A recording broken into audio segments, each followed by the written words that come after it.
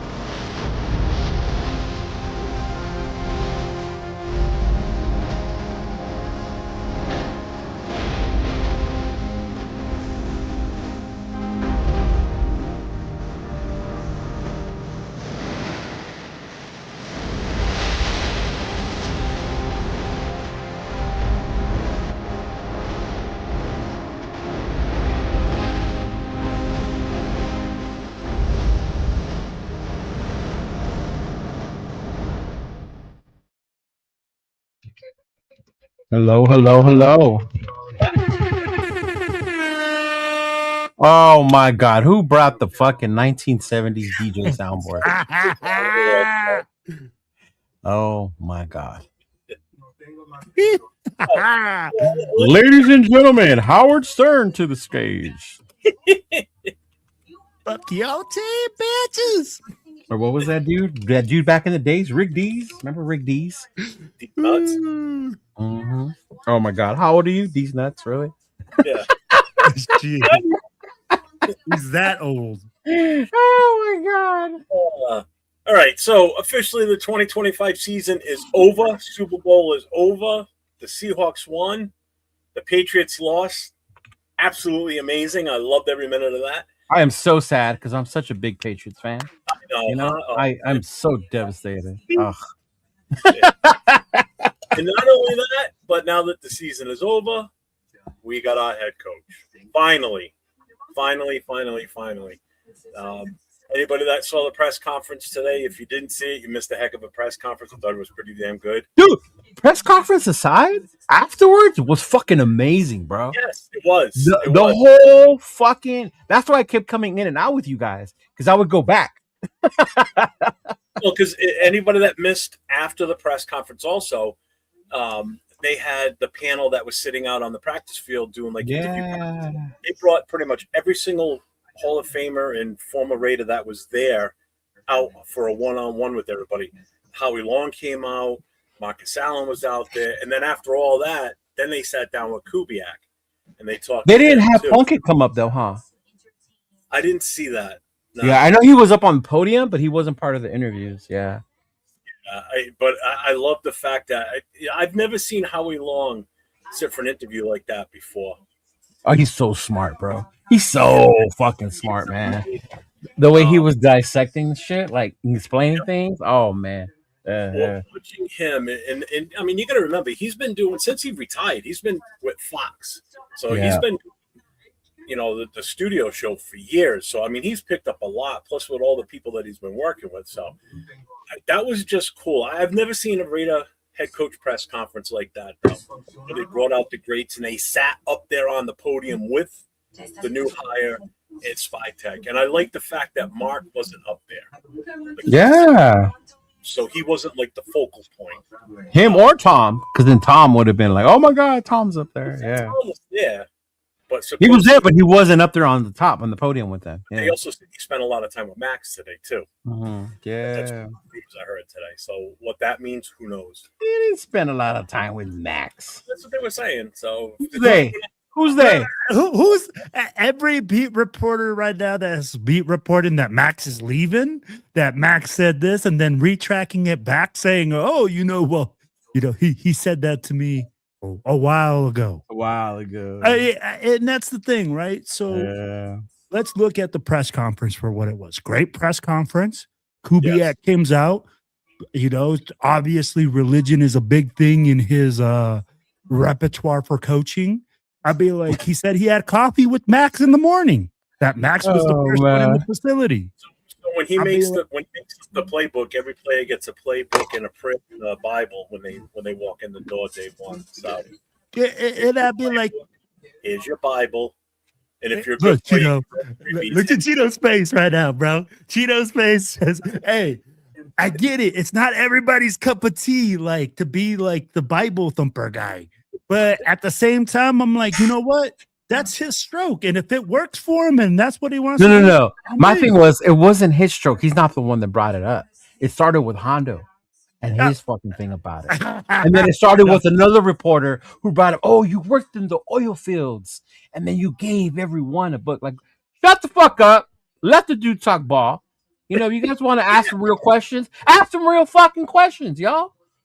And they mostly did. I mean, but don't go out there and say that Klint was out there the one saying that. He answered their question. But he wasn't the one saying all that. Come on, he now, was Will. just answering questions. Will up here like he's Derek Carr part 2. Hey, I'm not saying he was up there like saying, "Oh, this is." That's what you just said. No, You just said, it's a big part. It's a big part of his team. It's a big part. And what he does, it is. Bro, he said himself. Hey, what did he say? He said it's not everything. It's just how I am, but it's not everything we do here. That's it. You're up here like he's Derek Carr part 2, bro. We're about to open a whole. Hey, bro, you better get ready for Derek Carr part 2. Like Jesus Christ, you better get ready for Derek Carr part 2 with Mendoza coming in. Yeah. Good Lord. For real, big luck.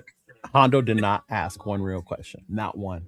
Not really. one. There was only like 3 legit questions that when they started asking, I was like, oh, finally. You know, and then I like when Q asked about Max. Yeah. Yes.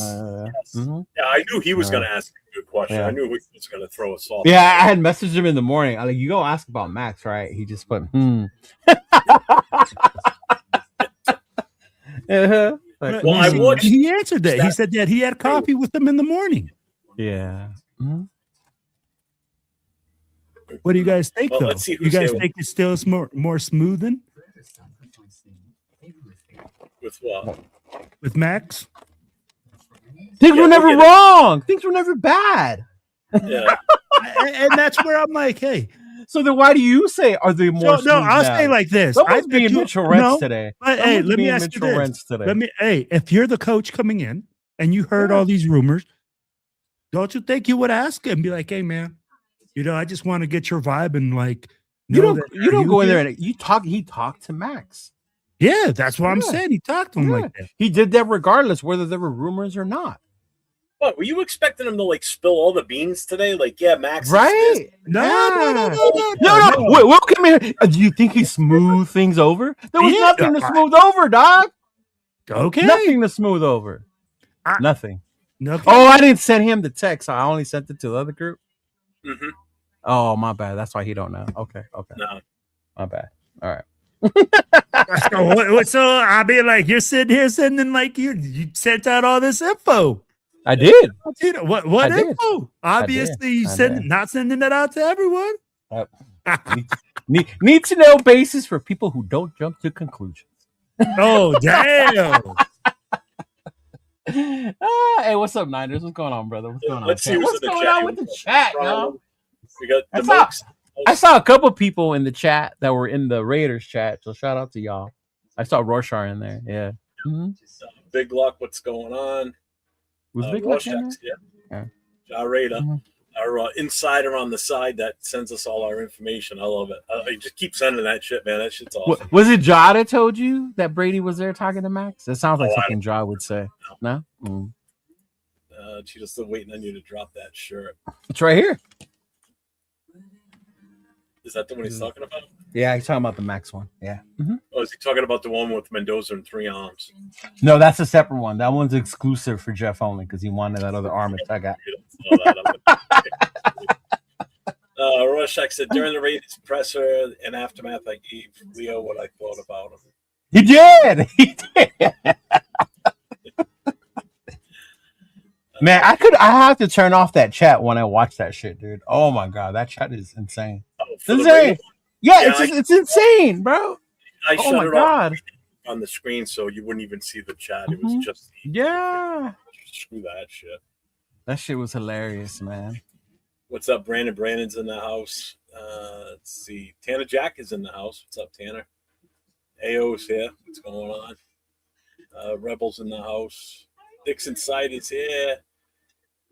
Chris from Protect the Shield podcast. Make sure you guys get over and sub to Protect the Shield. They usually go on Wednesday nights. They did a little special thing tonight. Rita Chavez is in the house. 49ers Red Zone. Be careful saying beans. Yeah, true. Sorry, my bad. Bueno's here. Beans? Why? Spill the beans. Mexican. Oh my God! You can say it, Jeff. I give you permission. Sosa's in the house. Let's see. Kev's here. Roy's here. Max said he was good with everybody in the building for the most part. Yeah, we'll see what that turns into. Marcus Banks is here. 805 is here. Who did Max say that to? Did he say that to Rebel directly, or? I don't know. That might be the source. Oh, the source. It gets everybody. Oh, 805 says to sell those shirts quickly. Of course he did. What's funny is I'm going to give one to his daughters and his wife so he could see them every day, even when he's gone. Oh, even when he's gone, Cheeto. Mm-hmm. What are you predicting here? I mean, everybody retires eventually. Will. See, there you go again, being that Mitchell shit. See? No, I didn't say anything. I see what you're trying to do. You said it, not me. I didn't say when he was gone. That was Cheetah. Because eventually everybody retires. See how you twist and shit? Not if you're a Raider. Well, hey, did you not see those old Raiders right there? Bro, even in the chat, people were telling, get the microphone away from Marcus. He's a chief. That's when I shut the chat off, bro. I was like, y'all need to fucking stop. I was shocked. Hey, I was shocked that he was there. I was shocked that Marcus Allen was there, and I was like, whoa, that's big. Yeah. Oh, that's good. Yeah.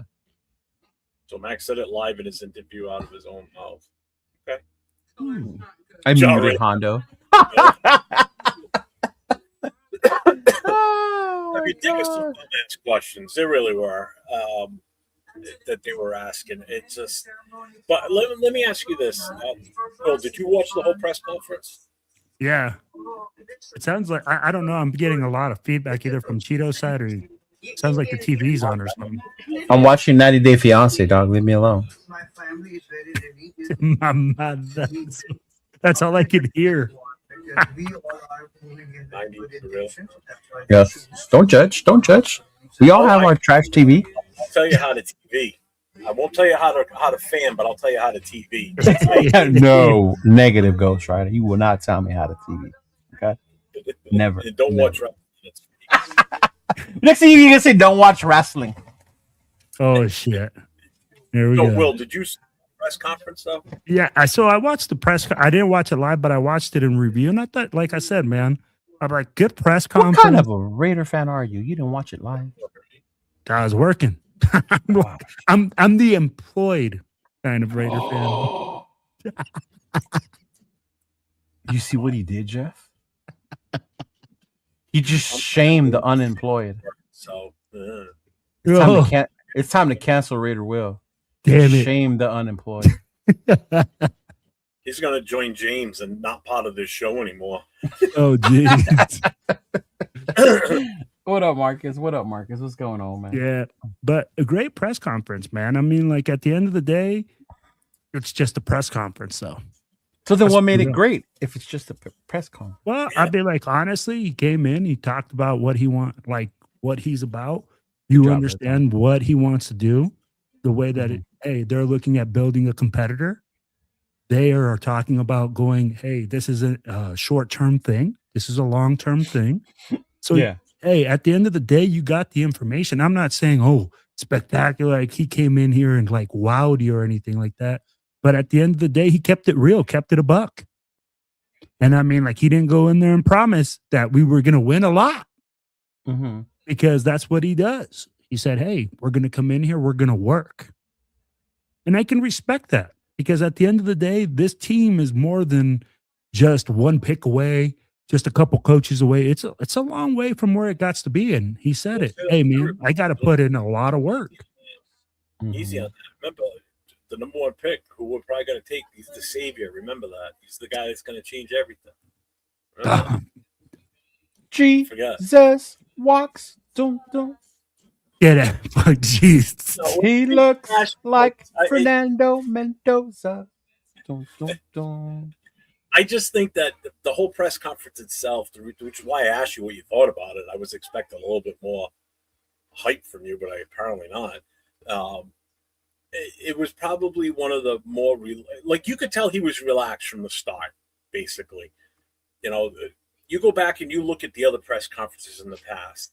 You know, like the Daniels one. That was such an awkward press conference. You know, he never fit in from the get-go. You know, even when he started talking about the silver. Josh McDaniels? Yeah, that was just a horrible press conference. He just did not look like he even belonged there. Yeah. It felt genuine. And like I said, this is the first time I've seen them do this when they're introducing a coach for the first time and have all these rated greats up there with them. It's like this shows that they're really committed to this guy. And the fact that I believe it's going to be a 5-year contract is word on 5 the street. years. Yeah. And it's not like a 3-year with a 4th-year option or a 4 with a 5-year option. It's a straight 5-year deal. 5 years. You know, which I think that's given him a lot of credit, and they think that he's the one that's going to really propel this team going forward. I just thought he handled himself extremely well. He answered the questions, you know, with grace and dignity, and you know, he just up there like fluffing the answers. I mean, it just looked like a comfortable atmosphere. And the questions kind of sucked for the most part. I'm like a little bit more excited about that. Well, I was super excited watching this. I felt like a kid watching this. Dude, and here's the thing. Like, while I watched it, Jeff, like, don't get me wrong. Like, I'm excited because I see a future for this team. And I see that this our young coach is coming in with a lot of prospect, everything like that. But I think the big press conference last year where Marshawn was like, Raiders and everything, and I got all hyped up and all dreamy about last year and everything like that. I had to kind of like cool the tones down this year and really just look at it and say, hey, man, the guy had a good press conference, but that's just the beginning. And this team has so much work to do. But I'm excited for the future because he said, hey, man, he looked at Ashton, and you can tell that he's a player coach. He said, hey, man, Ashton, are you in here? He asked for Brock, you know, just to tell Brock them. wasn't in there. But he wanted to tell them, you know, like be like, hey, Ashton, or hey, Brock, you know, I can't wait to develop. And we're talking about developing, right? We're talking about making players better. We're talking about coaching. That's what makes me excited about this because I'm like, look, but again, I have to take it with my grain of salt just because of the fact of the track record that we have. So Pete Carroll fucked it up for you to being excited? Well, that he messed it up for me, but it tones it down for me because I've been excited in this position before. Yeah. You know, now I'm going like, okay, you had a good press conference. But this is just the beginning. I want to see the season. I want to see how this team progresses. I want to see, like, when you put all this word and everything that you're doing into action. Yeah. You know, that's the exciting part for me, where people are talking about it and seeing you in practice, how hard it's working. And when you go out there and you put that product on the field. But I'll be like, I don't know. Cheeto, how do you feel? I'll be like, you seem pretty somber yourself. No, first and foremost, what makes me the happiest about that was shout out to Mark Davis. Because everybody loves to shit on Mark. But the re-emergence, how much we see these legends nowadays, is thanks to Mark Davis. Mark Davis has brought these dudes back and brought them back, even with the move to Las Vegas, to help keep the culture, to help keep the tradition. And he's the reason why they were up there and he wasn't. So that was my whole thing. When I saw that, I was like, shout out to Mark, man, for doing that and getting him up there. And then also like putting Klint up there with them. Like, look, bro, this is why we brought you in here for. Because I read between the Bibles, right? I read between the Bibles. I was looking at what was up there. And I was the Bibles. And I was like, hey, man, this is Mark telling him, this is the legacy we want you to build on. We need to come back to this. See this greatness up here, bro? This is what we used to be, and we need to get back to it. And that's how I saw it, as why he did it that way. You know? Yeah, that and then to blindside us from the fact like, oh, we suck, we got a lot of work to do. So hey guys, look at the superstars are back. But because you can't lie. The minute we all saw them, you see it in the chat. We all got excited. Like, oh. Right. But yeah, I mean, I liked it. But as far as what Klint said, I like what he said. He was honest. He wasn't setting unrealistic expectations. He's not that energy guy like fucking homeboy in Detroit was, or like AP was, or anything like that. You can tell he's a business oriented guy, all about the business. I like the fact that he didn't like say anything about even players that were asked, future players. I got to look at the film. I got a lot of film to study once I get here, which makes sense to me because he focused so much on the team he was on and what he was building there. It made no sense to understand or watch other film, right? You don't do that, bro. Like people were saying, like, there's no way he doesn't know who Mendoza is, of course there is. This dude has been working nonstop this whole season to get his team to the Super Bowl, exactly. Right? You saw Mike McDonald say he saw his kid half an hour a week because he worked so much to get that team ready. So I'm pretty sure Klint did the same thing, and I like that Klint pointed that out. Because they asked him, like, what did you think you learned? Even though Mike McDonald has only been there a couple of years. He's like, I learned that Mike wasn't hardball. He came in and he was himself. And I learned, the things about holding guys accountable, that even after blowing someone out or scoring a 40-point game, I knew that when I came back in on Monday, McDonald was going to tell me something that we could get better at. And he liked that part, So I like that about him, that it looks like he's here to do the work. And I really hope he sticks to his words about holding players accountable, right? And if you're not going to be here to do the work, then there's no place for you here, or we're going to find someone who is going to do the work to replace you. That's what I liked about what he said, bro. I really did. Mm-hmm. Did you see his response when they asked him what he thought of Mendoza? What he actually said. So anybody that missed it, what he had said was, because they asked, have you seen any of his game film? And he said, I watched the national championship, but that was it. So, and people need to understand, he's got a job to do, and like 100%. Well, the proof is in the pudding. He just won a Super Bowl as an offensive coordinator for the Seahawks. Yeah. So yeah, he's busy. He's not going to have that time. He's watching game film with teams he's playing against coming up. And, he doesn't have time to sit there and like, in case I become a head coach, I should watch this guy because this season started. That's not what he was thinking, So, yeah, now he's got some time where he's got to get together with the scouting team and really look into this and see if this is a guy that built a system for. Plain and simple. That's the next stage in the evaluation of what they're going to do, besides hiring the coaches, which from what Jarretta sent me earlier was, he's going to Seattle tomorrow for the Super Bowl parade. And the hope is that he's going to be able to bring those two guys from Seattle, talk to them while he's up there, and bring them with him. Bennett being one of them, and Janako. Hey, but ain't that some shit though? Your first day on the job, and you're already taking PTO the next day. Like, come on, Klint, set the standard, bro. Set the standard, bro. The other good thing is you're not gonna. He's not gonna have that false. He's all business basically. Is how I don't think he's gonna bullshit us the way Peter did. No, and that's what I'm getting at. He's all business. You're not gonna see, video from training camp where he's out there trying to tackle one of the players and being all this goofy shit. It's like Pete Carroll was trying to play down to the guys, and be like part of the team, like part of the guys. It's not gonna happen, Grandpa. Go sit down. So Chido said something earlier. He's not a player's coach. This isn't a guy that's going to come in and coddle players and be like, hey, like, that's what Pete Carroll is. He's a player's coach. He goes in there, and this is an X's and O's guy. This is a business guy. He's going to come in there, and he's going to have expectations, and he's going to set standards, and he's going to be like, hey, you can either perform this or you cannot. And this is what I want. So I mean, like, it's going to be a totally different feel in that like room. There's not going to be any questions where Spytech is holding meetings with the offensive line and going like, hey, this is how I want you to block. Now the YouTube tutorial videos. Yeah, exactly. So, but here's the thing. So we all know that Spytech runs the zone running scheme, right? Hmm? The Raiders have been notorious for being bad at it. But here's the thing. When you bring in a coach with Spytech, with Kubiak's freaking ability, and depending on the coaches that he brings, I'll be like, this could be a smooth transition for our offensive line. Mm-hmm.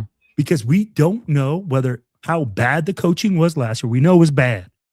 We know it was fucking bad, but we don't know how bad that it affected these players. We know how bad it showed on the field. Yeah. So what I want to say is like how bad our player, like how much it affected our players. Do you see what I mean? I'm like, I don't think our offensive line was as bad as we think it is. I just think the coaching made it worse. The coaching made it worse. No. So you guys think the coaching is or the offensive line is just as bad? It's just as bad. Mm-hmm. Because Glaze had a better season, and then he went backwards. They call it a sophomore slump for a reason.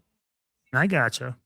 But see, I think the big difference between this coaching staff, meaning just the head coach, versus last year's, Pete Carroll wasn't holding certain people accountable. Yeah. You're going to get that with Kubiak, because Kubiak's going to come in. He's going to bring guys in. I hope so. He's going to have to. He has to. After what happened last year, if he doesn't, fans are going to call him out. I doubt the media will, because they're just a bunch of soft ass question askers. Holding him accountable. Like Brendan Carroll should have been called out ASAP. No, he wasn't going to, because that's his dad. Yeah. Well, and that's the thing. That's where I think Spytech didn't have the power that we were hoping he would have last season, because let's face it, Brendan Carroll, once Spytech had to start helping these guys, should have been fired on the spot, because you're not doing your job. What are we paying you for? You're rushing these guys through the warm-ups, which is what the other story came out was. The offensive linemen were being rushed through the warm-ups. They were doing half-assed jobs. He wasn't running through plays with them, to the point where they had to go and ask their quarterback and their running back, how do you want us to block for you? That's not how this works. The coach tells you this is what we're going to do, and this is how we're going to do it. How he survived, and it's because his dad was the coach. You're not going you're going to have accountability, and that's what I want to see. Coach ain't doing his job. See you later. No questions asked. Bye. Yeah. That's what we hope for, man. What's up, Circus Raider? You know what else, Jeff, about the Mendoza thing? Because they also asked him if Mendoza was part of the reason why he took the job in Las Vegas. And then he said that it necessarily wasn't Mendoza himself. He's like, yes, the number one pick overall, but we have to do our due diligence to make sure we pick the right person at number one. So everyone who was saying the only reason he took the job was because he wants to work with Mendoza, that's not what Klint Kubiak said. Also, and like Jason Downs put in the chat when we were told when that happened, he goes, just like you're not going to tell a guy that you own a car, you're not going to tell somebody, it's for sale. But if you want to make an offer, it's like you don't release all the information. You don't sit there and say, because we're going to take him at number one. You don't tell that right now. You don't forecast what's going to be going on. You want to keep everything close to the vest. And he answered the questions intelligently and didn't really let anything out, as far as the direction that he took the job because of Bowers. He took the job because of Meredith. He took the job because of Genty, dog. Come on now. Yeah. Did you see the way he addressed Genty when he walked in the press conference? Because the girl asked him a question about Genty. And he goes, where is Ashton? And Ashton was just sitting down. And he looked over. He goes, "Sup, dude." That's how we reacted to Genty. He said, "Sup, dude." I'm like, all right, this is pretty cool in a way. Like he's down to earth. With Genty and his zebra stripe fucking shirt that he was wearing. Well, I'm not used to you being this quiet. Are you? Hey, I'm just watching right now. Here's the thing. I'm excited. It's a great time to be, but I feel like we've been doing this for 3-4 years. I get excited at the very beginning of the season. New coach, new regime. We got all these things going for us. But then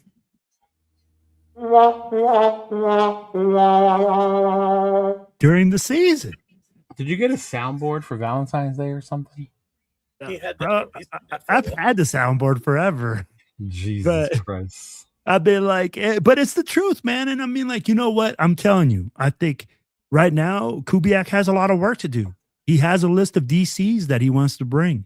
He has a list of like probably players he has to look at. And it's like you guys said, this guy has a ton of film work to do. He's coming in to see every single player, to evaluate free agents, to freaking see what he needs to do. I'll be like, this is a big job. Do I see like, am I hopeful that this guy can get it done? Absolutely. Do I see a lot of great things in Kubiak? Absolutely. But yet it's still just day one. It's just day one. Mm-hmm. But I do like the fact it's like you guys said. Look, what did he say about the first round draft pick? It doesn't have to be Fernando Mendoza. And I get everybody right now thinks because Kubiak came that Fernando Mendoza is coming. Right. I love the fact that he said, hey, and you're right. Jason might be right. He doesn't want to show all his cards and say, yeah, I'm going to draft Fernando Mendoza. But And that's all right. I think the thing with that, and a lot of people get it twisted, we're like, oh, you guys are, it's not that you don't want Fernando. You're not saying he's trash. You want them to do their due diligence. Exactly. In doing the research, doing the film study, the interviews, exploring all options, instead of just being so focused and blindsided to this is our only option. There is no other option. You know what I mean? Yeah. Absolutely. And look at this year, Cheeto. We started looking at coaching. And coaches started going off the board. Oh, Jim Harbaugh is no longer a coach. Oh, Jesse Minter's not going to be a coach. Who are the Raiders going to get? Oh, we're not going to get our guy. Bro, that's all I kept hearing. Look what Patience did. Patience brought us the best head coach available at this time that was young and hot. Last year, everybody was like, this is this year's Ben Johnson. Right. He was, and he was the number one. He's the number one Coaching offensive-minded prospect out there. coach. Yeah. And And he's we Well, finally got I it. wouldn't And crown him the number one offensive minded because LaFleur might have something to say about that. Mike McDaniels is very fucking intelligent offensively. But was he the number one sought after head coach? Yes. Yeah. And we finally got it. But it's because we did our due diligence, because we were patient, because we followed up, because we did all the right things. Yeah. Now, if we can snowball doing all the right things throughout the season, throughout the draft, fuck, man, I'm going to be excited at the end of next year because, fuck, yes, we're going to see a lot of fucking progress. Yeah. But again, it's just one thing. So that's why I say, man, I'm excited. I want to see Kubiak, but I have a lot of questions. I don't know who his OC is. I don't know who his DC is. But I don't know anyone on the coaching He's bringing his coaching quarterback as his OC, isn't he? That's the word. That's the word on the street. Mm-hmm. But again, until they're signed, until you see the OC is not really a big thing with him because it's his offense. It's his he's the so play the caller. But the one thing he did say too, Jeff, was when they asked him about the play calling, how he's going to balance that. I like how he said, even in Seattle, I wasn't the only one doing it. It was a whole team effort, you know, from his coordinator, his assistant, to the quarterback coach, you know, to the run game coordinator, to all that. And it was together that they came up with that. Like that, I liked when he said that. Because, you know, a lot of times you get those coaches like Sean Payton, right? I call the plays. I don't give a fuck what you think about this kid. I'm the one who calls the plays, right? Like it doesn't seem to have that arrogance about him where he is creating this environment, you know, of team, which is what I got the most out of his presser. Is this more of a team than an individual thing? Like the individual awards will be there once we win as a team, you know? And I think that's what was probably the most impressive part of it. Yeah. Mm-hmm. We haven't yet, Savage, but we will get to that for sure. I mean, I know it's probably obvious that that's who we're going to take as Mendoza, but they're not coming out and saying it, you know. Right. And I won't believe that we're taking Mendoza until the card gets sent in and they. I mean, you can't until you see it. Yeah. Yeah, exactly. We know Goodell could get up there and say, "We have a trade," boom, and now, you know. Now everybody in the nation's going to be screaming and crying, "Oh, we can't do that. We need our Mendoza." Well, we need so much, but that's another day. It's not just you. Well, everyone should have had reservations about McDummy. I didn't want him in the first place. Oh, I didn't want McDummy either. Denver, that I didn't want him here. What happened? McDummy. Everyone should have reservations about McDonald's. And I guess that's easy to say right now, but if you guys remember when it all went down, but I said that before, but it makes sense. You're in New England. The hottest coach. So you had that bias of how much you fucking hate them. But he was the hottest coach, the one that everybody wanted that season. So as much as we want to sit here and say we didn't want him anyway, it's not like he was the worst choice out of the coaching pool that year. He was the number one coach coming out that year. And you're absolutely right, Cheeto. Yeah. He was the hottest coach at the time. But I'm going to tell you, because I live in Colorado, I was telling people, fuck that guy. It's like, bro, why? Why though? Because the total mess that he had in Denver. Yeah. And Will living in Denver, saw it firsthand. I mean, it's on all your local news stations and how bad someone is. And local radio stations bitching about it. That's what makes me laugh about Raider Nation, because when was the award show? Was it Friday night? It was Friday or Thursday before the Super Bowl. So I remember. And then I think McDaniels got like the assistant coach of the year or some bullshit like that. Like he won that award. And then everybody was like, look at that. He fucking left and maybe we were the problem and da-da-da-da, right? The same people, as soon as the game ended on Sunday, I knew he wasn't shit.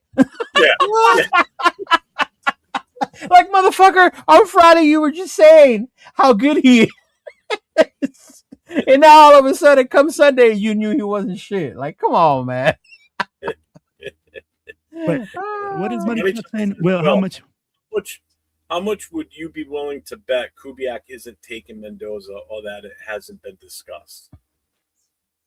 That's a losing bet, though, because I mean that's like the consensus. He's going number one. Yeah. And if it's not being discussed, what kind of a hiring process are we doing? You're not reading it right. He's asking, would you be willing to bet Kubiak isn't taking Mendoza? Meaning he knows that Will doesn't want Mendoza. So how much is Will willing to put on the line that Kubiak is not going to take Mendoza, whereas Money Chuck wants Mendoza? Money Chuck thinks Kubiak's going to take Mendoza. Do you get it? He just didn't word it right, but I get it. I get it, but I think the problem is assuming that his mind is made up already. And I think that's where we're at. We're not saying he won't, but we're saying all these people who think his mind is made up already, slow your ass down. And who says I don't like Mendoza? Right? All of a sudden I don't like Mendoza? Hey, here's the thing. I always said it has to be whatever the... Wait, Mike LaFleur with his... boy band haircut. He does have a boy band haircut. Okay, can we stop leaving these coaches alone with no swagger, no style, man? Okay. Hey, bro. Mike McDaniels, bro. Mike McDaniels got some swag to him, bro. A lot of people don't think so. They made fun of the fact that he wears joggers. Hey, he got some style to him. I liked it. Mm-hmm. I think he got some swagger. Kubiak grew up with an affinity for the Raiders, watching his father coach the Broncos. Yeah. Yeah, that was crazy. He did grow up with the Broncos. Mm-hmm. Yeah. Mm-hmm. That was the reason a lot of people were saying why he wouldn't pick us, because of that bias, that his family and the history that family and the Shanahans have with the Raiders. It's not the greatest with Al, right? I think we talked about it on here. Yep. And then I said that was Al. That has nothing to do with Mark and what's going on now. That was more with Al. 100%. Yeah. Yeah. Yeah, right, Ja? Yeah. I think the part that makes me laugh is when you hear the radio stations and people were calling in so doom and gloom, right? See, I told you, nobody wants to come coach this damn team. We're going to end up with fucking, I don't know who the fuck they were saying, right? Or this and that, and nobody wants to come here. They have no patience. Yeah. And that, Jeff. He gets a pass this first year. Oh. But if he wins 2 games or 3 games this year, there are going to be fans of that. Fire him, he sucks. 100%. Oh, bro, I told you guys earlier in the season, we go 0-4. Come October, people are going to want this dude gone. Dude, I watched the show last night. I said this earlier on the live. I watched the show last night, and I saw people in the chat talking up about Kubiak. saying, "Oh, with him here, we're gonna make the playoffs this year. I can't wait. We're gonna get at least Come on, man." And I didn't respond in the chat because I'm like, I'm not starting bullshit, but I would so fire off at these people. It's like, you guys are already putting his expectation up here. You're already setting this guy up for failure. So you're saying that he's possibly going to take us deep into the playoffs. Okay. I mean, and if he does, great. If he does, great. It's awesome. Yeah. 100%. I'm all for it. But don't come out and say, this is what I think he's going to do this year, and this is what I expect from him. No, because now instead of him getting 10 wins and he only gets 3 or 4, now what? That's a big swing in win-loss total. You're going to be snapping comes out end of the season when we don't do anything. Right. And the win-loss. I don't care about that shit. I want to see a production on the field. I want to see the team gel. I want to see maturity. I want to see discipline. Stuff that we've been lacking. All this hokey bullshit, and this guy doesn't fit this spot. Let's move him now, and all this moving around. It's too much bullshit. And you know what I keep hearing, guys, is like, we're going to the playoffs. Oh, we got Kubiak and we're going to get. Oh, bro, I've seen it on X. I've seen it on Facebook. I've seen it all over. And I go like, what games have you been watching, bro? I'm like, if we were just one quarterback and a coach away, one coach from winning it all, what the fuck have we been doing this whole time? We should have just drafted fucking 500 quarterbacks and fucking moved through coaches. Right. This team is more than that. And let me ask you guys this. When we talk about patience, you guys saw Raider Nation's patience when it came to the coaches. How impatient we were getting when we couldn't sign, or when Kubiak, we had to wait for him to get after the Super Bowl. How are people going to wait more than one season, Jeff and Chido? I'd be like, is Raider Nation really going to be patient enough to see to see, hey, you know what? 1 year, because it's a 3-year process, and I'm going to put it on paper right now or on tape, whatever you want to call it. It's a 3-year motherfucking process. This first year, he's learning his players, learning what he can do, seeing what the team can do. Second year, they're going to improve. Third year, we should be a pretty good fucking team. And to quote my homie and my Scottish homie in the movie Braveheart, Raider Nation couldn't agree on the color of shit. Damn. That's how far off we are from one another. Fucking true. Look at the rumors. The rumors with Max alone, bro, have people saying, fuck him. If he wants to go, get the fuck out of here. Rumors, bro. Rumors. I think my take before he got the contract extension last year was legit, because it's like, he's like, I want more money. It's like, listen, you're under contract. Play your damn contract out, honor your contract. And everybody else was like, no, he wants guaranteed money. We should do something, blah, blah, blah. I'm like, no. Oh, because he had no more guaranteed money on the books, So why should we be going to renegotiate with them? But to Spytek's credit, he did it at the right time. Perfect fucking time. Yeah. Because right after his was Miles, Garrett, all that shit happened, bro. So we ended up getting Max at a discounted fucking price. And not only that, if we do trade him, it's a pretty team-friendly contract. Yeah. It makes the trade easier on the team that's going to take him. Yep. Whereas the Micah trade, you gave up what you did, and then you got to fucking then you still got to pay the dude. You know what I mean? Yeah. Mm-hmm. Yeah. And here's the thing. It's like you guys said, we're finally doing the right things. Spytek making that clutch decision with the draft. Now we got Kubiak. But it all required patience, man. It all required planning. Letting the man cook, as they say. Which I don't think he really got a fair chance to last year with Peter Carroll. I think with Peter, it was so much. He's the veteran. Mendoza hater, he's the leader. Like, he is. He's a huge Mendoza hater. Don't let him fool you, dog. Hardy, I love you, Dad. I'm not a Mendoza hater. He's the biggest Mendoza hater there is. He don't even want us to say my last name sometimes because it's too close to Mendoza. Yeah. 805. Keeping his Where's Waldo shirt on today. Genty with his Where's Waldo shirt. Yeah, man, that striped shirt was funny. He said, "Please send a couple of Gen T-shirts." Is that what 805 said? I'll send the Gen T-shirts though. Send Genty a couple of shirts. How Yeah. disappointed would you guys be if we draft Mendoza? I'm not disappointed. If 1-9, dude. Here's the thing. If we, I draft think that's where Mendoza, people get it twisted, bro. like They hear you question the pick, and they think that means you think he's shit. It's not about you thinking he's No. shit. All right, it's about making sure you do what's best for the team. Don't just see the shiny object and go reach for it without putting the sandbag down and make sure that you 100% come in at you. 100%. You know what I mean? You know what I mean? Like, do these motherfuckers have not watched Indiana? Have they not watched Indiana Jones? Like, come on. No. That's why I said it's like this. Just have blinders on. Take them off so you can see the full picture of this roster. Because I'm not saying don't get them, but hey, do it wisely. Do it wisely. Yeah. What makes a Ferrari, guys? A Ferrari's made because the Ferrari's made with rare parts, all that shit. Have you guys heard of those kit cars? Those fake fucking Lamborghinis that look like Lamborghinis, but they got like this little V6 or 4 fucking. I love how Will says that like he didn't have a Honda Civic with an exhaust back in the day. Hey. Stuck in. Nah, talking all that shit. I had one. I had one. Hey, I call it facts. I had one, but it didn't look like a Lamborghini, and I didn't spend no $15,000 on the kit car. It was the same shit, Wilfredo. Shit. Mendoza with the number 1, and people flip that off and say I don't like Mendoza. It's happening so much that it's actually soaking into me that I don't like Mendoza anymore because right. that way. But we need an offensive lineman though for Mendoza. I don't want to pick him number 1. Right. If we take him, we take him. I'm supporting behind 100%. Right. But I just feel as though it's not the right value with. And correct me if I'm wrong, Jeff. Didn't we say we also wanted to wait to see who the coach was?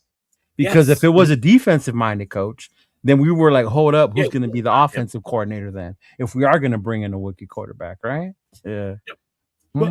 And here's the thing, guys, we're looking at the way for Mendoza to be successful. We're looking at and saying, if we draft Mendoza, we're okay with drafting Mendoza if we get some offensive linemen. I think that's even saying it that way is the wrong way of saying it. I'm looking at it as the way for the Raiders to get better, not just Mendoza. That's the thing, right? Yeah. I do think Mendoza can make this team better. Do you guys think so?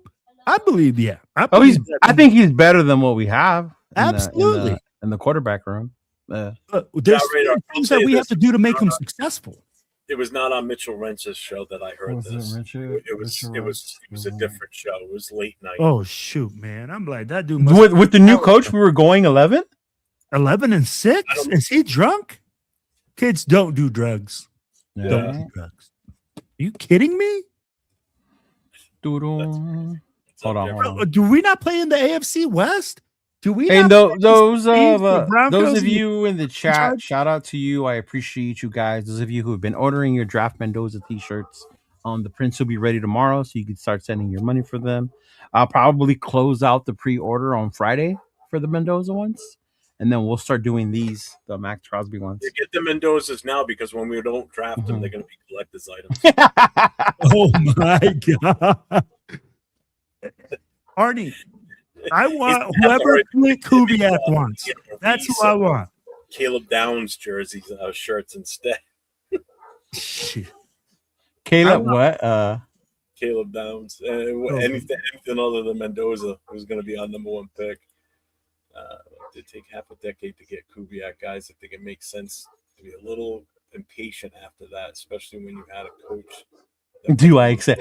Hey, EBT's double, dog. So if you got to double it up. So if the shirt's 35, you got to give me 70 EBT. You don't know the EBT rules? You got to do a double, dog. That shit ain't the same value.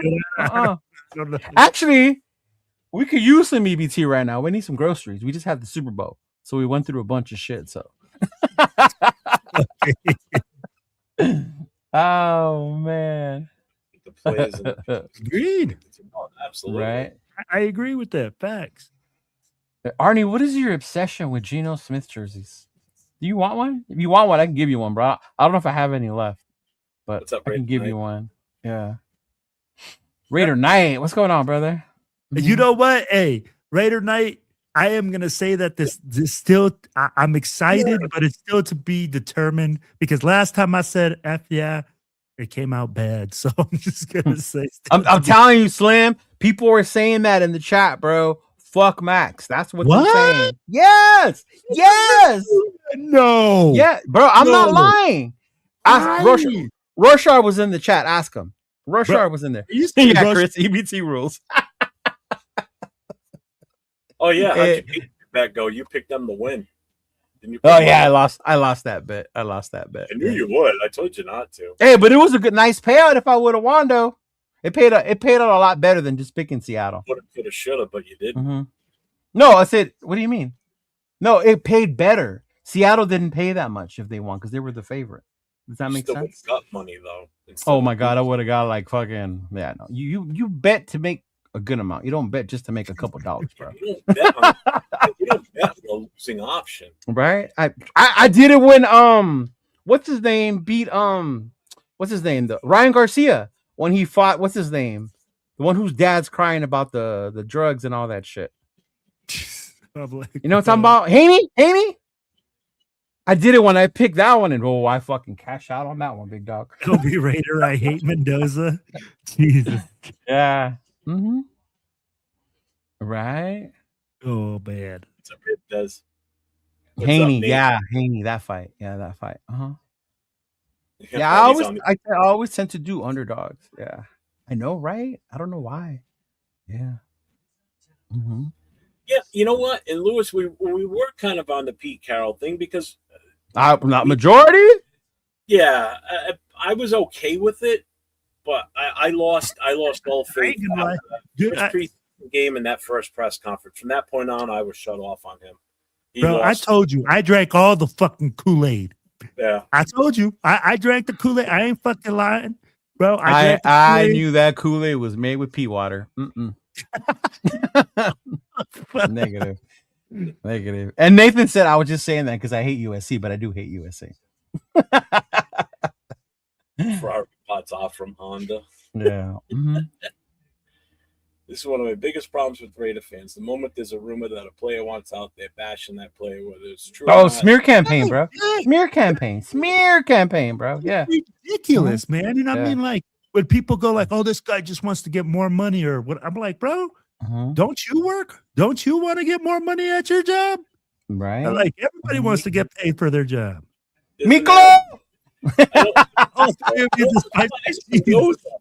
Hey, Mendoza ain't allowed in La Onda, eh? Yeah. He's too Miklo for me. Right, Chris? I hate the smear campaign. Me fucking too, bro. I hate the smear campaign. Oh no. How would I? You see, you can't tell me how I would decide with no trade backs, Arnie. That's the biggest thing. If I get a boatload of picks, if they come out there and say, "Hey," and that's the problem: being closed-minded, not being open to trading back, right? Yeah.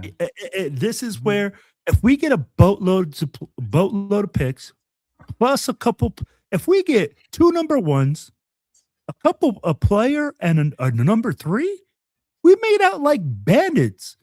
If we get a Pro Bowl player caliber, getting a Pro Bowler back, I mean, like, come on, man. I mean, like, we have to look at everything. And this is on Klint Kubiak. If Klint Kubiak decides, and him and Spytek, it's on Spytek and him, not just Klint. Well, that's why I just said it. I said both. It's on both. It's on management. It's on the head coach and the GM to decide together what they want to do. If they think that getting 3 picks and getting a player that is a high quality player is worth moving that number 1, then they do it. If they don't, then they draft whoever they want and we ride. I don't think there's any that's worthy of the first overall pick. Absolutely not. It's going to be a defensive. The crazy part is this draft period. You can't tell me there's one guy that's the absolute number 1 draft pick. And that's the problem. And it would be the Raiders' fucking luck that in the draft where there isn't a clear-cut number 1 like that's when we have the number 1 pick. Yeah. I will say this. Because if we didn't need a quarterback, we would be talking take Mendoza. What would we be doing if we had the number 1 pick and we had a quarterback? We'd be What would we be saying? Bain or Reese. That's where the fight would then be. Do we want a defensive end or do we want a Or would we be saying trade it back so another team can get a quarterback? Yep. Or someone else would be saying, "Oh, we should get Caleb Downs too." So now that there's 3 1 pick. Seriously, that's what it would be. You know, because let's be honest, if it wasn't us holding the number 1 overall pick or the Jets, Mendoza would not be the number 1 pick in this draft, plain and simple. Because he's not the consensus overall number 1 pick. He only is because we are picking number 1. You cannot tell me that he's the most talented player in this entire draft. Please tell me at least you understand that, people, that he's not the overall true number 1. And talented, highly ranked players will drop. Brock Bowers was not the 13th best player of that draft, y'all. No, he was like top 10. He was great, bro. He was like top 5. He was like he was like top 5 player in that draft. But because he was a tight end and so many quarterbacks went, that's how he landed to us. Yeah. And you know what? This is a deep draft for defensive ends. Is it though? For guys, there's a lot of talented guys on the defensive line, or not just defensive ends, on the defensive line. I was going to say defensive line. Let me rephrase that. For defensive line, it's deep. And we've been saying that we've been looking for a pair with Max for years. Chad is. So at the end of the day, I look at it and I say, like, again, it's whatever the GM wants to do and the head coach wants to do. And then we ride like some G's in the back. Hey, Leo, and that's the Raider scholarship man himself, Mr. Brandon Parker. Yes, sir. Yeah, D tackle would be a good spot. And I think that's the other funny part too, because and I love when we do these shows, Jeff, and people think like how they labeled us the haters or whatever. Yeah. At the end of the fucking day, who they pick or who they go with, I'm gonna rock with them. Yeah, exactly. I'm gonna rock with them. I have 2 Ashton Jen t-shirts. How much shit do I come up here and talk shit about them? Right? But in that Houston game, I was cheering the fuck out of him because he's on the fucking Raiders. Like, yeah. Cisco! Somebody earlier in the chat said, the Bears drafted Caleb Williams, but then, they did the offensive line the following year. Yeah, but how did that work out prior to? Got the head coach fired, first of all. Exactly. And he did what he needed to do to, build the line in that year. And that coach needed to be fired. To take that quarterback, and the guy got his ass whooped. He really did. And you know what? Raider Knight's got a good point. I didn't hear anybody mention this today. Asking him about what he thought about the AFC West division. I said toughest division, and yet people want to say that we're going to go 11-6. Yeah, that's wild. That's wild. Well, and I think not to I guess like talk shit about us, but that's us as Raider fans. Because they're the Broncos, we say they ain't shit, even though they made it to the AFC Championship. Because Herbert hasn't won a playoff game, we say the Chargers ain't shit, right? But we know they're better than us. Mahomes got hurt. The Chiefs aren't shit. We still ain't yet to prove that we can beat the Chiefs, other than that last game when it was a bunch of scrubs playing, right? So, but that's what we do as Raider fans, right? And I get it. That's what we do. We hate those teams. So we're gonna talk shit. We won't give them the respect they deserve. If that makes sense. Yeah. See? It ain't shit. Safety and running back, devalued positions, not going first in the NFL draft. Yep. I don't know. I think Reese would make a pretty good argument to be the number 1 overall. Yeah, linebackers don't go that high. No. See, and if running backs are devalued, why did we take one at number 6 last year? But that man right there just said, that's why I still say we should have gone offensive line in the first round. And that's my problem when people make those arguments. Like you weren't saying that shit last year. It would be a lot easier if we would have taken somebody in the first round as an offensive lineman. This would have been a little bit easier probably going for Mendoza now, because guess what? Because you got one of the guys last year in the first round that worked out for you. But yesterday, 805 made a good point. because we took Ashton Genty, you commit yourself to him being your focal point on offense. And if there is a quarterback out there that would benefit from an Ashton Genty, it would be Mendoza. Because you would fix the line and you would develop that run game. And that's where he says Mendoza would probably have the most success, where he wouldn't have to make 30, 40 throws a game in order to win you a game. Yeah. I mean, I will say this. I am going to absolutely laugh my fucking ass off, and it's a lot of ass because I'm a big boy. That's a lot of ass, bro. If Kubiak comes right out and says, you know, or we make a move where we bring in another quarterback that gets cut, or he sticks with Geno Smith, and we don't draft Mendoza because Raider Nation is going to have a fucking shit fit. Oh, bro, are you kidding me? And I am going to laugh because I'm like, I told you. And then we move back instead, and we get a boatload of picks, and we build the offense a different route. So if that happens, the guy that Kubiak wants, you don't know that yet. He's not going to come out and answer that, first of all. You know, he danced around the question today. He didn't take it head on. Come on, Jeff. Jeff, use common sense. All roads point to him wanting him. Come on, Jeff. Oh, man. As much as I love you, Jeff, I'd be like... Tackles through the line. What's up, Chewy? Chewy. Hey, Chewy, make sure y'all go to subscribe to Chewy. He reaches 500 subs. Yes. He has a raffle, so make sure y'all go over to his page. Make sure you join this raffle. Shout out to Chewy. Congratulations, brother. It's not easy. Chewy. Keep up the grind. Keep up the good work, man. Talked about Matt Crosby. Comment on it. Right. He's adding anybody that comments into his drawing. So you'll be eligible by doing that. So make sure you guys get on Chewy's Raider coverage. Yes, Chewy's Raider coverage. The link in the chat. People can see it. Let's see. I'm way behind on this thing. Way behind. What up, Martinez? Thank you for stopping by yesterday, dog. I hope you enjoyed the show. Oh, Cisco. There he is. What's up, Cisco? Super Bowl.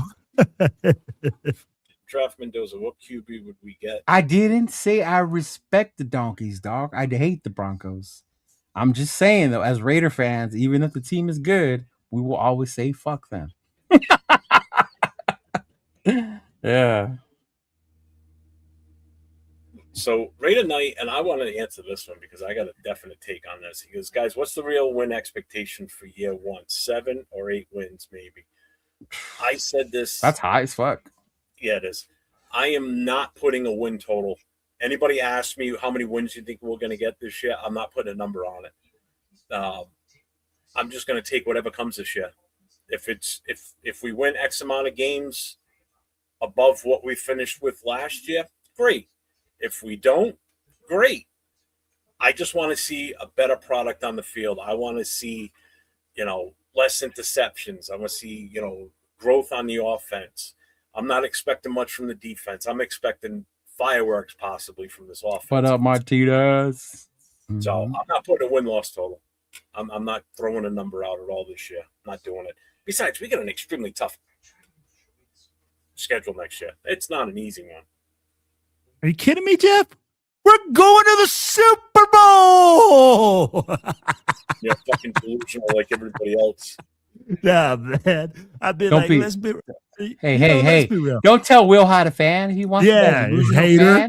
You let him be a delusional fan. Yeah. Come on now. Nah, man. I mean, let's be realistic. I'll put a number on it, Jeff. I know that Jeff said we want to see an improvement. I really do think we can get probably a good solid 5 wins next season. And if you get a solid 5 wins and no blowouts, I'll be like, if we're competitive in the rest of the games, I see that as an improvement. I see that as a stepping stone for the future. I'll be like, honestly, we're in a tough division, man. And we're going to have a tough schedule next year. To pull off 5 wins is going to be a good feat. Rebuilding team, rookie quarterback, rookie head coach. I'll be like, losing culture, rebuilding the whole team. I'll be like, who knows? I'm just not falling for the trap this year. Last year, Look. These are our opponents next year, right? Yep. Denver twice, Kansas City twice, my Chargers twice. Then we got the Dolphins. We have the Rams. We have the Seahawks. We have the Cardinals. Can you do them home and away? That's not how I look them up, but I guess. Sorry. This guy. So the home games are Denver, Kansas City, the Chargers, Buffalo, Miami, the Rams, Seattle, and Tennessee. Right? The away games are Denver, Kansas City, the Chargers, the Patriots, the Jets, Arizona, San Francisco, Cleveland, and the Saints. It's not an easy schedule. So the Jets, the Cardinals, the Browns, the Saints, those 4 teams. Tennessee, that's 5. Would you consider Miami a bottom team right now? Well, they're going to be because they're going to lose Tua. They're going to lose 6. everybody. They're totally rebuilding. So out of those teams, 6 of them can be quote unquote considered bottom tier like us, right? Because they're actually picking the same range we are. So you got Miami, you got the Jets, you got Arizona, you got Cleveland, and you got the Saints, right? So those are and the Titans, right? That means the other 11 opponents are fucking contenders. They're good teams. Yeah, right. Basically, yeah. Because Denver, playoff. Kansas City is Kansas City. Say what you want. They own us, right? Chargers, playoff team. Buffalo, playoff team. Rams, playoff team. Actually, the Rams and the Seahawks are both the favored 2 teams to go back to the Super Bowl next year, in case y'all didn't know. 49ers too, right? Yeah, and we got the Patriots, and we got the 49ers. I'm telling you, that's not an easy schedule. It's not. Not at all. Yeah. Because every one of those teams that we thought were going to be bad last year, that we could beat last year, got much better as the season went on. And Santa Clara. Sorry, Cisco. Santa Clara. Yeah, sorry. So I want to bring this up from Alec. He says Jeff always wants to draft O lineman. Yeah. And there's nothing wrong with that. That's nothing, bro. That's how championship teams are made. You get a good O-line. Everybody, please explain to me what happens when we don't. We're in the situation for the last couple of years. Look at the teams that were in the Super Bowl. No, and yes, just look at the Super Bowl. Look what happened to the Patriots' offensive line. Yes. And when Drake May was under duress, and this is why we keep saying Fernando Mendoza, we need to give him support if we do make this decision to go for him, because we don't want him to be in the same situation. Being under duress. I'd be like, how many freaking sacks did the Seahawks have in the Super Bowl? 6? 6. Oh. So when you look at 6 sacks, I mean, like that's what we have right now. We give that up in every single game. We win in the parking lot. and the funny part is the O lineman is not the sexy pick. Unless you're a big guy, you played the position, you don't really look to O lineman and be like, that's our dude, right? The trenches, man. The trenches. Every Hall of Famer that was up there today on that panel, they didn't say, no, don't take Mendoza. All of them said, to help Mendoza, if it's him and Genty, you need to build those trenches. Even Woodson and Allen, when they said you need secondary help, ask those guys who were great defenders. We can't guard forever. We need a pass rush. So the trenches, man. O-line and D-line is where it starts. Inside out. Yeah. All right. So, Jeff, you said New England made the Super Bowl because they drafted Will Campbell and that he was great. He looked horrible, not left tackle material, and a key reason why New England lost. Oh, absolutely one of the reasons they lost. He was getting schooled. Oh, he got schooled. The difference, because their schedule during the season, if you take it into effect, that's why he looked so good throughout the season. But then you get to the playoffs. Drake May breaks a record in the NFL for the playoffs. He was sacked 21 times in the playoffs. That's a record per season. Okay, 6 times in one game. The Texans and the fucking Broncos made his life a living hell.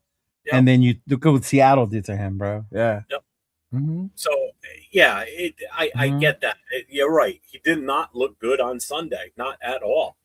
You know, but that's what happens when you go up against superior talent. And exactly, but the Super Bowl. But even then, when people say, "Oh, you can go get a rookie and draft him," and look at what happens to a rookie when he goes against premier talent in the Super Bowl. Yeah. Mm-hmm. And 2 rookies at that, because him and Wilson, him and Wilson, yeah. Mm-hmm. You know, and they had great seasons. No shit on the season they had. They really did. Mm-hmm. And you can't just grade them off one game. I'd be they had a terrible Super Bowl, but that's one game out of the whole season. But we're Raider Nation, bro. We grade everything off one game. Yeah. Don't watch game film and just. You know me. I hate doing homework, Will. So I'm only going to watch one game, okay? That's why I love you, Cheeto. That's why I love you. Yeah. What was my expected win total last year? What was I? 9. I was in the 9. You were at 9. You were 9, 8 or 9, right? 8 or 9. Yeah. That's what I thought last year. And I'm gonna confess, I'm a Raider fan. So when the schedule came out, I was at like 10 or 11. Yeah. And then when Peter talked and all his announcements, we redid our picks. I was more like a 6, 7. And I think I went to 8 wins because I was in the same boat when Pete first got announced. I was like 11 wins. I was like, oh, this schedule looks great. And then again, this is why I think I'm more. I think it was after that Seattle game, right, Jeff, where we redid our picks, where they couldn't figure out their offensive line, right? When we were, and they were like, oh, when they said we're gonna figure out the problem during the season, and me and Jeff were like, what? It could take days, it could take weeks, it could take many games into the season. Little did we know it would take all 16 games. Yeah, bro. Me and Jeff were like, what the fuck? Told you, that's when I lost all faith in Pete Carroll. Was right there. Yeah, for 49ers, 6-7. Not going out. What's up, Coach? Yeah, nothing's wrong with O lineman, bro. Shoot, JPJ is one of my favorite players, dog, and he's an O lineman. I think he's referring to the comment earlier about I always want to draft offensive linemen. Yeah, I do. Every year we should take a couple, regardless. I'm sorry, you know, these guys take a beating too. Yeah, no, I know. So Raider Nation says draft a QB, O-line, linebacker. Oh, we drafting everybody. See, wide receiver should be that low. Nah. Wide receiver shouldn't be that low. If you have wide receiver that low, then you have firm belief that Jack Besh and Thornton are going to be it. And sorry to tell you, no, they're not. Mm-hmm. Right. Why do I got to pick another team, Arnie? What if you had to pick another team? Who would you pick? I'm up here doing a Raider podcast. Why would I pick another team? If Jeff always wants to draft O-line, then Klint Kubiak. If I was 30 years younger, I'd in a heartbeat. You'd play for free. The bare minimum I would play. Bro, even Marcus, when they asked him, be out there with that team. Hell yeah, I would. In a Marcus was remembering offensive linemen that I had forgot about, Jeff. I was like, oh, I remember him. Marcus Allen, when they were asking him about what to do, like how important the O-line was, he was remembering offensive linemen, right? That could just fucking see. He remembered. I was like, oh my God, I totally forgot about them. But they were key parts of Marcus's success in that running game. Yeah. Mm-hmm. Yeah. Say no love and Will's dad. Would you grade up Spike Tech's first draft class? Hit me in year 3.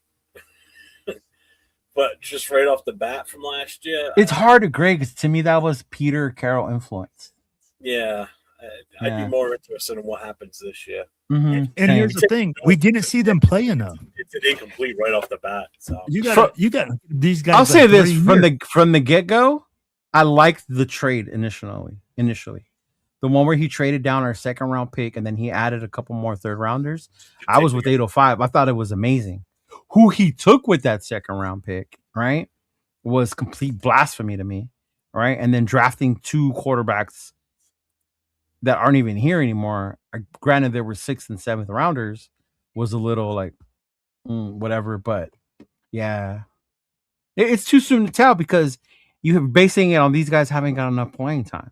We don't know what Carlos Rogers is yet, right? We don't know what Grant is. We don't fucking understand how good our corner can be. What the fuck is his name? Harry Porter. Yeah, we don't understand how, because Porter's he's brand new to the position. All right, so we don't understand how good he could be. Yeah. Mm-hmm. Is Jack Besh gonna shut me up and actually, do something next year?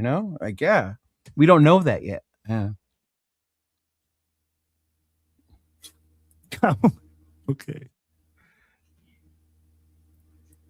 The only one I know of the coaches are the two that I mentioned earlier.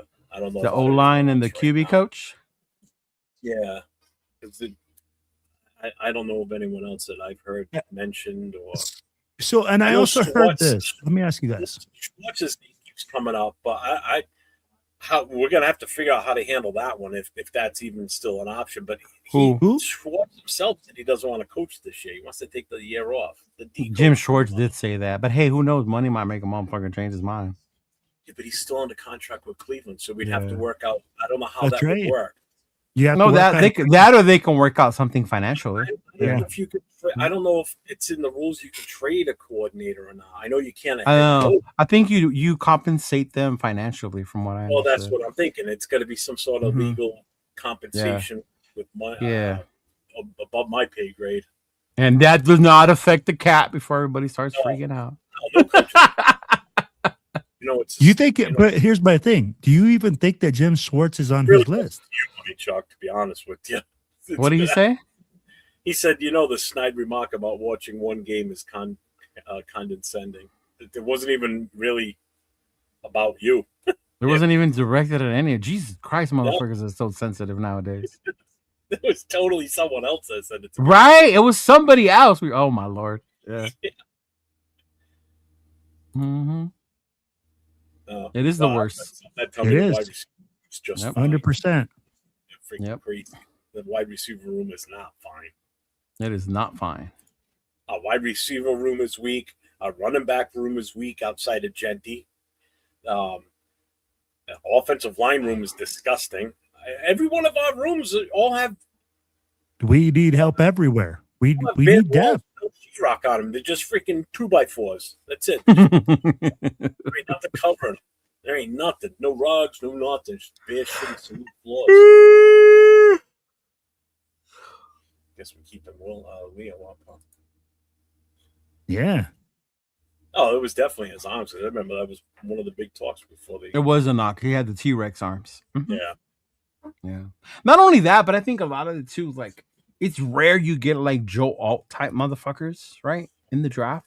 And even when you do, they still have their certain things they have to learn about the NFL game.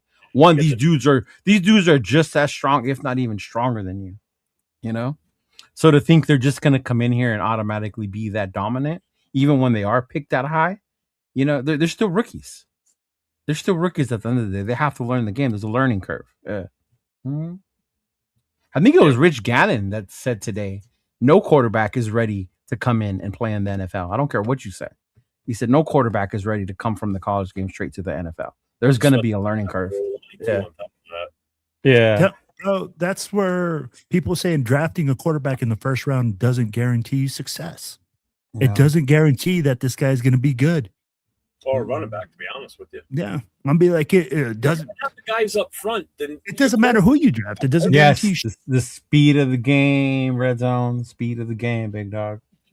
That's what Ashton said. That's what he struggled with, was the speed of the game. Mm-hmm. Yeah. Mm-hmm. You can trade coaches. We traded John Gruden to the Buccaneers. Yeah. Yeah. Worst mistake Al Davis ever did. Mm-hmm. Later rounds, a sleeper pick.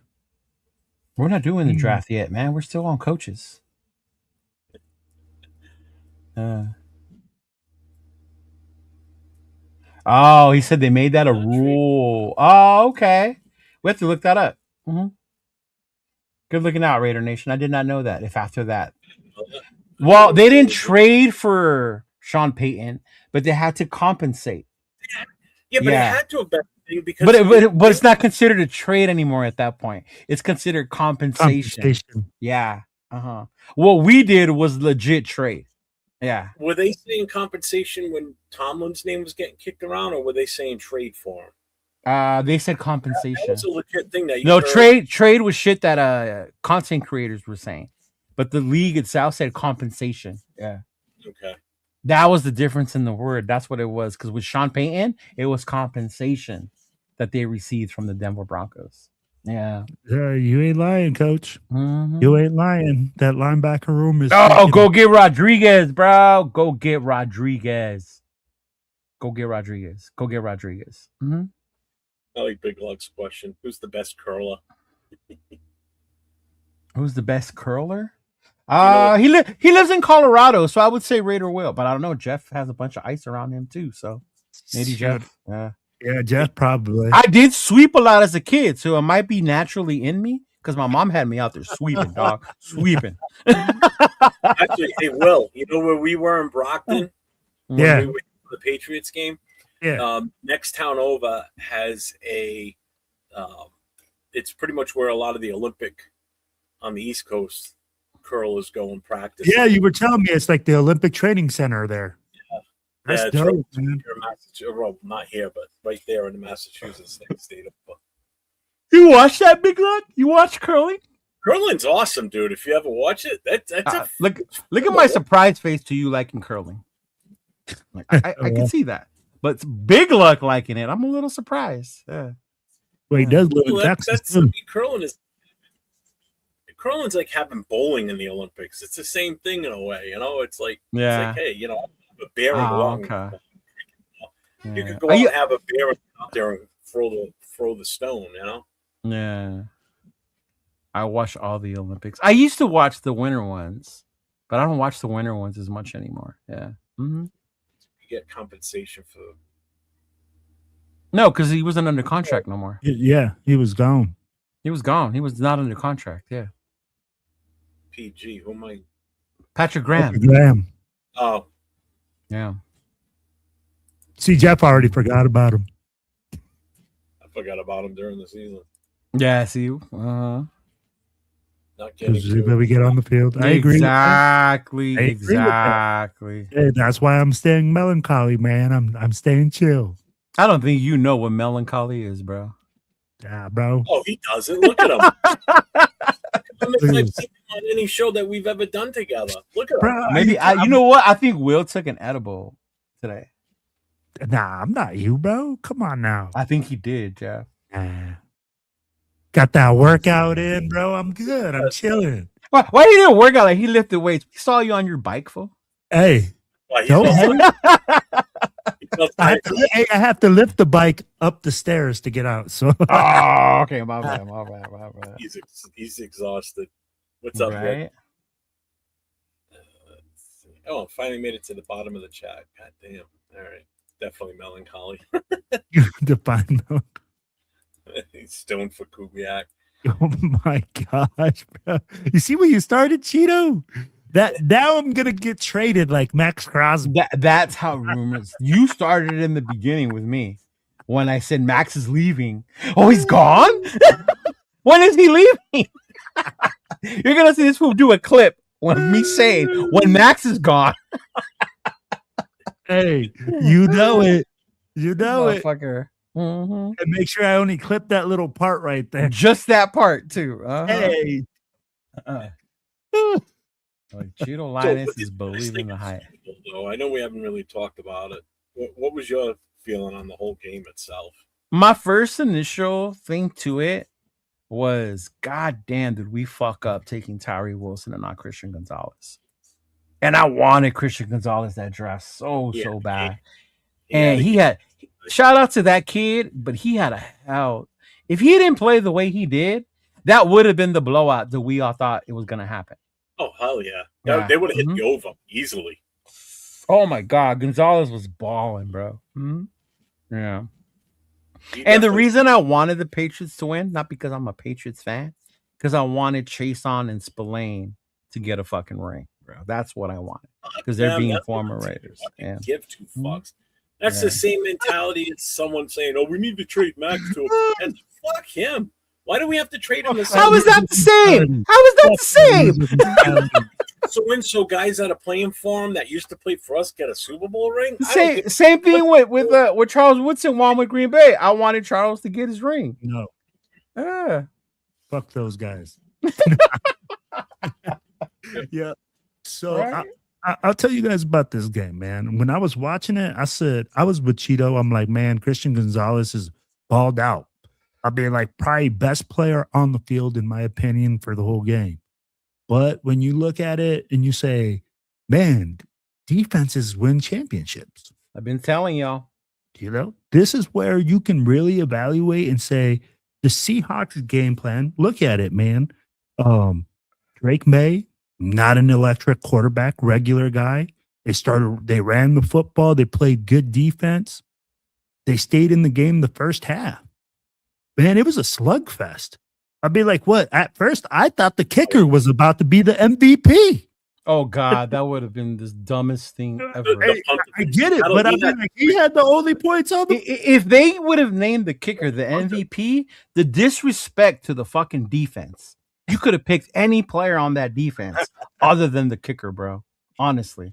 But if you give the MVP to the kicker, that's a big fuck you to defense everywhere in the NFL. I get the kicker scored the most points. Get the fuck out of here. Hey, but at the end of the day, I said, man, hey, great game. But then we looked at what the weaknesses were, right? Patriots offensive line got destroyed. And then you start comparing it to your team and you're like, man, I'm like, this is why the Raiders need to address the offensive line. If we can get an offensive line addressed, we can be competitive in games. We can run the football. We can be efficient. And our team can be in those games. And that's the hard part, right? Because we see it sometimes as fans and we go like, man, we can envision our team being like that. Yeah. And man, it's so close. And I mean, like, or not that close, tampoco. No, it's so close to say, like, hey, can there be a turnaround? Where's the point? Can be. What's the guy? What's the main point, right? What's the ignition point that got to be started with this team to start that process? The right coach, the right culture, the right system. Hey, that's what I'm saying. I agree with you 100%. But who's that guy? Klint That's Kubiak, what we're bro. trying to find. Hey, and I hope so. And when he changes that culture, I hope everybody's still on the ride. And I mean, like, at the end of the day, whether he wants to draft Mendoza, whether he wants to draft whoever the F he wants to draft with Spytek, bro, I'm all right. But that's what I thought about the Super Bowl. I mean, like, I loved it. Great game. Slugfest. I love the fact that there wasn't two marquee quarterbacks this time. It was literally a journeyman quarterback and a second-year quarterback. It's been a long time. I didn't think the Jets fans feel watching Sam Donald go over there and win the Super Bowl. They're like, oh my God. Oh, probably like fuck him. Yeah.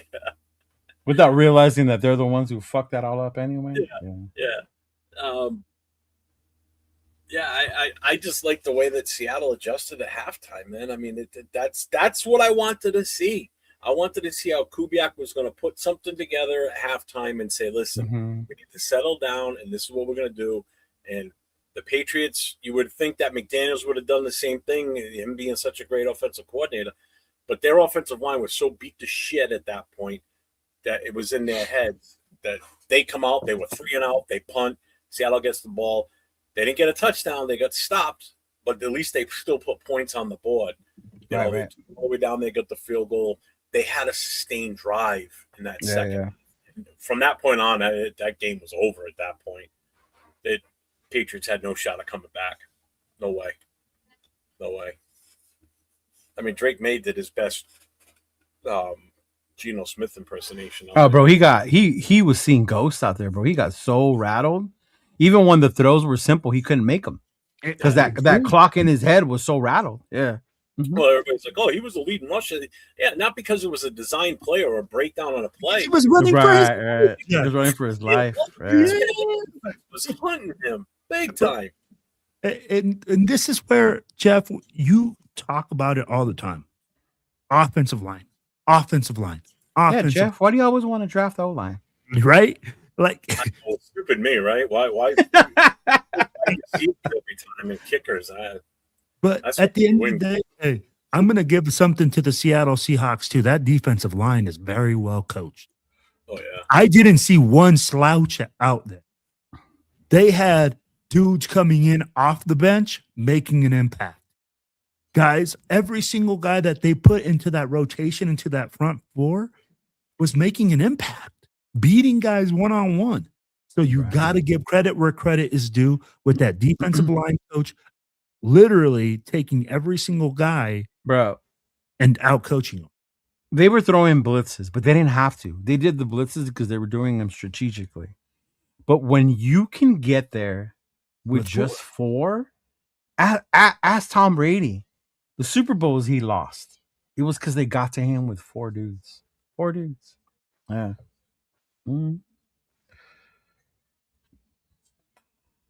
But in true Josh McDaniels fashion, he did not adjust to Seattle's defense in the second half. Yeah.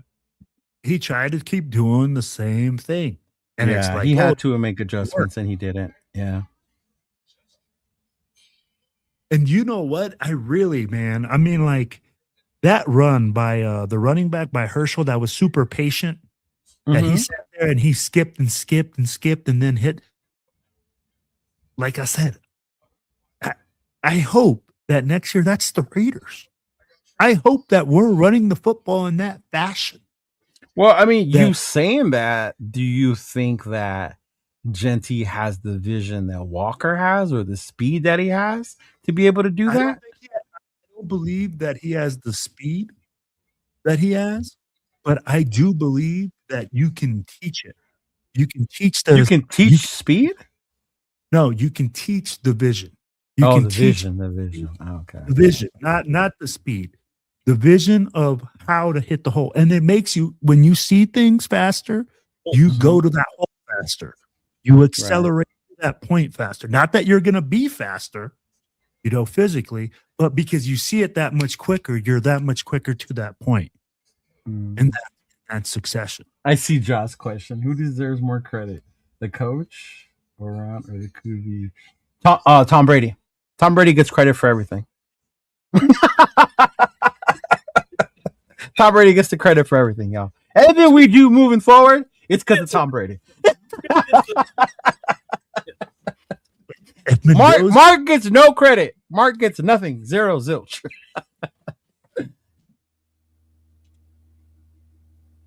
Worst player. The worst player on the Raiders last year was without a doubt the whole offensive line. Yeah. Drake maybe. And that's the funny part. This is a guy that was finished number 2 in the MVP voting and couldn't do jack shit on Sunday. But mind you, I think to that point, this is why I tell people that's why these awards are based on the regular season, not the post. The postseason is a different fucking animal, bro. Different. You don't believe me? Ask CJ Stroud, right? Ask fucking Justin Herbert. Ask Josh Allen, right? The postseason is a different fucking animal. That's why the awards are given based on your regular season performance, not your postseason performance. Did you see that? Brendan Carroll's going to be the new offensive line coach for Notre Dame. He's trolling. I don't know. He's trying to. Yeah. It says we draft Mendoza at 1 and Emmanuel Pregnon, guard out of Oregon, will fall to us in round 2, I believe. So like even last year, I didn't want Will Campbell either. I was not in favor of him because you were in favor of trading out of the first round completely. Yeah, I was. Yeah, I was. Jeff wanted nothing to do with the first round. Trading later back in the first round and taking Jackson Dart. That was the only thing, and that was because either Judkins or Trevian Henderson. That's who I wanted. I didn't want to sink everything into Jetty with the number 6 pick because I don't start dapping. Every time we started that last night, oh my god. That's why that show was 3.5 hours last night, because every time we started, it ended up back to Jetty. Question. What are your first year grades on Rogers and Grant this year? B, C, D, or F? I incomplete. Is your name Jeff, Will? I thought you were reading it out loud. Questions. Apparently, it's only Jeff's show, Will. Okay. Oh, yeah, Jeff. You can answer. I don't care. I incomplete, asshole. I don't think we saw enough of either one of them to really put an official grade on them. If I had to rank them 1 and 2 between the two of them, Caleb Rogers is definitely higher on the list than Grant because Caleb Rogers got the opportunity to start a few games and get into the mix and got some film footage of him playing. And I like what I saw from him. I think he's got real potential to be an impact on this offensive line going forward. And you got to remember, one of them came from William and Mary. Yeah. Right. So that kid's going to take a little bit longer to catch up and get up to the football NFL level type speed. Doesn't mean he can't, right? But it's going to take a little bit longer. So even those expectations, it's like people with what's that big guy that we have that people want him just to be on the line because he's big. Lucky Tossie? No, more. Are you talking? Oh shit! You know who I'm talking about, Jeff? Who is it? Not Tossie. The other dude. Oh my god, he's huge too. Yes. Wilson Walker. Why do I think it's a W? Dalton Wagner. Yes, Dalton. Him. Right. Just because you still have to learn the technique to blocking. There's still the footwork, the speed, how fast these guys try to come around you, right? Where to put your hands or position your weight when somebody tries to bull rush you. Like, this is all shit you got to learn. Because if it was just being a big guy out there, like, come on now, there'd be a bunch of sumo wrestlers out there. Damn, look at Chido coaching offensive line, talking technique. Well, that's after watching one game of film. I'm just saying. Oh, watch out. Hey, future O-line coach in the making.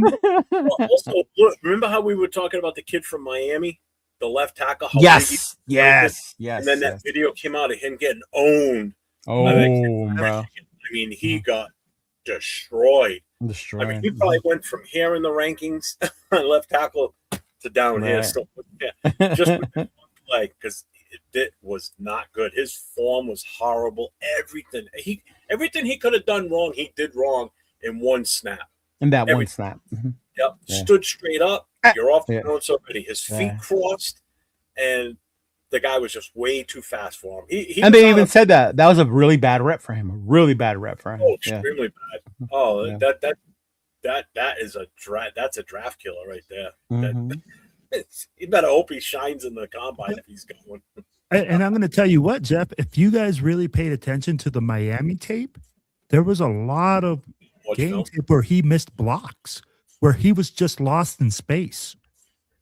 I just got enamored with him because when I first saw him stand up with all everybody else, holy shit, who is this dude? That's why I had to look him up because I'd never heard of him before. And then when I saw his overall size, 6'9", 330 pounds, I'm like, my God, this guy's huge. That was huge. Yeah. Natasi ended up moving to defense, right? Instead, didn't they end up moving? Whole season long. They moved him back and forth, huh? It was like on defense. Yeah. To mark and spy.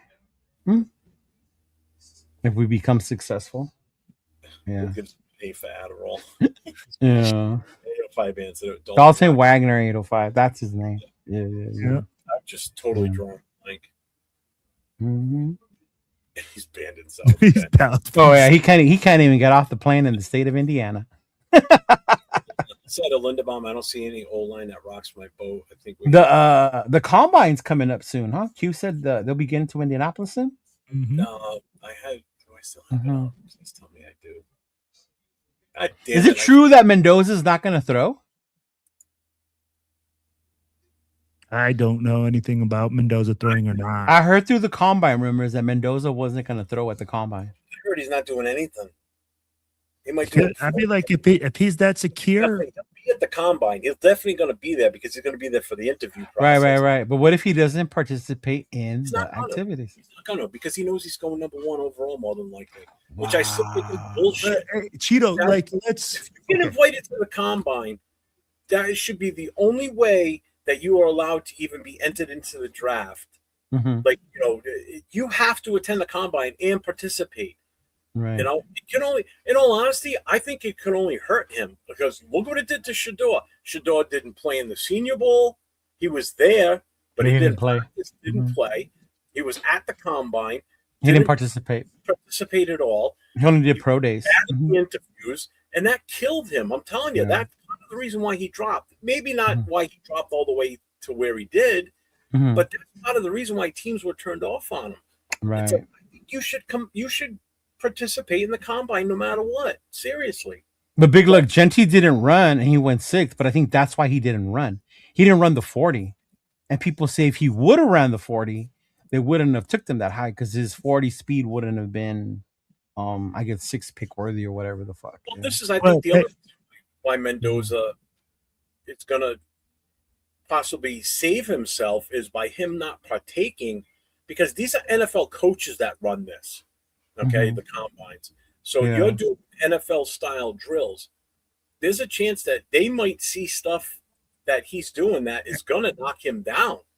Like he's gonna maybe possibly show his inadequacies that he doesn't want to show. Where on a pro day, he has more control over that because it's his own. Yeah, the pro day, you control the routes, you control who you're throwing to, what throws you're making. Yeah. And let me chime in here real quick. No, it's not your show. Your name was not mentioned. It said Jeff and Leo.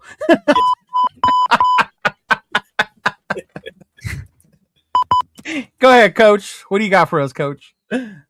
When you look at high number 1 draft picks lately, high number 1 draft picks as in quarterbacks, the reason that they don't like to throw at the combine is because they're being evaluated on every single rep. And a lot of them like to throw to receivers that they already have familiarity with, that they have that chemistry with. Oh, yeah, so that's another aspect of it, right? And again, we put so much into the combine that a lot of guys will drop if you see them, oh, that guy didn't catch that pass. Why didn't they catch that pass? But I'm with you guys. I do think that Fernando Mendoza should just come out and say, hey, you know what? This is where I'm at. Make the throws and see what happens. Yeah, no, I got you. So Arnie says, why would he, other than interview Caleb Young? Lawrence didn't participate. No, they didn't, and I still think it's wrong. I think they should be forced to. Hey, listen, if you're going to be number 1 overall, you should get off my lawn. Like Will just said, it's because they're throwing to guys that they're not familiar. But if you're supposed to be that good of a quarterback, it shouldn't matter who. That's a stupid excuse. Because guess what? When he gets to whatever team drafts him, he's going to be throwing to guys he's never thrown to before. He's never played with these guys before. Yes, he's played either 1 or 2, maybe even more seasons with other receivers that were on the team with him. But wherever he goes, he's going to be throwing the ball to players that he's never played with before. He's never thrown the ball. Agree. It's the same damn concept. So I think that's a bad argument when it comes to throwing at the combine. It is when you think of the sense of like it should be fair if once everyone participates. But at this point, these dudes are an entity themselves. They're selling themselves and they're going to make themselves look the best they can to the people that want them. It's a business decision. It's not a popular decision. It's not what's best for the sport. It's not even what's best for the combine, right? Because if you think about it, I would love to go to the combine and see dudes like that and see how they do. But you're going to go knowing that they're not going to participate in that shit. And it sucks. It sucks as a fan. It really sucks as a fan. But, Believe it. No, but even that, like, okay, he's a 3-4 wide receiver at best. So we're getting a special teams guy. Cool. Yay. Hey, Super Bowl, here we come. No, come on, man. A special teams guy. That's no, I get it, but we're acting like we're gonna get Megatron or something. No. We're not getting a number 1, but we're getting a piece. Yeah. 3.0. Yeah. But Brady had to, because Brady wasn't a highly coveted prospect. Brady did everything he could in his power to get seen in any way, shape, or form, right? And luckily in those drills, he showed Belichick and the Patriots something they saw and they liked, that they took a chance on him. when they did. Yeah. Yeah, and I'll tell you right now, that's the only reason he's doing a pro day is for the other guys on Indiana. That's the only reason he's probably doing it, to be honest with No, you. the pro days I think you the have pro- to do yeah. for the teams that are going to take you. Like Because he'll they do it for gotta like the evaluate you. top 5, top 10 teams, and that's all he'll do. He won't do it for every team, or they won't. Not every team will show up, right, or get the invite. Yeah. Yep. Mm-hmm. Yeah. No, it was funny. It was funny. I'm not gonna lie to you. It was funny. Yeah. Uh-huh. Yeah. Cheeto still. Bobby Brown. On a different topic, I was surprised that Tim Brown wasn't on this. Yeah, I was surprised he wasn't there either because he's usually at all that stuff. So, hey, Cheeto, do you want to fill him in? Go ahead, man. On the Go rumor? ahead. No. Go ahead, Cheeto. What rumor? What rumor? I don't know any rumors. Never mind. We are not rumor starters here, but we'll send you some in the text there, Jeff. We heard some stuff in Houston that he doesn't want to be around for a little bit until some stuff gets corrected. Well, like they stop winning. Something like that. Something like that. Really? Yeah. That's Something like that. But I don't know if it's true. It's like it's kind of the same Mhm. wavelength that you hear like other rumors. It's rumors in general. Yeah. Mm-hmm. okay. So you look at who was there today. Gannon's usually in and out part of the. Gannon works for CBS, so he's part of. He would be right. Right. So you Howie's see him. Fox. Mhm. Howie Long. This is the first time I've seen Howie at the facility or heard of him being there like this. So I think it was a big deal that someone like Howie was there today. Mike Mhm. Haynes showing up, I think that was big. Plunkett's always around. Right. Who else was out there? Charles Woodson, he's usually always around. Might not be as much now that he's part of the Cleveland ownership, I guess. No, he's not. He's not. He didn't get his share because they wanted him to remove his names from the whiskey, and he said, "Nah." Fuck that. That's his Or bread his and butter. image from the whiskey. I'm like, Yeah, I don't blame him then. Shit, who else was up there? Mike Haynes. Marcus Allen. Mike Marcus Haynes. Allen? Marcus Allen's been there a lot. Plunkett. lately, so he's kind of screwed things over. He's been in and out on a regular basis. Jim Plunkett, and he almost fell. Yeah, I saw that. But did you see that? I think that's why he didn't make it to the after stuff. I think he probably had something going on, man. He's older. He's older. Yeah. And Mike Haynes being there, I think that's a big deal too because you don't see him much around like that either. I haven't anyway. I haven't seen a lot of him at the facility. Or Who? Mike Haynes hanging around. I've seen Mike. Yeah. I still think the biggest one that was there that really was a shock to me when I saw because when he walked onto the stage, I'm like, oh shit, Howie's there. Did you tell Dawn? I almost messaged Dawn, but I was driving. No, I wasn't gonna tell her. She was. Oh, you asshole! He's so jealous of Howie Long. That's Dawn's boo, right? That is Dawn's boo, bro. Howie Long is Dawn's boo. That's her boo thing. Yes. Proposal with him, hey, give me $1 million and then Dude, look at that, bro. Look, he gets all uncomfortable right I now. knew I should have messaged her. I was like, oh, I got to tell Dawn Howie's on. Oh, man. you know what? If I could ever figure out a way for her to meet him in person, that's it. I'll be walking away single. I guarantee it. Man, I get it. I remember the first time I met Stabler. The line of older honeys that were there to see Kenny Stabler was fucking insane, bro. There was like 10 or 12 of them. What? And I was, yeah, Cougars ready to go? bro, fucking a cougar to a cougar. But they were done up. They was ready to see the fucking snake, y'all. Oh my God. Yeah. Mhm. Yeah. I almost muted my mic to yell out to her, but I'm like, nah, she's working. What a jerk. I'm gonna have to send her the clip. She was in her office at her desk, so I'm like, Right. Uh-huh. Sure. That's funny. That's what we all say. she would have brought it up on her phone and been watching it like this the whole time. Yeah. She would have been taking some fucking screenshots, eh? Some AI with her next to him. Look. Oh. Speak to the Bengals. Yes. Right. No, Arnie, I don't do drive-bys. I don't tell other people how to fan, but the way I fan, I go to a lot of Raider events. So that's why I see them.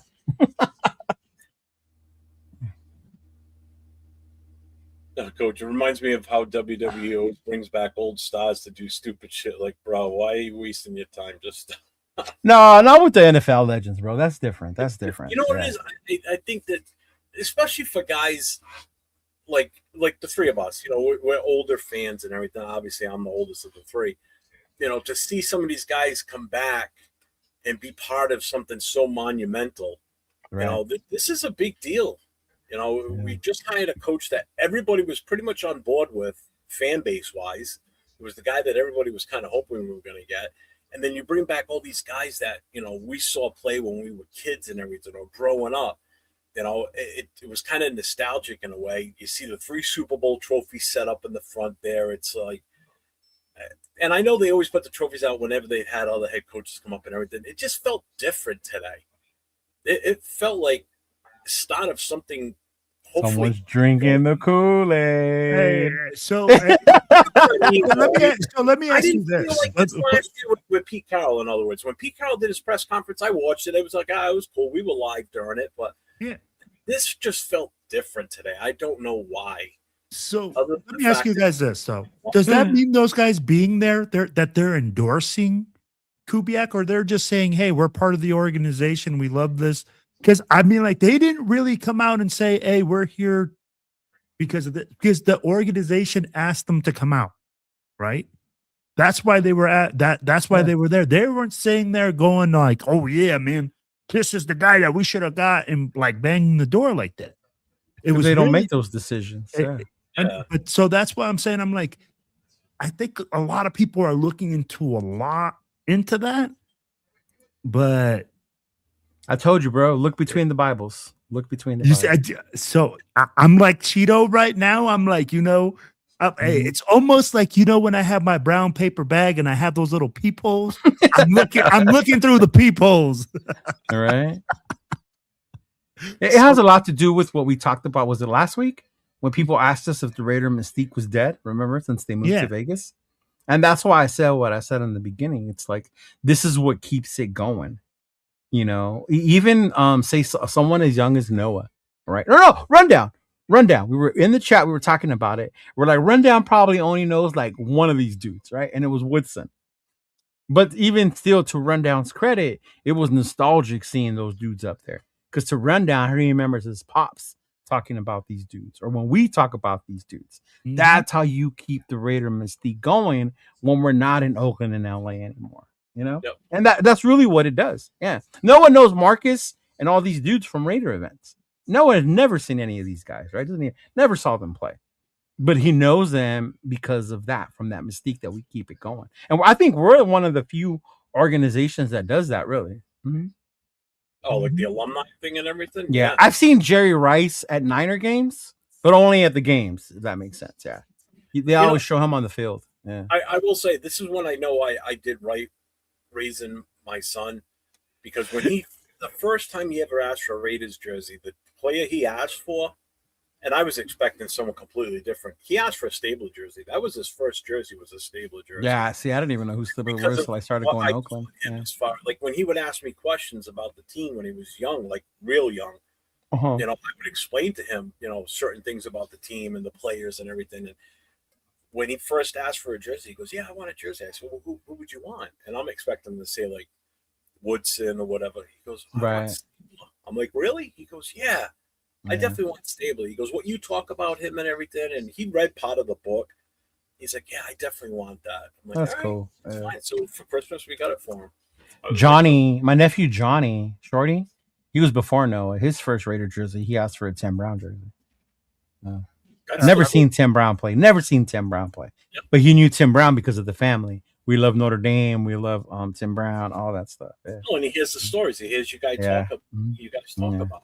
You know? You guys want to know Noah's first jersey? What he asked for? What's that? Mahomes. Guess, huh? Mahomes. No. Noah? No. Okay, you said first Uh, jersey, right? Guess. Little. Well, hey, let me ask you this. Let me ask you this: is he new era or old era? Noah is only 10 years old, bro. Derek Carr. Yes, it was Derek Carr. Oh, he was. I don't blame him. He was the face. He was the face of the team at that point. Yeah. You said as soon as you said he's 10. Yeah, it was Derek Carr. Yeah.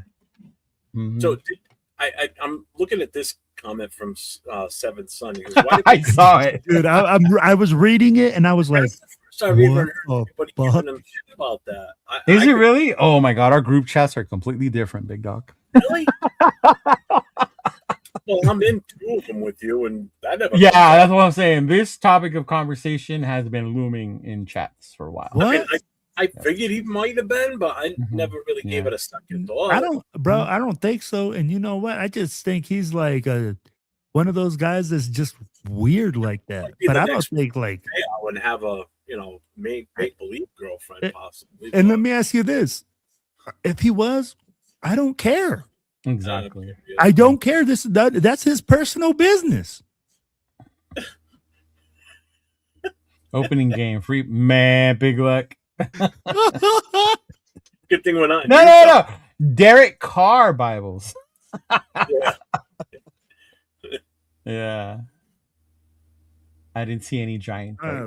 Dude, they're not. No, but I'd be like, that Giants don't do that. I don't even think I've seen LT like do shit. Yeah. Like The only time I've ever seen former players from other teams show up is when they do something special at halftime. Shut up, 805. It wasn't me who started the room. He's so full of shit.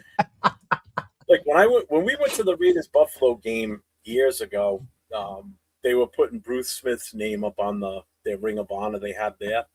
So where we were sitting on the end zone, but the tunnel was right here to our right. Mm-hmm. And so they had him come out, but before they brought him out, they had Thurman Thomas out there, Daryl Talley. They had Andre Reed. Oh, BB. They had all these guys come out. So as a football fan, I'm watching guys walk out. These old, these Buffalo Bills players that were part of those 4 Super Bowl teams, and I'm like, this is history on the field. These are guys that some of these guys are in the Hall of Fame or will be in the Hall of Fame. And then Bruce Smith walks out with all of them after that. I'm like, oh shit, he's bigger than I thought he was. Yeah, Bruce Smith is a big dude. His name up was right behind us. All I had to do was turn around. His name was going up right behind us. It was awesome. That's cool. It was cool. Yeah. It was cool. It was I hated those guys, but they were cool. Yeah. Mm-hmm. Yeah. Fucking Jay. Put Jay's comment up there.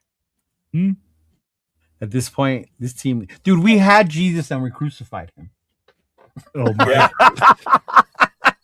I'm just saying, we had him and we crucified him.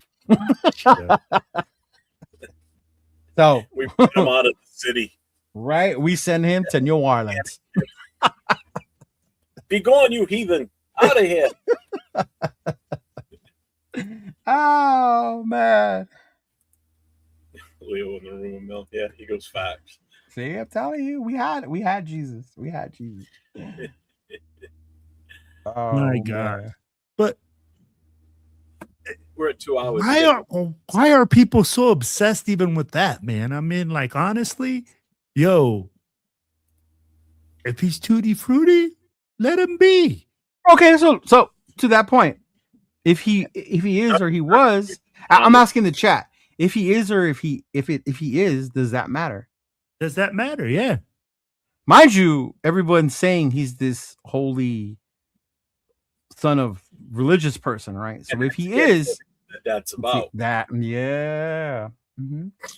So would it matter? I didn't mind when Carlson was here. Yeah, was that his name? No, Nasib, something like. No, Nassib, Big Carl Nassib. Yeah, Big Carl Nassib. Mm-hmm. Yeah. Mm-hmm. Oh man, they had some of the best players to never win a Super Bowl, man. Yes, indeed. Those teams were ridiculous. And you know what? There's a lot of former players, man, that stick around their teams. I'm like when we go up to Denver, you see a bunch of former players always there. Now, are they as publicized as they are for the Raiders? I really don't know. Shannon is though, right? Yeah. To an extent, I know, but I mean, like, I really don't watch Broncos stuff. So I mean, don't lie, like, bro. You live in Broncos country, bro. I don't watch that much TV. I only you even knew who that player's mom was. You said you want to get her on the show. Coach, hang on. I'm going to put. I don't know whose that player's mom is, but I said that would be cool to get her the show. Yeah, I know what I said. That would be cool to get her on the show. I didn't say who she was. Oh, he wants to know what we were talking about. Yeah, Coach, this is what we're talking about. Somebody mentioned this, and like when I saw this comment, this is the first I've even heard anybody even bring it up. So yeah, I know. It's a thing. It's a thing in the. I didn't know it was. Yeah. I mean, I thought possibly, but I never made it a point to bring it up anyway. Chats about never seeing him with a girlfriend ever, like not even a date. Not even forget sex, but even with like a girlfriend or a girl. Yeah. Wait, and I mean, like, but out of this chat, how many of these dudes are watching this dude every day? Like, no, like they dig deep into his history. You know, this day and age, these kids post girls they hang out with, they go out with. Yeah. This dude has a LinkedIn account. He doesn't have a Facebook. I'm not saying he is. I'm just telling you what they're saying. No, I'm just saying. Look, man, I get it. He carries the Bible. You want to think he's not. I get it. I'm just saying. I'm like, yo, this is so crazy to me that people are going like, yo, we think he's gay. Yeah, Monty. That's right. According to Monty Johnson, there were some gay dudes on those 70s. Oh, 100%. 100%. Right. But you never heard of it. And I guarantee you there's guys on the teams right now. I guess my thing is, if he is, does it matter? No. And the only reason I bring that up, because Caleb, a lot of the shit Caleb got was because of his sensitiveness. He painted his nails. Because he painted his nails. He carries a bag. He cried with his mom. Remember all that, right? So he's too soft. That was the knock behind Caleb. So it obviously to some people it matters. So I'm just saying, yeah. So let me tell you like this, bro. I have a son that's in his 20s, right? When you look at that, bro, and you see how guys have changed from our 20s, okay, and when Jeff was 20 to now, guys are more feminine now. That was half a century ago. Bro, like guys dress a lot differently. I mean, like I never saw guys with tight pants in my generation. In my son's generation, tight pants were cool. Listen, I grew up in fucking bell bottoms was the thing. Okay, so that was. You want to talk about fruity? A guy wearing bell bottoms? God damn! That was the style back then. When you gonna do corduroy? Jeff, did you wear bell bottoms? As your legs are rubbing when you're walking. So Jeff, see, Big Legs said Caleb is a squishmallow. See what I'm saying? See what I'm saying? Squishmallow. What's a squishmallow? Mm-hmm. I don't give a fuck what Caleb is. I would love to have him on this team. Did it after that playoff run? They showed men in Chicago going to go get manicures like Caleb or some bullshit like that. I don't know. Oh man! See, guys have been wearing polish for years. Jeff, remember what would they say to us once we got our earring? Oh, they would ask you, first of all, you'd have to make sure you got it in the right ear. The problem exactly. Oh, if you got it in the right ear, they were like, oh, this is maricón. Yeah. Remember that. And that in Spanish means that you prefer the same. Well, and then guys started getting them in both ears, so you were confused at that point. Right. You know? Oh my God, yeah.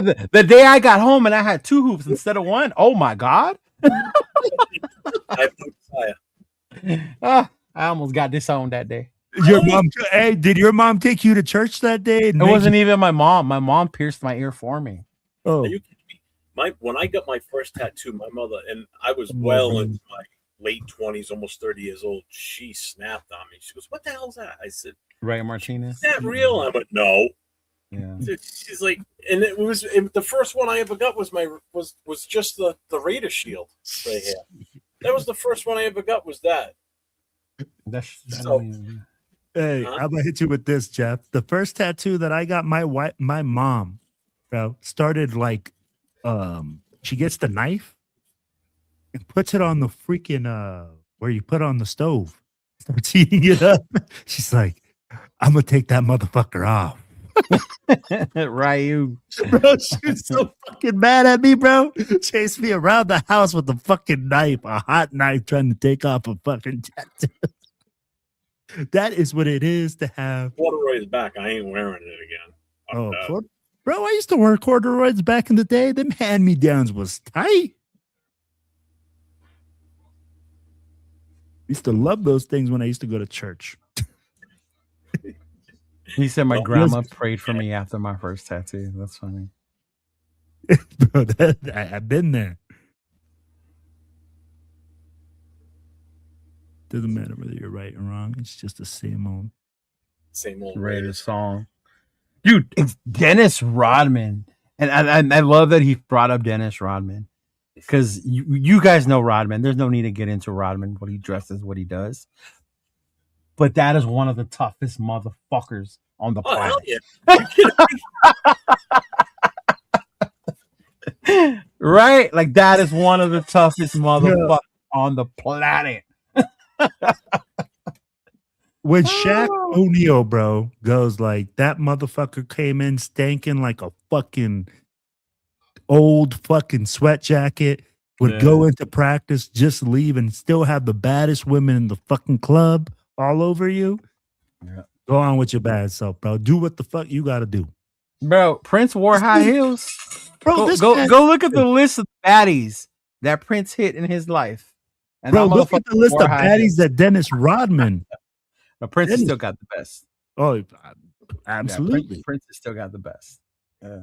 Well, no, you wouldn't be talking about this past halftime show, right? Yeah. Wow. He says, I've even seen gay activities going on at the halftime show. At games, bro. Dude. I've been to a 49er game. My bad, dog. My bad. I'm just kidding, Reza.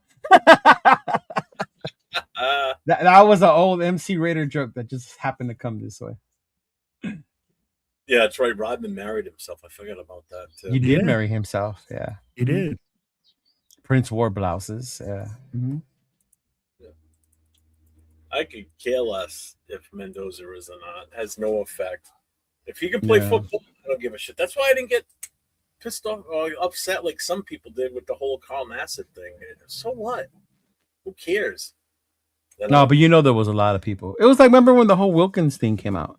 Everybody was making this big old deal about Wilkins and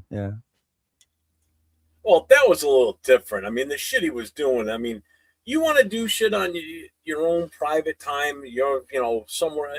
Don't do that shit in the locker room type of stuff, man. But what player goes to HR? Yeah, you handle that shit in the locker room. Yeah, but when the guy's so much bigger than you, that's kind of. I mean, what if it was a little running back that he did that too? You know, what are you gonna do? He's just gonna pick you up and toss you around the room like a fucking rag doll. What the? Just don't be in the shower when he does that, because then you're in real trouble. Going to HR is wild. Is all I'm saying. If we talking porn, look up Colombiana. Oh my lord! I'm not saying it, dude. Don't. I didn't bring that up about Mendoza. I said I don't care if he is or not. I could care less. We didn't say it. Somebody brought it up. Yeah, you see now we're gonna be. Hey, now they're gonna be like, these guys hate Mendoza. They're saying that he's this, that he's that. Bro, we are.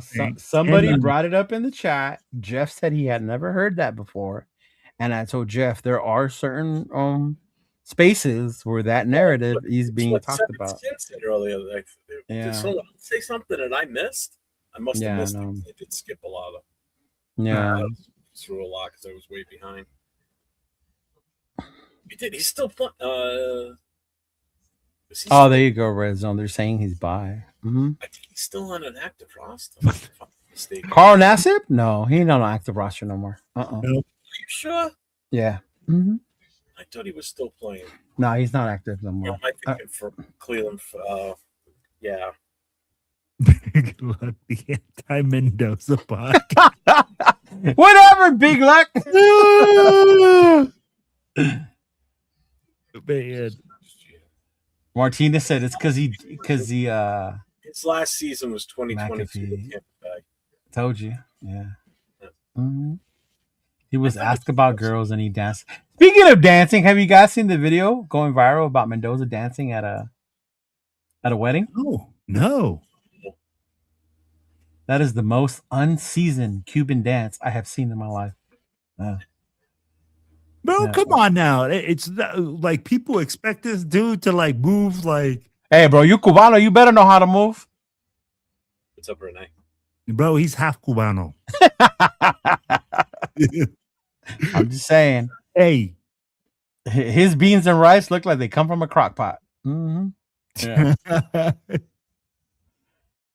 Well, I mean, like he talks like it. I mean, like he talks with an accent. Oh, look, Coach with the breaking news. He's letting us know the truth. Yeah. Mm-hmm. He's saying, look, I wasn't going to say anything, but Mendoza is very conscious of his public image. He likes women, particularly South American women, but he doesn't like to be seen in public with anybody. Hey, who doesn't like South American women? I'm just saying, though. Right? There's a reason I watched 90 Day Fiance. All right. What's going on? I am not comment up. Oh, man. Song. Facts. Cubans got rhythm. Mendoza's whiter than Jeff. Who said that? What was that one? Right here. Oh, no. Fuck you, Bueno, you prick.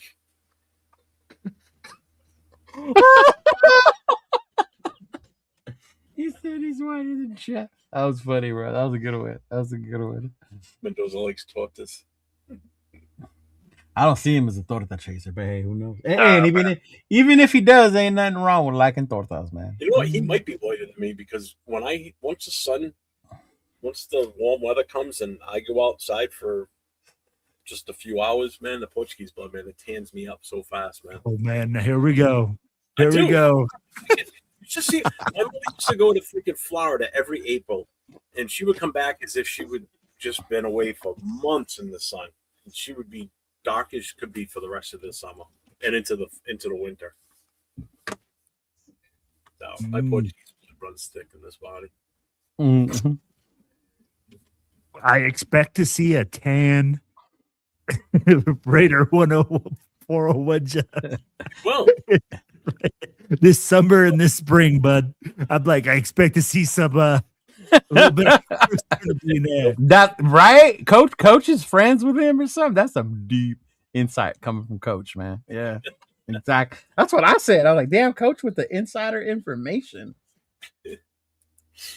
I can't blame him though. Maybe he has a Puerto Rican baddie just hanging out in the street, you know. He said just South America.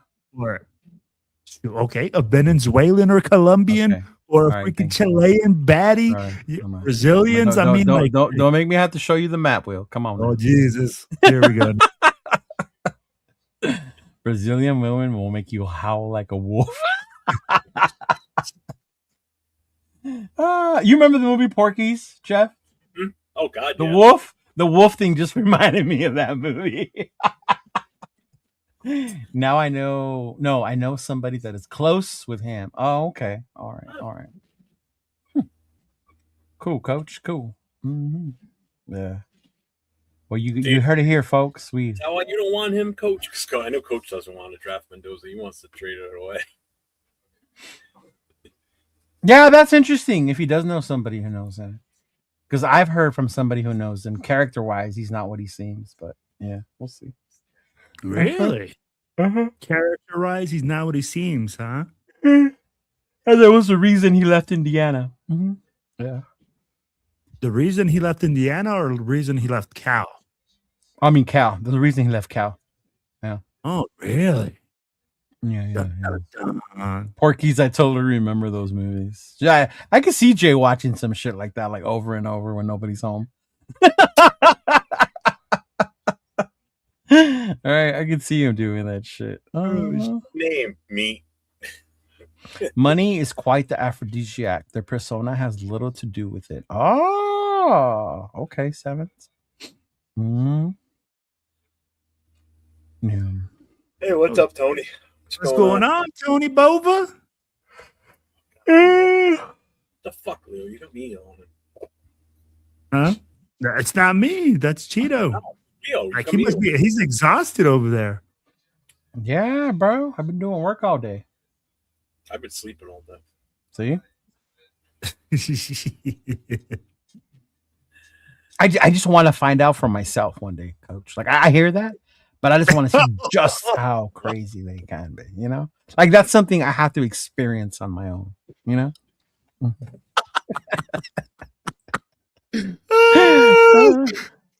Hey man, if you guys see Cheeto on the back of a milk carton tomorrow, we all Yeah, know why what would I happened. be on a milk carton, dog? You want to talk about narratives? Look at Will. I'm gonna end up in a milk carton because I leave this country. No, I might end up in a milk carton being in this country. Shit, before I do over there.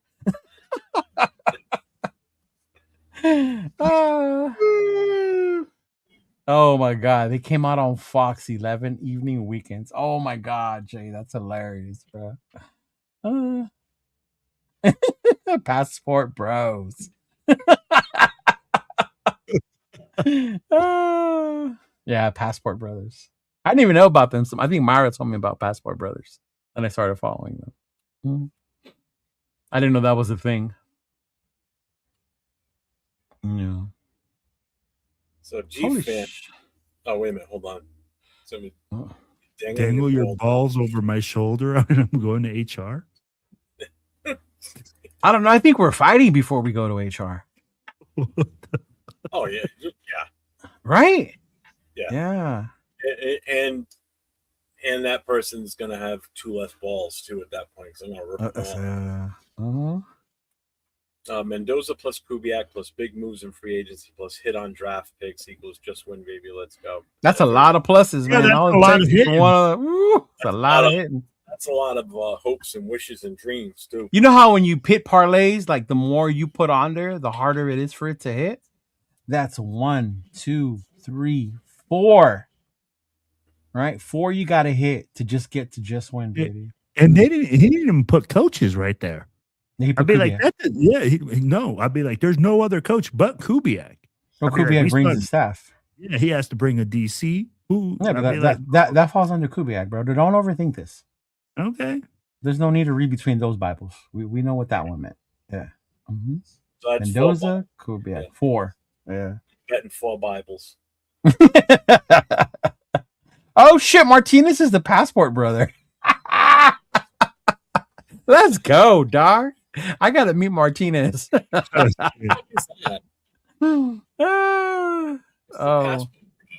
So Passport Brothers is basically you have a passport and you're saying fuck American women.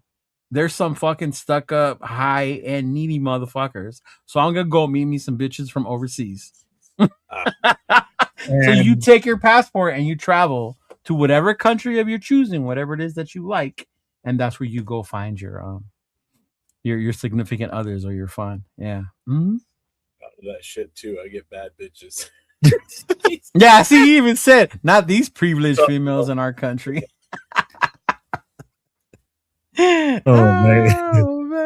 Oh man. Just went baby in like 5, yeah. Stay positive, fellas. Raiders turning a corner this year by year 2. I could see being in the playoff hunt. I hope so. Tourist, pretty much. He goes on. He doesn't go to see the sights. He goes to fuck the thing, fuck the chicks. Yeah, pretty much. Headed to Japan. Look at Big Luck. Headed to Japan. Hey, what's up, Hummer? I don't blame you all. I got the last good one. Married her in 94. Yeah, you see? Well, I got mine 3 years before that. Yeah, just keep her away from Howie Long, huh? Yeah, that's all. Look, as soon as you said Howie Long, he has to turn the cap backwards. Right? Business. I'm in gas mode now. Get the fuck out of here. Oh shit! What's going on, Neil? We're just chilling now. He goes like, "Hey, Howie, don't make me have to get out this BTA to you, baby. Don't make me beat up my childhood favorite player, please." Yes, we don't want that. No, even though he probably could still kick my ass. Oh yeah, did you see him?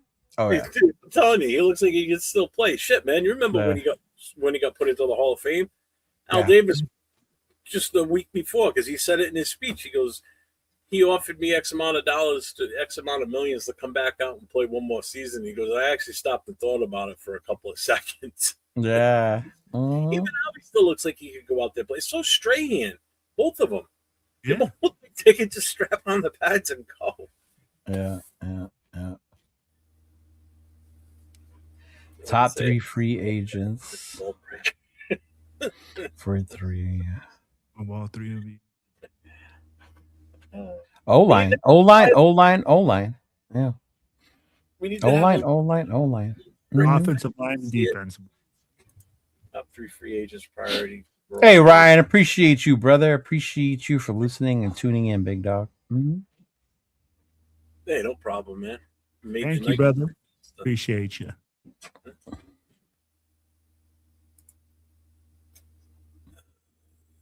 do you say here? Top 3 agent priority for all 3 of you. Tyler Lindenbach, numero uno. Back up the Brinks truck. Other free agents. Oh, man, it really depends on what we're looking at. ETN. Okay. Really? I want Travis Etienne. Wow. Mm-hmm. Yep. You want a 1-2 punch in backfield, huh? Isn't that what the league is now? 1-2.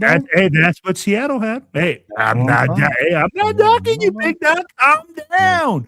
Calm down, mister. For running back, I'm going to go with Tyler Algier, to be honest with you. I'd rather, because he's cheaper, but who's a better running back? Yeah, but I want someone that's going to be used to playing the backup or the Etienne was sharing the role with what's his name over in Jacksonville. Yeah, he was a star. Yeah. Mm-hmm. Yeah. You know, I mean, I get it. I just don't want to have that issue where, all of a sudden Genty's not the guy anymore because this guy's I mean, if he's better than we don't have to worry about that. He was the number 6 overall generational pick of this team. True. Just like our quarterback's going to be the generational pick. Oh, here we go. We should be winning Super Bowl after Super Bowl. Yeah, Witherspoon's not going anywhere. He's coming up on his 5th year anyway. So Seattle has that option to keep him. Mm-hmm. Wide receiver free agent Mike Evans. Mike Evans would be good. Mike Evans would be dope. Yeah. I want a veteran, well-seasoned, consistent wide receiver to come in because our wide receiver room is way, way, way too young. I just wonder if he could stay healthy. Mm-hmm. I don't think he would have come. Why not? I just don't think he would come. Why? Is that a gay thing or something? Or fucking Jesus! All right. Oh man. Hey, you asked for it. We asked you how come. Why the first time, and you said how come the second time? Hey, I mean, what other wide receiver would you want to bring in here? I'm not saying that I would. I want Pickens. I don't want Pickens. I don't like that. But I just don't think Mike Evans would come. I think he's going to stay. I think he's going to try to work something out there. I'm sure they would. Yeah. I don't want Pickens. I don't want Pierce either. Pierce would be you're going to pay too much for Pierce. He's not a full polished wide receiver the way people think he is. Either Pickens or Pierce. Pickens is too much. $30 million a year for Pickens, bro. Mind you, Pickens could be your true number 1, but Pickens is such a head case. Yeah, exactly. You have to have him in the right headspace in order for him. He comes with 2 sets of baggage here. He comes with the big huge contract, and he comes with issues. But just look at it this way. So if we get Linderbaum, right, we're going to be around the 20 mil region for him, okay? Now you tack on roughly about 30 mil for Pickens. You're already at 50 mil just with 2 players, and you still have so many other holes to fill. You've got your own free agents that you want to bring back or not. You still got to fill out your rookie contracts. Half your salary cap's going with 2 guys. Dobbs, Romeo Dobbs wouldn't be a bad idea. Yeah, I could. But he gets hurt too, and I don't know why he gets hurt so much. You could trade that. You're gonna draft him. The Jets, have them give us Garrett Wilson and one of their first rounders this year, one of their first rounders next year. Yeah. Mhm. In the second round of this year. I would take Garrett Wilson in a hot beat. Shaheed is a special team gimmick play guy. He's not a number one wide receiver. Yo. He's like an upgraded Trey Tucker. He is not a number one wide receiver. Yeah. What Lloyd is he talking about? Oh, what about he's a head case too, though. Brandon Ayuk. Brandon Ayuk. You know what? I don't think he's a head case. You think it's just San Francisco? I think it's San Francisco. I You think he think just it's has all that power from that plant next door getting to his head, and the bright lights of Vegas are going to fix that? I'm not going to say that the bright lights of Vegas are going to fix it. What I'm going to say is, I don't think Brandon Ayuk is the head case. I think they just had a clear dislike for each other. Oh my God. Ryu, I'm going to have to all you with that one because, yeah, I know, bro. What? How do we know AOC won't succeed in this? Oh, here we go. Here we go. Yeah. Look at Jeff. Look at that. I'm not saying anything because if I say something, I'm going to be murdered. Hey, I think, you know what? Here's the thing. I'm not going to say that he can't be successful, but I'm going to tell you like this. I'm going to say it. No, we can't. Kubiak Next. has to evaluate that. Next. He's saying, I'm not saying he is. I'm just saying there is a chance. Just like so you say. There's also a chance. Well, but the Raiders are they in a position to take that chance? No. Pierce is looking to $10 to $13 million a year. No, he's not. No, he's not. He's not. He's 10 to 13 million. No, he's gonna go over 20. Yeah. Yeah. If he's going for 10 to 13 mil, that's a steal. Yeah. That's not what he's looking for, though. I don't know where you've seen that, but that's not what he's looking for. If that's what it is, we can take a risk of that. If that's what he's looking for, best believe the Raiders Indianapolis will give it to him. Yeah. Yeah. Oh, if he stays at that price, Indy will keep him. Yeah. They won't go. They'd be crazy. That's cheap for a wide receiver. Yeah. What about an offensive line? Yeah. QBs in this system have succeeded beyond their limits. Oh, yeah. I mean, look at Sam Darnold.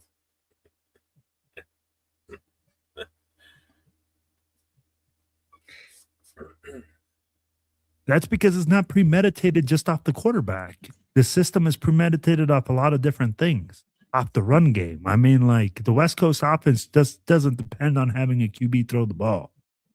The West Coast offense primarily is quick throws instead of timing. Yeah, it's quick throws and timing. That's why I don't think it's a complete West Coast offense. It's a run heavy one still, but yeah. Who brought up Ayuk? Because I don't think I did. I did. Oh, wow. Mm-hmm. No, thank you to him too.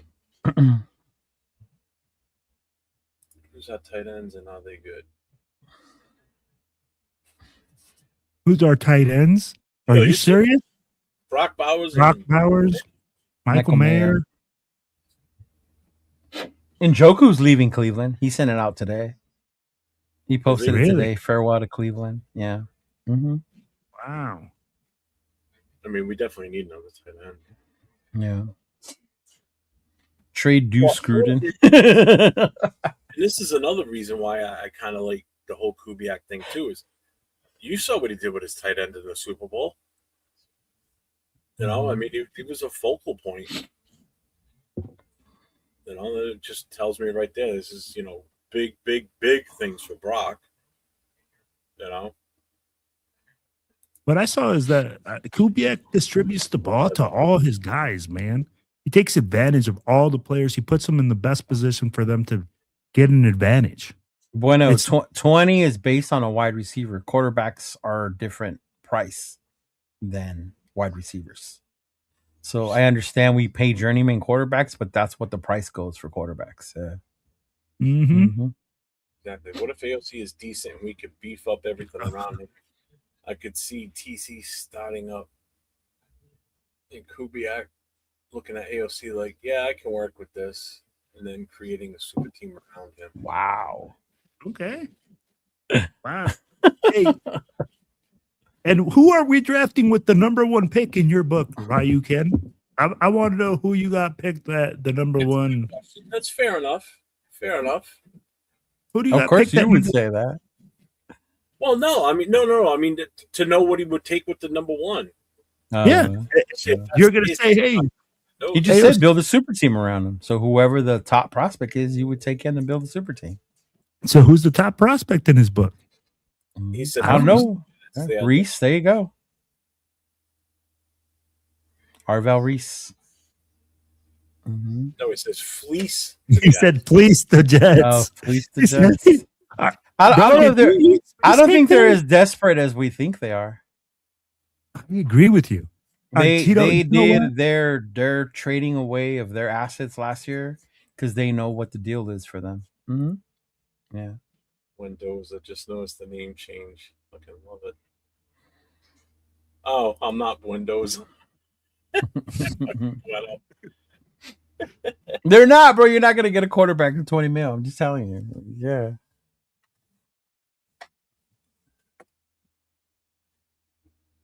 Need Josh to said beef that's up. right. Aren't interested in trading. Ja There you go. does say that. Yes, Ja does definitely Yeah. say that. Yes. yeah, no one's moving up from Mendoza because he's not worth the number one pick. Oh, Shouldn't my that Lord. worry you? I'll be like, if you're really putting all this Mendoza that nobody's trying to make a move for him, I don't think nobody is. That's just we don't know. that's true. Yeah. Yeah, I agree with that, Daros. Yeah, I'd be like, they'll probably bring him. He's going to be a gimmick player, add a little bit of punch to our special teams. But I mean, like, he's not going to be the number one wide receiver on this team. No. It still doesn't solve the problem at all. I'm so for bringing Yeah. him. Yeah. He adds a different piece, but he's not the main piece. Nope. It's- One of them says John knows when Tom Brady took a shit last night. And what kind of paper he used to wipe. And in what direction. wow. Wow, Jets don't want to trade up. Off to Charmin. Don't squeeze the Charmin. Right around my bad. Not sure who I was looking at earlier now. Estimated 20 million. Yeah, that's what I'm saying, Ryan. Yeah. Mm-hmm. Yeah. Mendoza is the second coming of Jesus Christ. Yes. He is Derek Carr reincarnated in a bigger, more humbler version, if you will. Yes. Money Chuck says, I want to move JPJ back to OC and draft OL. And free agent defensive end, Jalen Phillips, cornerback from KC, Jalen Watson, and KC safety, Brian Cook. So you don't want Tyler Lindenbach? No, because he's going to put JPJ back at center. Hmm. It makes sense because you save money that way. True. But If that works, you don't pay a bag to a center because you have one on a rookie deal. I'm worried about JPJ Jeez, bro, I'm worried about Cheeto. with his concussions and everything. And like, Huh? What was I said, that? I'm worried about JPJ with his concussions and shit, though. Oh, yeah. We were saying that yesterday. He's got to start wearing that guard cap. Well, when you guys said that, I was like, yeah, man, that's. You got to that's wear the right. guard cap. Yeah, He has to start wearing that. His ability Mm-hmm. to play his position, it's well, the big problem is if we put him back at center, then who's going to be our backup in case he goes down? Because it's inevitable; it might happen. You know, that like you guys said last night, he's going to start wearing a. Thank you, Michael. Thank you. I appreciate it.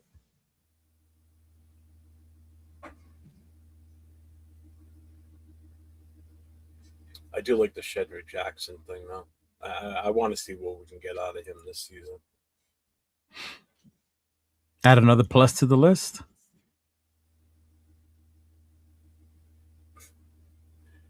wait, after the press conference. What do you say?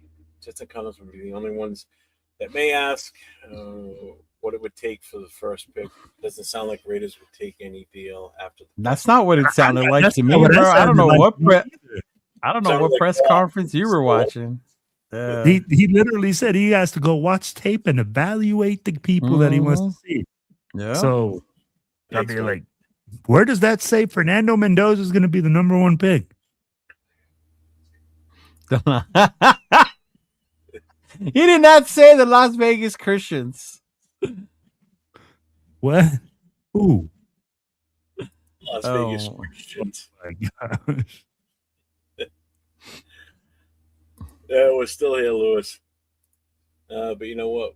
What do the Jets know? Their scouting department sucks ass. Yeah, true. They'll pay anything. I mean, do they? Because if you think about it, they drafted Sauce, who was a good player, right? Mm-hmm. They drafted Brees Hall, who was a good player. Yeah. They've had some good players. They just haven't had the right coaches there to get the right. Garrett Wilson, great fucking wide receiver. So I mean, would you say that they don't know talent? I mean, I wouldn't say the Jets don't know talent. They don't know how to get an offensive line and a quarterback. Yeah. Mm-hmm. Yeah. Although they did take Membu last year. Right. And I know Chuck used to give me shit on that. He goes, what did Membu do for the Jets? Well, when everything else around him is crap, what do you expect? You know, when you don't have a quarterback. I mean, the quarterback situation. I love how only certain players get the excuse of they're only as good as what's around them, but not the other ones. You know? Oh, you mean like a Mendoza? Anyone in general. Yeah. Like Membu's trash, but you don't think about, well, who else do they have on that line? You know? I don't think Ayuk is a head case. I don't think Ayuk is a head case at all. He might actually be a good idea because people aren't going to be willing to spend as much. The thing with Ayuk is, does he want to play? That's the thing you have to figure out with him. It sounds like he just doesn't want to play anymore. He's done playing. Yeah. Mm-hmm. Oh, it was a beautiful thing, Neil. Sunday night, absolutely beautiful. And he knows he used to live up here with me in New England, so he knows how much we all hate the Patriots and how he hates them too. Considering where Kubiak came from, I would be surprised if they got a vet instead of going for a rookie QB. Mm-hmm. I mean, for all we know, he might want Mac Jones. What was the injury that he had, Red Zone? What happened to Ayuk? Yeah.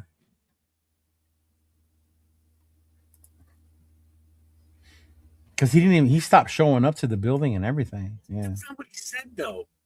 God, right. Did you even he didn't say any of that. He didn't say any of that. Talking about Mendoza and watching film on him sounds like he said he only saw the national championship game. He still has to watch more of the film. He only watched that game.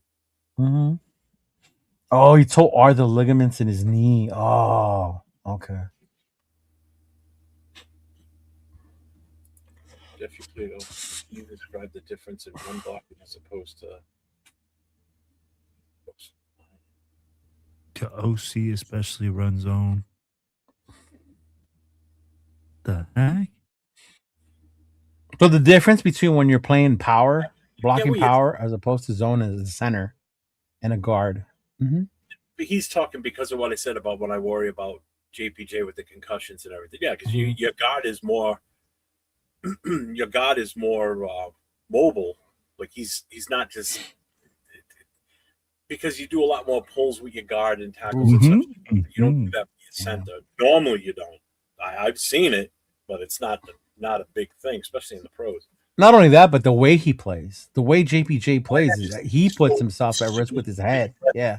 Yeah. Mm-hmm. I mean, it's going to happen if you play center or guard because that's just his style. Mm-hmm. You know, that's why I said I worry about him with the concussion issues. Yeah. It's not because he's playing center over guard or guard over center. It's just he's so aggressive. You know, he'll over pursue somebody to get a hit because that's just the way he is. You know. Yeah. So I can talk to it about like this, and I think what I can see what he's talking about. When you talk about zone blocking scheme, you're going on tracks. You're working in pairs. You're not going and getting all this force. When you're running power and you got a guard pulling, he has to have his head on a swivel because the guard pulling has more collision because he's pulling. He's running towards that hole and gaining force into that hole. when you're going into a zone blocking scheme, they're not creating as much force with those guys because they're on tracks and they're working in pairs. I can tell you that much when it comes to blocking. When offensive linemen have force, and the impact on the offensive lineman will be less, especially when it comes to zone blocking scheme compared to power. Yeah. JPJ plays like in the 70s and still wearing a helmet from the 70s, as if he was, you know what I mean? Because I used to play with a guy that his helmet that he wore was probably about 20 years outdated when we were playing, and it had just a couple of the pads up in the skull area, and then his face mask was basically just 2 bars and one up the middle, so it was just the 4 squares. I mean, the helmet was so beat up and smashed up that how this guy even was still out. Every game he would split this right here. Every single game he would split right above the bridge of his nose from that helmet. Every goddamn game. It would heal, comes next game, bang, split wide open. Mm-hmm. But do you think it's because he leads with his head? I'd be like, you know how some offensive linemen will lead with their head and then like with their body, and sometimes their hands don't get there first? Well, I think that he's also getting so much head-to-head collisions? Well, I mean, you're going to have that when you're up at the line, especially if you're doing run blocking. You're going to have those head taps easily. But when you're pulling, if you don't have, like you just said, if you don't have your head on a swivel, you could get blindsided very easily. Well, it happens all the time. And it's a matter of how you land after that, what the collision is, if it's a shoulder hit, or if it could easily be just because you're out of position or the defender's out of position. Could be your own guy that does it to you, and you hit helmets. I mean, it happens. I think there's more chance with him playing guard, yes. But it's tough. I mean, I feel for the kid, and I just don't want to see this kid's career get cut short. And I think at this point, the best option for him is to actually wear a skull cap. I think he's going to have to, or whatever they call I that. agree. On the helmets. I mean, I don't even know how much data they got back on that and how many concussions it's preventing, or if that's even something they can measure. I don't think I think it's not data that they can measure, but at the same time, I'm like, if it's a preventative measure that you can take to try to keep this kid as long as or a long time on the field, it's perfect. Like social media, Brandon Ayuk tore his ACL, MCL.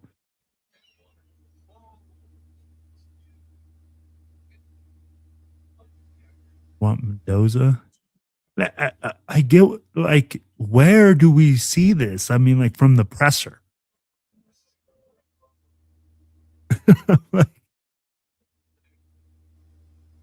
So, Jeff, I mean, like, do you feel like at any time? Yeah, I didn't see them say anything. I mean, they asked him a specific question on Mendoza, and his answer was, "I saw the championship game, and that was it." Which, like we saw, watch more. We're not surprised because, I mean, he's coaching an NFL team, and he's got limited time to even spend time with his own family, let alone watch tape from a college kid right now. From here on out now, he needs to evaluate all that stuff for sure, or take the reports from the scouts and, do what he's got to do with it to make an informed decision. That's why your scouting teams are so important, especially to a new head coach. Agreed. Because you didn't have the time prior to do these, these film watch sessions. It'd be different if he was the head coach of the Raiders already, because, if he was already here months ago or last season and this is his second year, he's constantly going to be getting info on, hey, this is the guy we're kind of looking at. Watch this. Tell me what you think. Mm-hmm. You do that in a few minutes, bang something out. But no, people see what they want to see, man. At that point, yeah. If that's what you got out of the presser, then yeah. Mm-hmm. Yeah, I don't get it. Yeah. Mm-hmm. So they should bring back rugs. Oh man.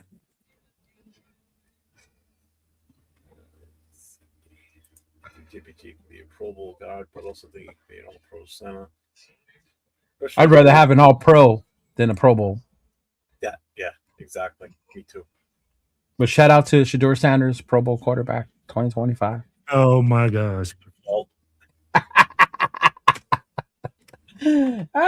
Say what you want, but you cannot take that out of the record books.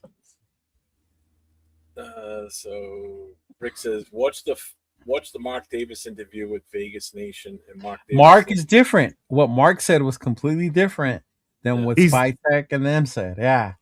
Can he be the owner now and just enjoy being the owner? And that was such an owner comment to make, because afterwards he said it's not up to me though. Yeah. Because the GM is the one who makes the decision. And he's finally taking a step back, saying, "Hey, Spytech, run the show, do what you got to do. I'm going to be in the back." Look, that's why he wasn't at the press conference. He didn't want all eyes on him. He literally had Spytech there. Hey, that's the leader of the freaking. Actually, 805 of them posted that video during their show earlier in the day. Yeah. Yeah, where he was asked questions at the press conference before it started. They were talking to him because he sat out. He sat out in the crowd. He wasn't up at the up on the front table, which I think that was the other nice thing that they did with him today too. Is let them have the spotlight. I'll stay over here with my shitty haircut. Bro, that's exactly what he needs to do. And guess what? Let him be an owner. Let him say. Everybody goes like, "Oh well, he said this now." Let him just enjoy Max the said moment. it perfectly. People are going to hear what they want, no matter what I say. True. Whether he says something or not, people are going to say something for him. He said it. Yeah. He came out on Callum Coward and whatever. Said, "Hey man, no matter what." But guess what? We're still talking about, Max is going to get traded. Well, and it's an every year thing. Leo, you welcome to Raider Nation. He's eating tacos. Game after this? Do I got what? A soccer game after this? A soccer game after this? Orange slices. So excuse me, would you rather me eat a ham hock and a piece of chicharron right now? It's 10 o'clock at night. Excuse me for eating fruit, bro. Fruit? What the fuck is fruit? Fuck that shit. Hey, you go get you some chicharron and you go get you your caldito, bro, and you freaking enjoy. Man. I got a donut in here for when we're done. Oh my gosh. Fucking Jeff. He's like, I got my Dunkin' ready to go. And if I'm still hungry, I still got Fritos. I got crackers. It's my snack update. I know Bueno looks forward to these. Oh yeah, then I got a Cliff Bar. I'm good. And he's in the noodle. What do you got to work out afterwards? You got to get your protein on? And then if I'm really still hungry, I got drumsticks, ice creams in the freezer in the garage. So. But I eat orange. I have a soccer game after. What the fuck?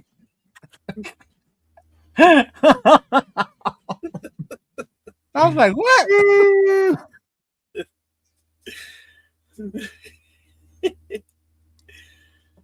Just props for Mark for stepping back and actually giving the reins to Spy and let GM lead. Absolutely, that was a nice thing to watch today because of that too. No, and we said it, man. I mean, like that's a big step for us as an organization. Hey, we're finally having structure. We know who everybody's going to answer to. We know, and you know what? Spytech come out and said it. He's like, "Hey, I'm going to come out and talk to the press this year. I might not talk to them as much as you guys want me to, but he's going to come out and talk to the press this year."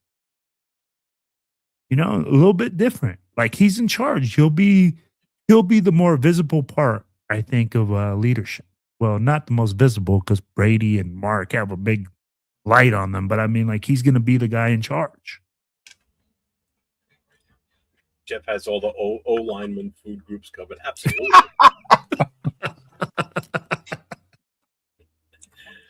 Have you guys seen when they do like behind the scenes with the team? And then like all the food and the snacks they get like throughout the day? Well, Jesus Christ. But they burn a lot of calories, so I understand. Yeah. Mm-hmm. That's why the carbs is a huge thing. Like like pasta and everything. Mm-hmm. I don't think the Raiders will get what they want in return for Max I don't think the Raiders will get what they want in return for Max according to Glazer. More than Micah deal is a high ask, but if a team does make that kind of offer, we may lose. Oh, fuck yeah. If a team makes the same offer that we got for that they got for Micah, or better, You have to consider it. see you later. Hey, look, I love Max Crosby. He's 29 years old. With that same logic, why is it a big thing when we say the same thing about Mendoza? Because because people are. It's okay if we get a haul for Max, but we say get the same thing for Mendoza, and they're like, "Oh no, you guys are crazy." And Max is already on the team. Max is already a proven commodity, right? But I mean, again, let's face it. Max is not the future of this team. I'm sorry. I know people don't want to hear it, but he's not in the future for this team. Plain and simple. He's going to play out that contract, and we're either going to not re-sign him, or this has to be a complete youth movement. Is what this needs to be. If we're doing a complete teardown, because that's exactly where this is heading, then that's what we got to do. Sorry. Jeff, you in person? No, Jay and I went live. Me and Jay, Just Raiders, baby, were live during the press conference today.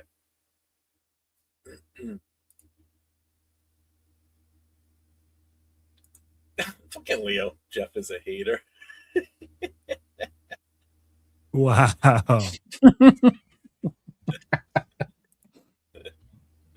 I heard Kubiak say that Max is a part of it, so I don't know what you're talking about.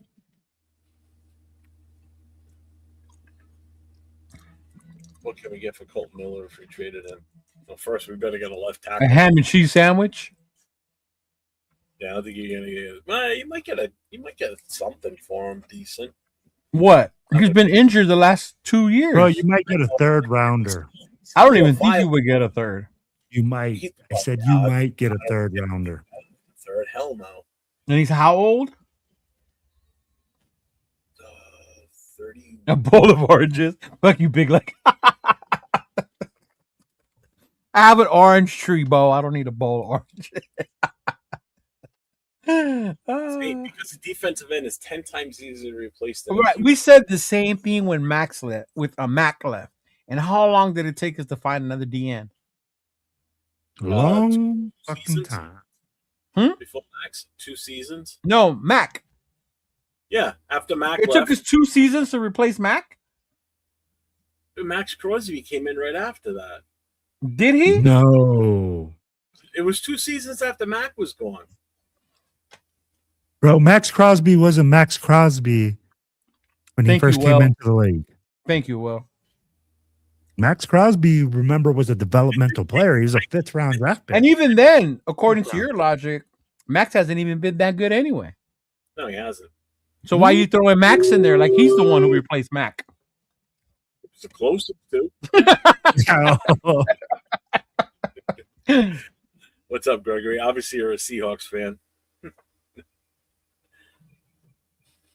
If you are a Seahawks fan, congratulations. Congratulations. Thank you for beating the Patriots, because I hate Hey, and tell Kubiak once that parade's over to get his ass back to Las Vegas, please. Yeah, bring those coaches with them, too. Oh, yeah, those guys, too. Yeah. They all be on the same team coming back. Mhm. Franchise QB position is more important. It's proven that Max can't win the game alone, but a good enough QB can. It kills me to I don't say know. it. Whoa, He whoa, won that whoa. game I mean, against like, Denver.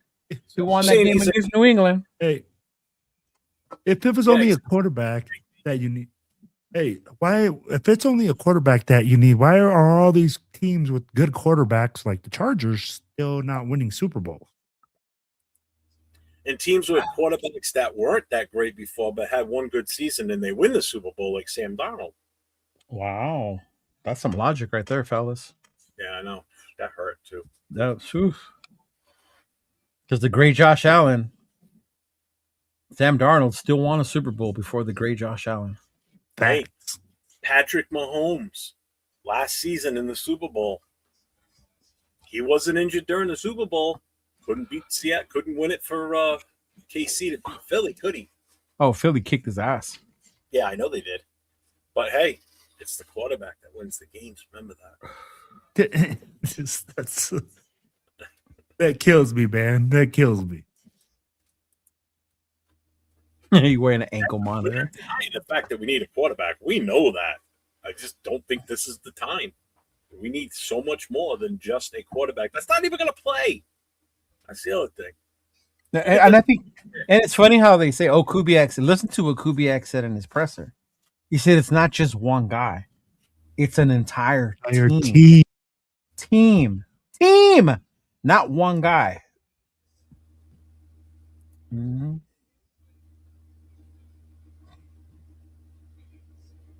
Let's see, 2018 was without Mac, then 2019 Crosby came. See, I told you. But he wasn't Was the it Crosby Max we know Crosby? now, then, bro. What year did he have his 14 sacks? His second year in the season? Third year when Ngakwe was there. No. Mm-hmm. Yes. No. It took Ngakwe to be there for him to finally come out the way he did. Nope, you're lying. Okay. And everybody was saying that Ngakwe was a bum and a bust like signing because he didn't have a good season because he was getting a lot. Oh man, I would have rather have kept Ngakwe than fucking Chandler Jones's bitch ass. Oh my god. All right. So 2019, he had 10 sacks his rookie year in 2019. Mm-hmm. So yeah, and he was defensive rookie of the year and an All Pro. So was Khalil Mack. He was also defensive player of the year at two positions. Then he had 14 and a half. Then he dropped down to 7.5, and then he just had 10. Yeah. So he had 10 in his rookie year. So I would say that's a pretty good impact for a rookie. Yeah. And he was a 4th-round pick, too. He wasn't even a 1st-round pick. Mm-hmm. Yeah. Who had a bigger impact their rookie year? Oh, probably. Well, you would expect it. It was Mac, but he was a number 1 pick. This kid comes in as a rookie wait. and has that kind of year. But Mac also came from Buffalo. If you remember, that was the big knock on Mac, that he was coming from a small school, that he had never played at a high-end competition. And he came in and absolutely fucking dominated fucking guys. And it's like Leo said, he was all pro at 2 spots, never done before, defensive end and outside linebacker. Yeah, man. I'll be like, this is unheard of. I love Max Crosby, but when you're comparing both rookie seasons, Mac was insane. Absolute, like the numbers and just the things that he did and just the awards that he defensive player of the year. Two all pro at 2 different spots. That's insane. But you're going to look at the 2 players. They're 2 different styles of players too. Max is not, doesn't have the physical attributes that Mac had. Because Mac is just, he's bigger, he's stronger. He's Max a fucking man. Yeah, Max has the speed, the arms. So then players like Khalil Mack are not easy to replace. Correct. That was the whole argument from the get-go. But I think Max is easier to replace than Khalil Mack was. I think Max, you can replace him a lot faster. The entire narrative is creative out of there immediately. I don't know. Herbert, man, if Herbert sucks, I would not have mind having Herbert as our quarterback during those last fucking years. Still a bad team.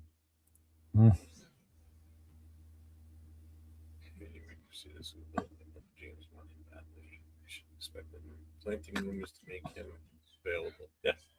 See ya.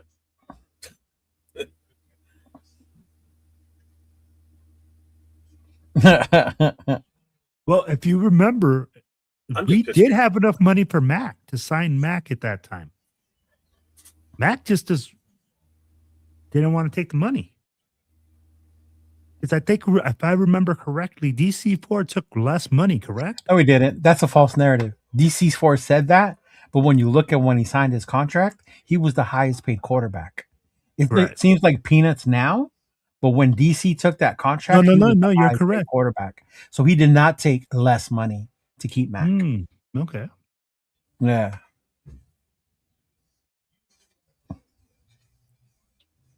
I would rather have lost him and kept Mac. Well, that's already 10 years in the making. Derek, when we could have, and instead of just getting nothing for him. Because we could have gotten something for him. Just we would have recouped a little bit. Instead, we got rid of him for nothing, and we brought in Jimmy Garoppolo. Smart move. No, they got caught with their pants down, bro. They really thought Tom Brady was going to come in here and be the quarterback that year. Still could have traded him away.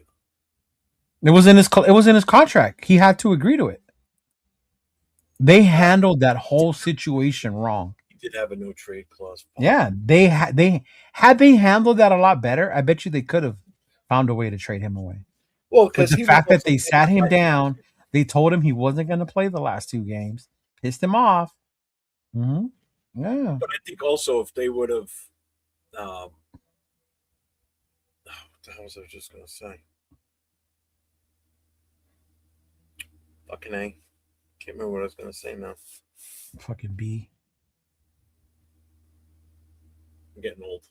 Fucking C. Turn your hat forward so your brain turns on.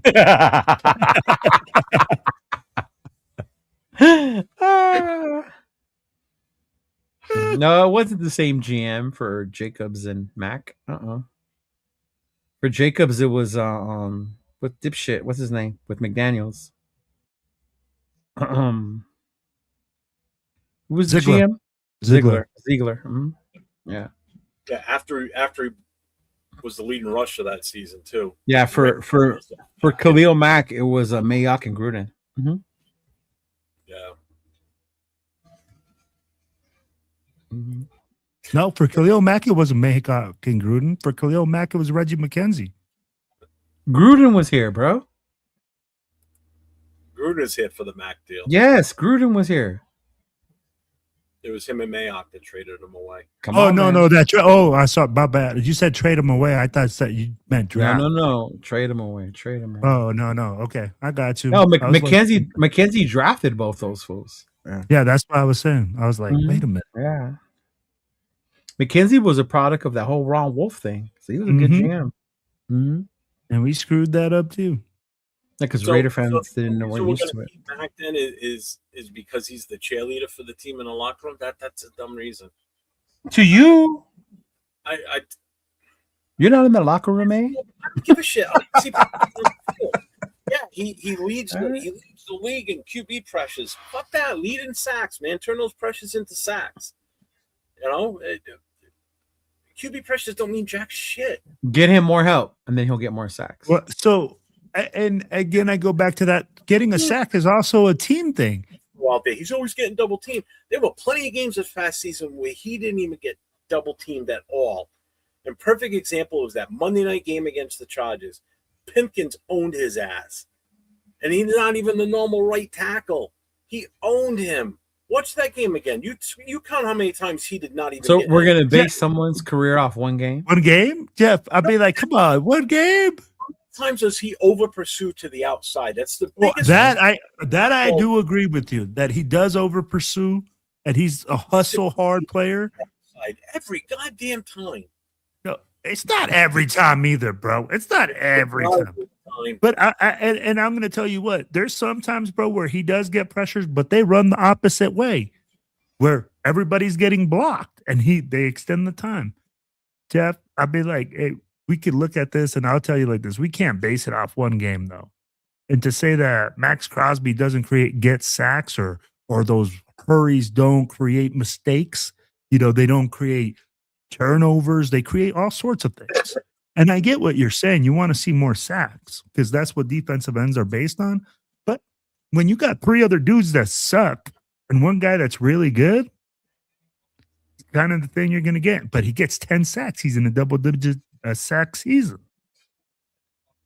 So he's still doing a decent job. Yeah. How did he? Never mind. How long?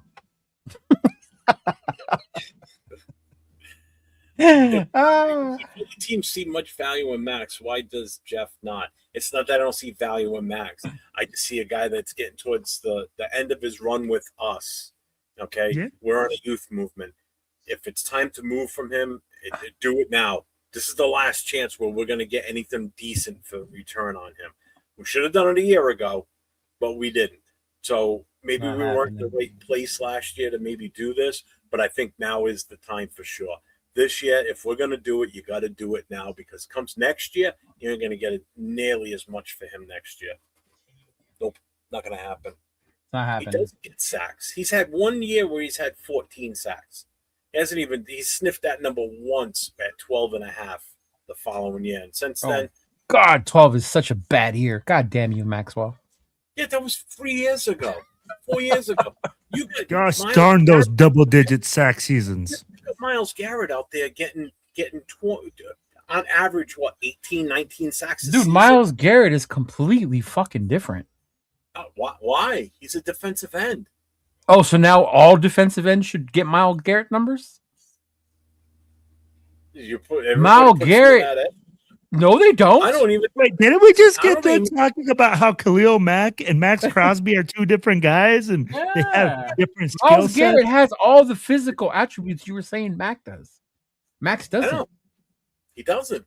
Miles Garrett was the number 1 overall pick.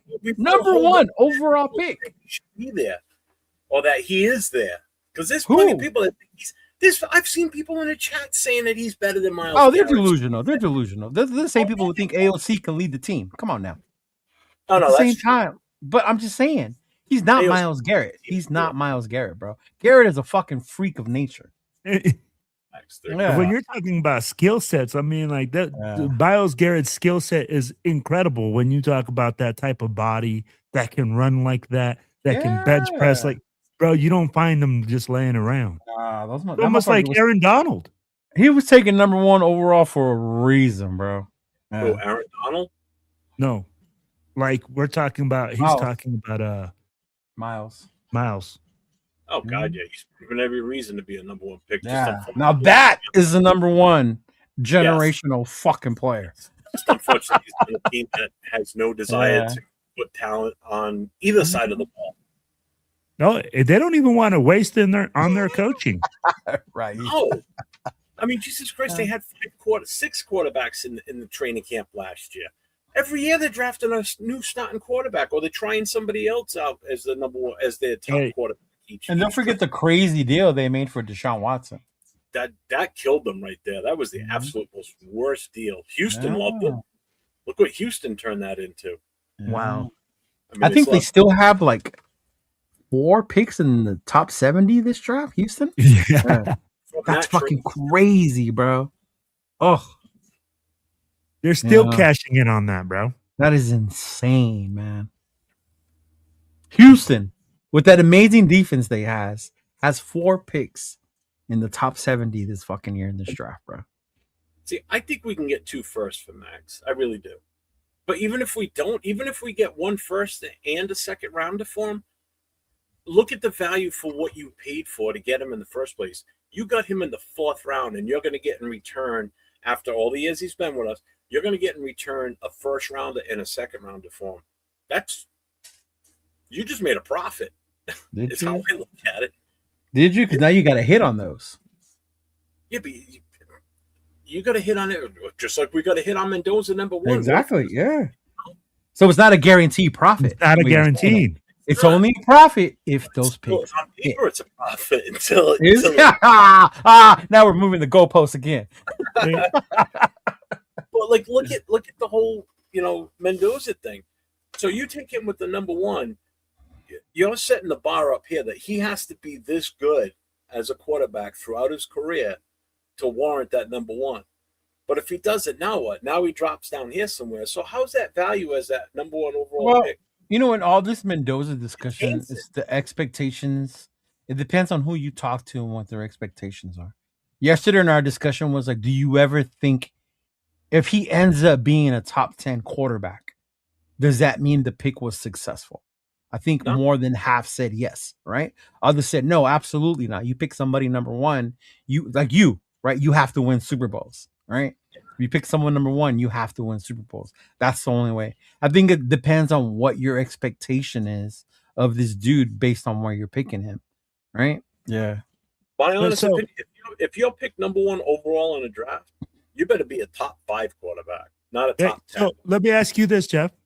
If if he ends up having a career, okay, with the Raiders like Joe Flacco, Like does who? he like Joe Flacco? One Joe Super Bowl Flacco. win. A Super Bowl win with his team. Great numbers. Great numbers. I mean, like a playoff contender, always in the.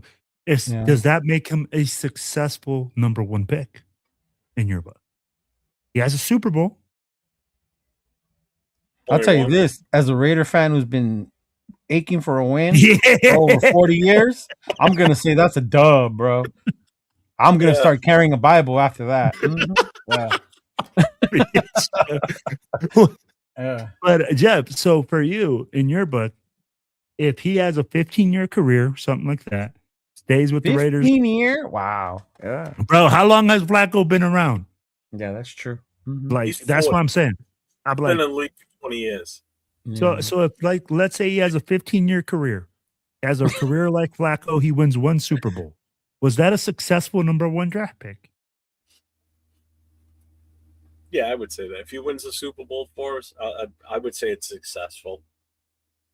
Okay. No, honestly, bro, it's been so bad lately. And I think I said this in 805 in Chris's chat, that if he wins a playoff game for us, we should just build him a statue on Fremont. Because that's just how bad shit has been lately. All right. Like he would have surpassed the golden child, Derek Carr, because he won a playoff game. Yeah. Oh man.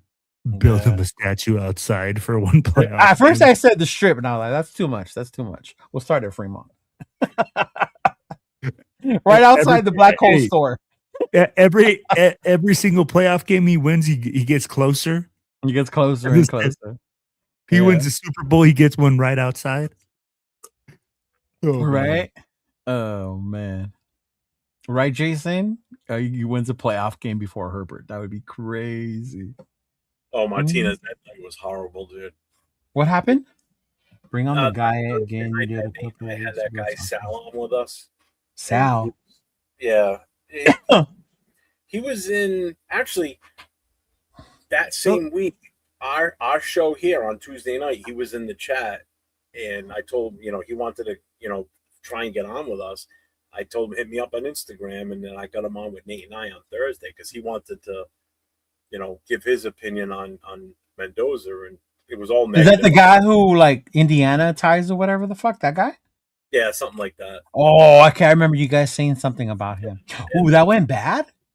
Dude, the chat got nasty. Like, really nasty. Did it? Yeah. What? It made us feel like we were Frankenstein in the castle, and the chat was the village people coming after us with pitchforks. Wow. Yeah. It was pretty brutal. That's crazy. So what? Why did what did he say? Why did it get so bad? What was going on? He was saying all the negatives about Mendoza, and of course, what were they? What can you remember the main ones were? Oh, about the whole RPO thing, and he doesn't have that. Rich Gannon shared the same thing, by the way, today, just so y'all know. He doesn't have that vision of further down the field. Everything he does is short based. Everything's in shotgun. Nothing's under center. Yeah. All facts. How the running game carried its ass throughout the entire season. Just basically everything that I've heard everybody else say, that was the negatives on him or the cons. He was saying the same thing, but the chat just went ballistic on him. I see them right now. They're saying grab the pitchforks. The sense was not made. He wanted Lamar Jackson. And I've seen Jesus. And I've seen 805 in his show say the same thing, but nobody fires off at him like they were with this guy. And I think it's the respect thing because 805's been respect for 805. Yeah. But he was saying the same thing 805 says. And these guys were, if they were in the same room with him, I think everybody would have been choking him out. Okay. Man, y'all go watch Rich Gannon when he was interviewed. He said the same thing about Mendoza. He said these quarterbacks are not ready, and then they specifically asked him about Mendoza. He said the RPO thing worries him, right? The fact that he doesn't do more than 2 reads is something he needs to work on, right? He says he definitely has the smarts and the arm strength, but he's not ready the way people think. It would take work and a team around him. And that's all he said. Nothing like the same way. Yeah. Bro, we brought this up. What does What? Rich Gannon know about playing quarterback? Seriously, I have, what is bro, his- right? I don't Fucking trust hater. him. Rich Gannon is a hater. Where's my hashtag? Hey, Jeff, didn't we bring that up like 2 weeks ago? Talking Right. about how the RPO system only gives them certain reads, how Miami was baiting him into throws, how they knew how to manipulate the system in order for them to get what they wanted. Yeah. And again, people will be like, "Oh no, the RPO means no." 805 You is don't. cool. You want to know what's funny is most people don't understand what RPO really means and what the reads are in an RPO. Yeah, see? I had to dial it down towards the end because he looked like he wanted to cry. Damn. I didn't know it went that bad that day. I was driving all night, so I didn't get a chance to watch it. Yes. Oh, man. I didn't either. I'm gonna have to go back and rewatch that one. Mm-hmm. Big difference between the needs. Between needs to work versus can't do something. Someone unblocked my comment. Nobody blocked your comment, Big Dog. Which one? Who said that? Big Luck? Someone unblocked my comment. What was your comment? That's why Car is coming Let's back. skip Oh, over. God. That has been coming more and more each week, man. What, anti-Mendoza Club? No, the Derek Carr talk. Mhm. Big luck. That's the last comment I see from you. Yeah. I don't know if you didn't block anything. I was 5'10", 192, ran a 4.3 40, 408 shuffle, 30 vehicle. Okay, why is Frenchie John Paul saying that? Is there a point? What does he mean?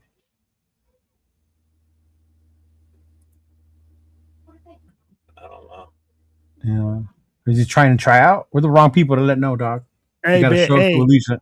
I go down to Allegiant. They haven't open tryouts from what I heard that we were so bad. 5'10" and 192, he ran a 4.3. He's already faster and bigger than Genty. Yeah. I'm like, hey, Raiders are looking. Yeah. Oh, I don't have a mod to review. Yeah, they have a mod. Maybe there's nobody in there.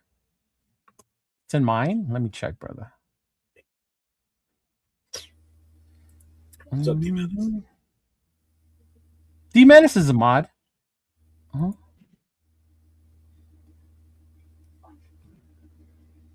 But it need to be reviewed. Yeah, that's weird. Because they are all chokers. Cheeto, you lying, eating oranges. Mendoza hating self. That one? Uh-huh. Max gets no sacks. Max is a freak. Anti-Mendoza club. Yeah, I don't see one that's blocked, bruh.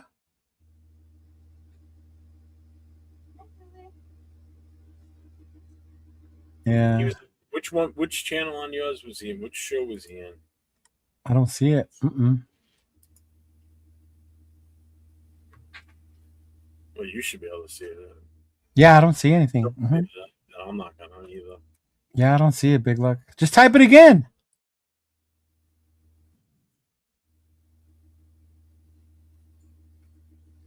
Yeah. Yeah, I don't see it either.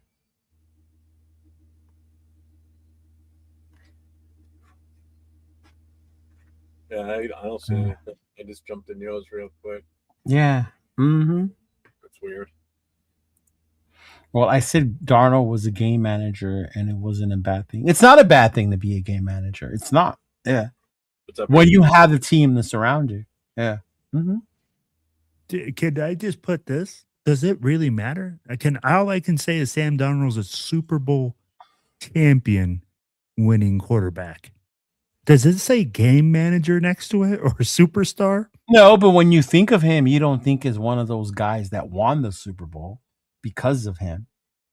Like you think Trent Dilfer is the Super Bowl winning quarterback, but when you look at that Ravens team, you don't think. And you can say it's because of the team. Yeah. Yeah. It's always going to be because of the team. Though. Not always. The Niners, Joe Montana owned those. When he beat the Broncos, Montana Jerry lit up Rice? the Broncos. Yeah, but he lit up the Broncos. Yeah. I got you, but you had other players also, like Jerry Rice. Are you going to say that Joe Montana managed that game? No. All right, then. Okay. Talking about a guy that during the Super Bowl, during that drive for the touchdown, he's in the huddle over there telling everyone. Exactly. Hey, look, John Candy's in the stands. You tell me that's not boys. Yeah, That's not bro. poise in the presence of great Yeah, stress. when I heard that story, I was like, "That's Joel fucking Montana, Yeah. bro." That's an amazing feat right Which, there. by the way, I'm not a 49er fan, but if you watch the AMC documentary on the rise of the 49ers, it's fucking great. Jeez. You can watch it on YouTube if you don't have AMC. Yeah. Mm-hmm. I mean, based on Super Bowl wins, yeah, Sam Donald is better than Dan Marino. No, he's not better than Don Marino, dog. Come No. on, man. When Marino does Yeah. it, Marino did it once, and that was it. Never went back. Yeah. That's the downside you think about this, too. When people say, Like said, I'm never watching that, Cheeto. It's just out of pure love for the game, bro. To understand where the West Coast offense came from. Bill Walsh, man. Yeah, bro. Nah, don't let him lie to you, bro. This dude's undercover right now. It reminded me when I was a Niner fan as a kid because that was the team that I liked. Yeah. Mm-hmm.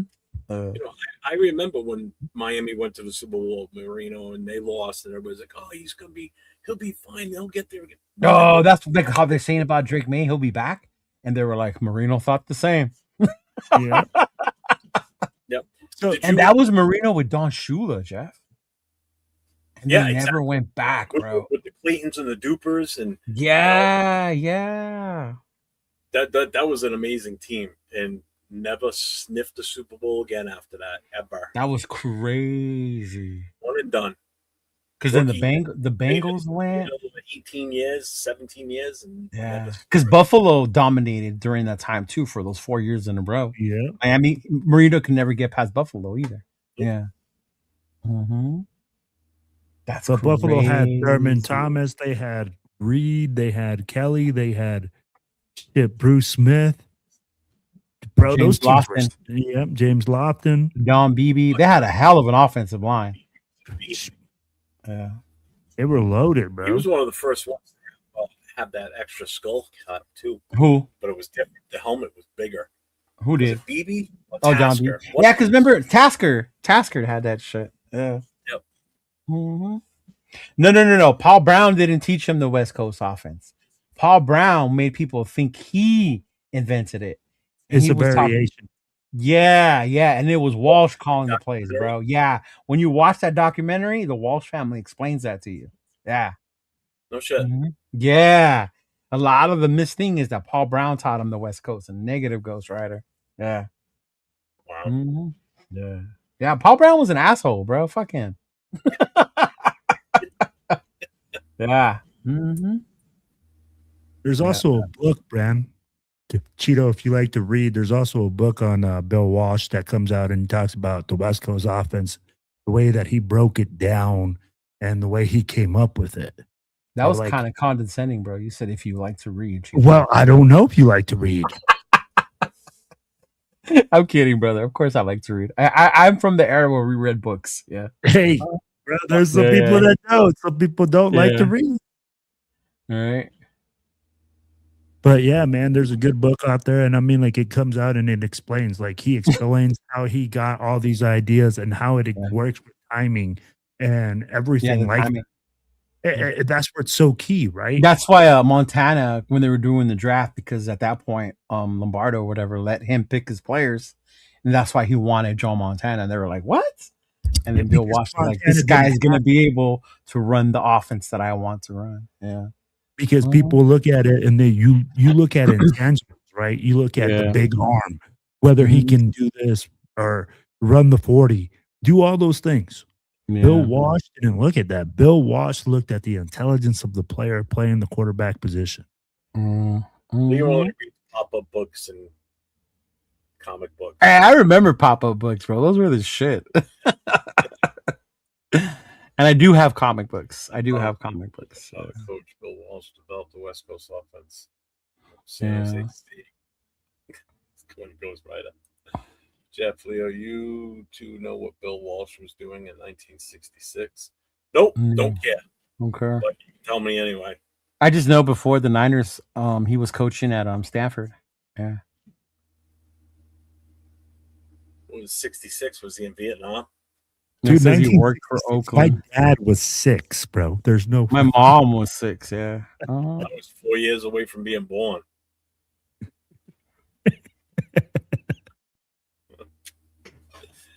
Shit, my parents were still. They were seniors in high school. Yeah. I think he meant because he was around Al Davis. Yeah. Yep. So then why the hell did Al Davis let that dude get out the building? He could have been the successor to Tom Flores, goddammit. Yeah. Mm-hmm. A little late, but just like when you three say things we don't agree with, but we don't fire on you because we know you're diehard Raider fans and we got love for you all. Like Leo's ass talking about respect to Donkeys fans. I didn't say to the fans. I said the team and how they made it to the championship game. Like, that is no easy feat. Yeah. I didn't say respect the fans, bro. Fuck those fans. Yeah. They invented Bill Walsh. Shit's full circle. Mm. Oh, he was the running back coach? Hmm. Yeah. Learned something new. Right? We're at 3 hours and 24 minutes. You guys ready to go? I was ready to go an hour ago. This man's been yawning since like 30 minutes into the show. I know the orange woke me up. You guys should eat an orange now. Oh my. We gotta go. We gotta go get ready for our soccer game. He brought orange slices for everyone. I was like, what the fuck is he talking? He really caught me off guard with that one. I was like, what? Getting in the minivan. Let's go. Soccer. Oh, my Lord. Practice. If you're always trading your best players the moment you can get the most for them in draft capital, then your focus is not winning. Your focus is trading in the draft market. Which No. is Hey, no. no. Hey, what did Belichick? not Belichick? It was the guy that coached with Belichick, the guy that won it with the Giants.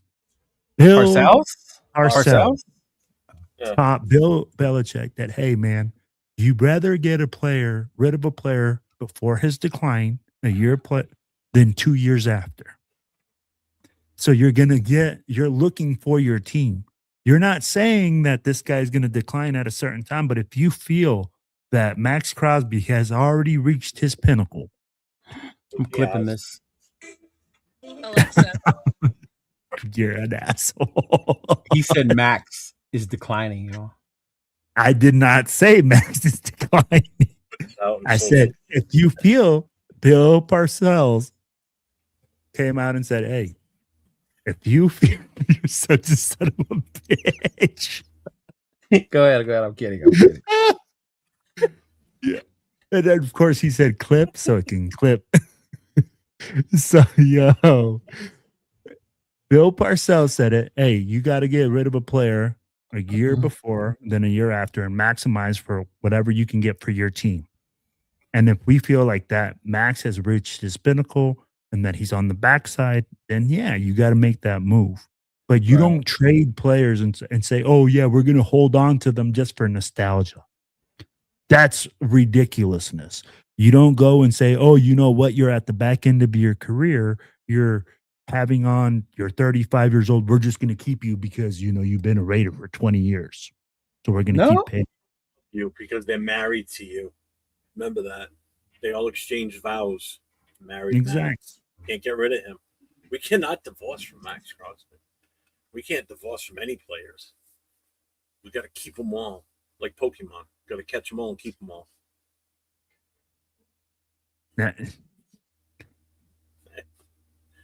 But I agree. That's why this is the best chance. And here's the other thing, too. It's not that we're looking off. You got to look at what's going on right now. You got a brand new head coach. You've got the number 1 overall pick. You've got so much that we need to do. And we're not going to be winning anytime soon. So we're not doing him. If everybody loves Max like they do, we're not doing him any great justice, keeping him hanging around for a year or two of bad win-losses until we become good. That's why I say he's not in the future planning for this team. Let's face it, he's not. He's got 2 years left on that contract. Do you think in 3 years when it's time for him to, renew it for the 2029 season that he's going to be a 2028 season? That he's going to get the same type of money and he's going to be ready. I don't know. Just get something now. He's going to be gone.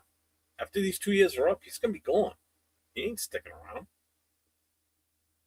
It's not Max bashing. It's building the team. So shut up, Jack.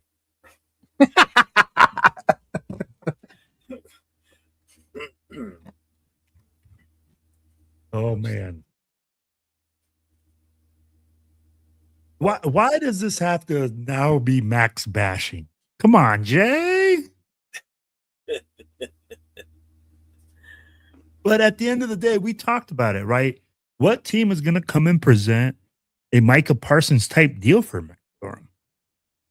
I mean, like when we're talking a Micah Parsons type deal, we're talking 2 number ones and a Pro Bowl player. That's a serious move we have to consider, especially with as many holes as we have. But it's like Cheeto said, just because we get 2 first-round draft picks doesn't mean, oh, everything is solved. We have to hit. We have to hit on those 2 first-round draft picks. But we got to hit on that number 1 now. Wow, now we're anti-Mendoza. Oh, we had been from the beginning, remember? Yeah, we're the AM squared show. Yeah. And Cheeto's the anti-Christ.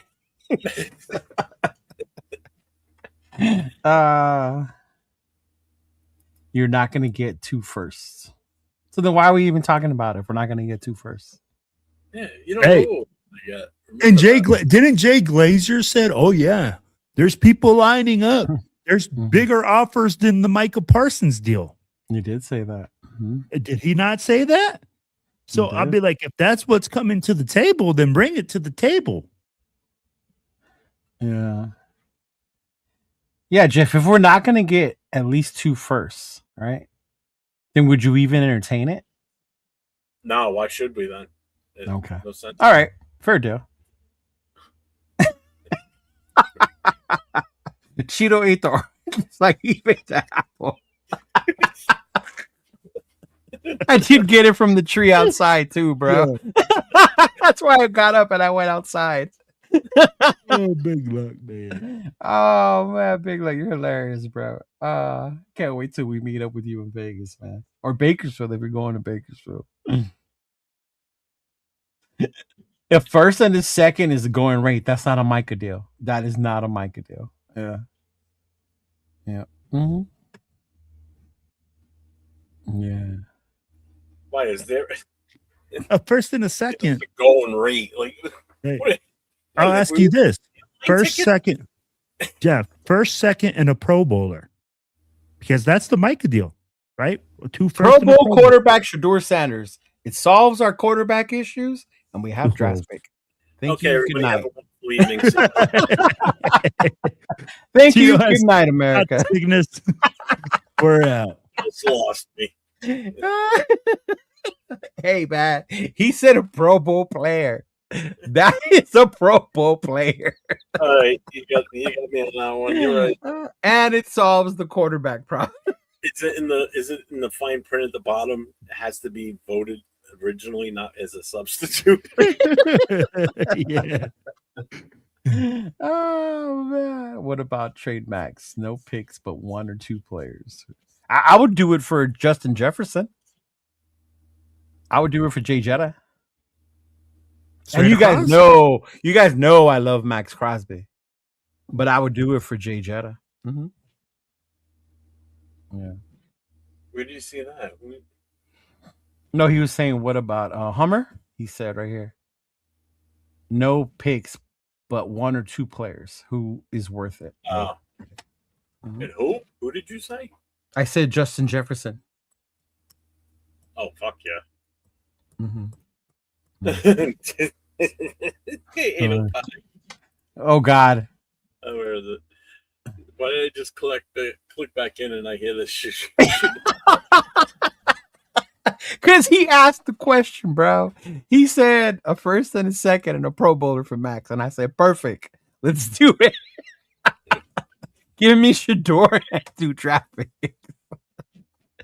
I'll trade Max for a 40 ounce and some stamps. Damn. Damn. And see, and I don't necessarily. I mean, I agree with him obviously wanting to trade him, but however, it's got to be his decision to leave. I don't think it should be. In all honesty, he has no say.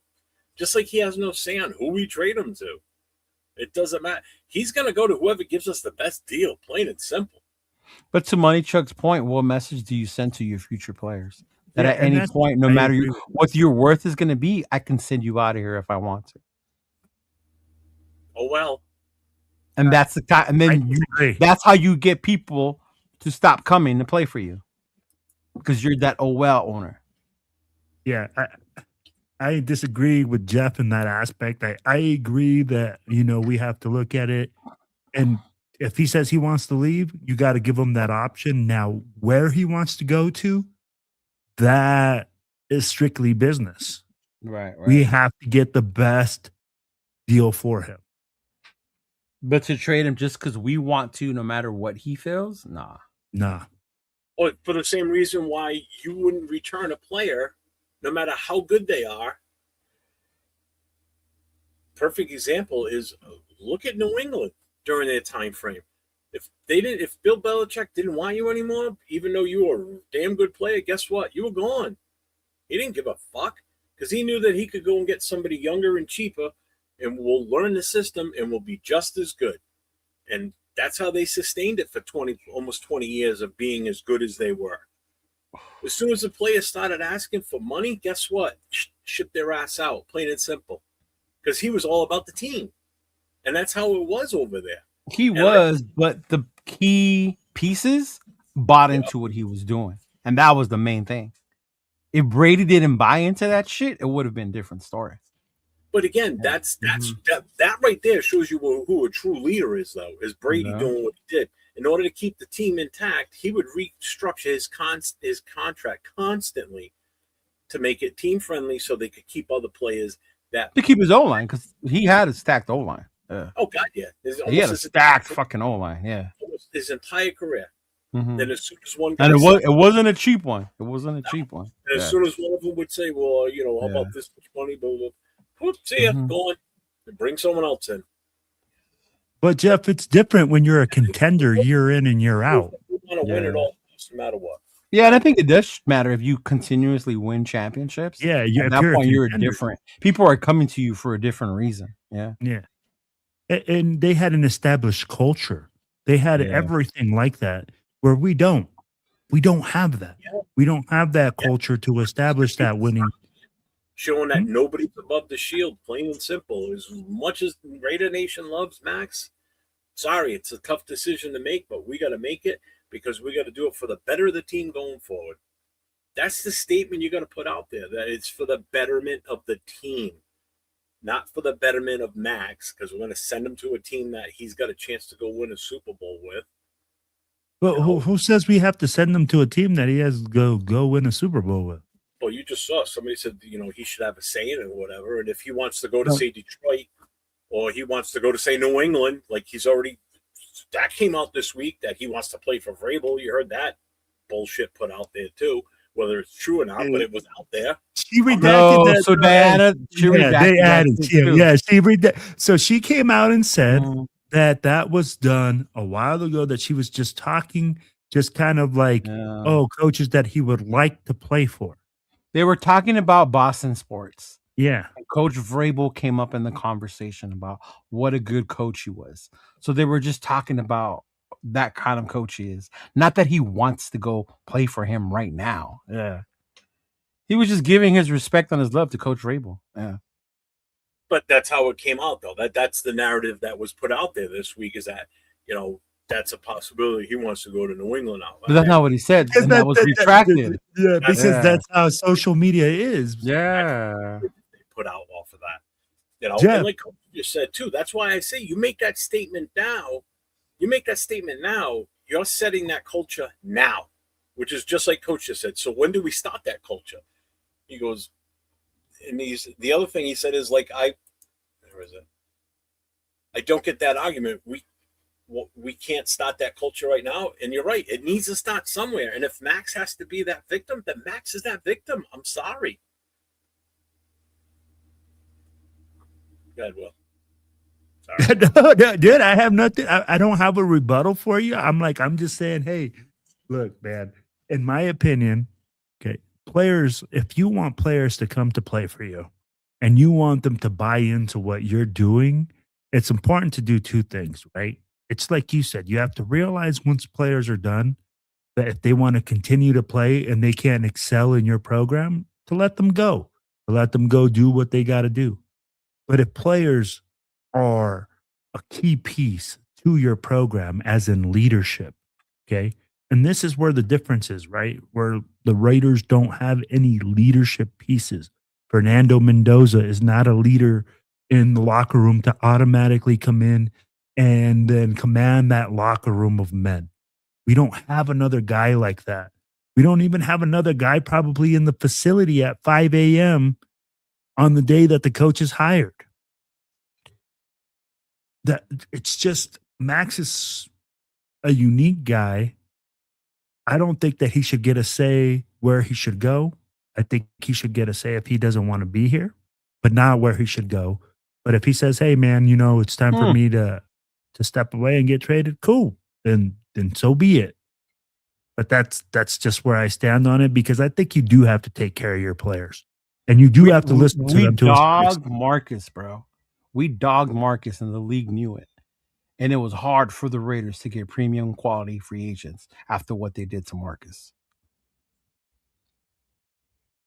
So you have to evaluate those things, and you have to say, hey, really, Max has done a lot, yes. But for me, when people say, oh, we have to send them to a contender and we have to send them here, no, that doesn't make any sense. You hate that shit.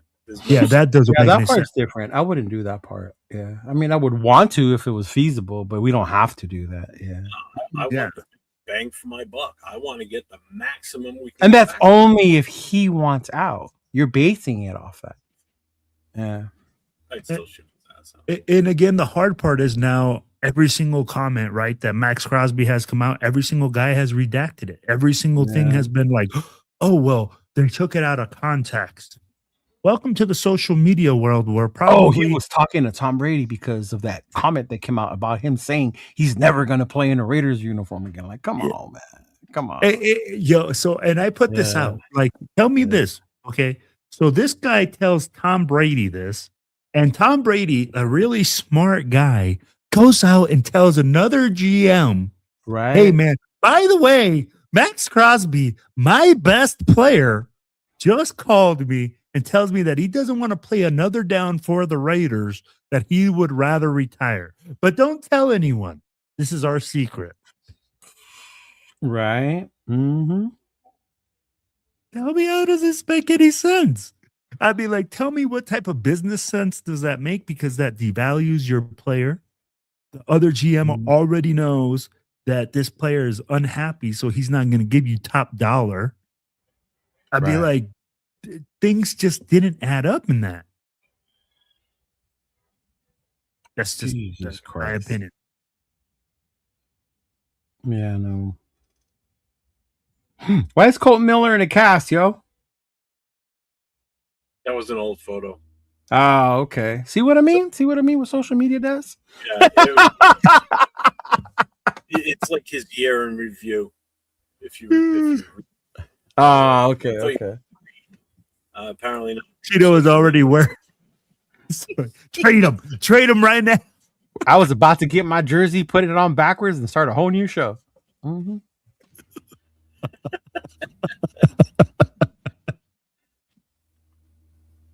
And Marcus, Mark Davis. Yeah. That's why I said in the beginning, shout out to Mark Davis for repairing that relationship, man. Yeah. Mm-hmm. That hurt me as an LA Raider fan, bro. Like not seeing Marcus Allen. Like, it took a while for me to forgive him. Yeah.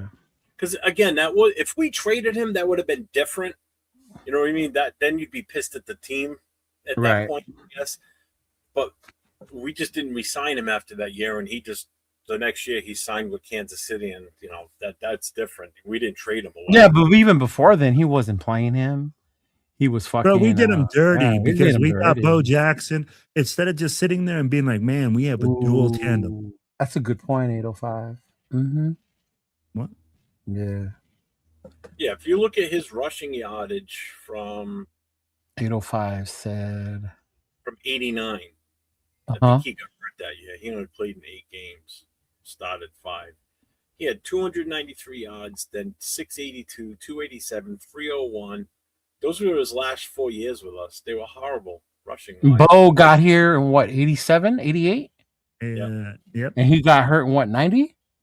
Mm-hmm. 91, I think. He played in 8 games, started 5. Who? Marcus Allen. He got hurt in 89. Oh, okay. No, but how long was Bo here? Because remember, he took a back seat to Bo. I think 91 was his last year for Bo.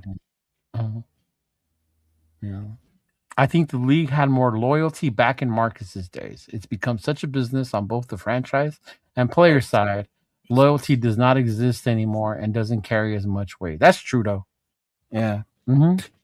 From 87 to 90, they shared the backfield together. 90? It was 90, right? Yeah. 87 to 90. Yep. Yeah. Okay. Yeah. Oh, that was so sad, bro. I remember that game, bro. Oh my God. That was horrible. And then when you see what happened afterwards, that they were so dumb that they were trying to get him to play on it the following week, bro. And it made it even worse. Yeah. Oh, that's crazy. Well, I think the other thing that's amazing is that just goes to show you how fucking strong that guy was, too. Oh, yeah. He pulled his own hip out of his own joint. Granted, the other guy was holding on to the other leg, but I mean, that's just how strong he was.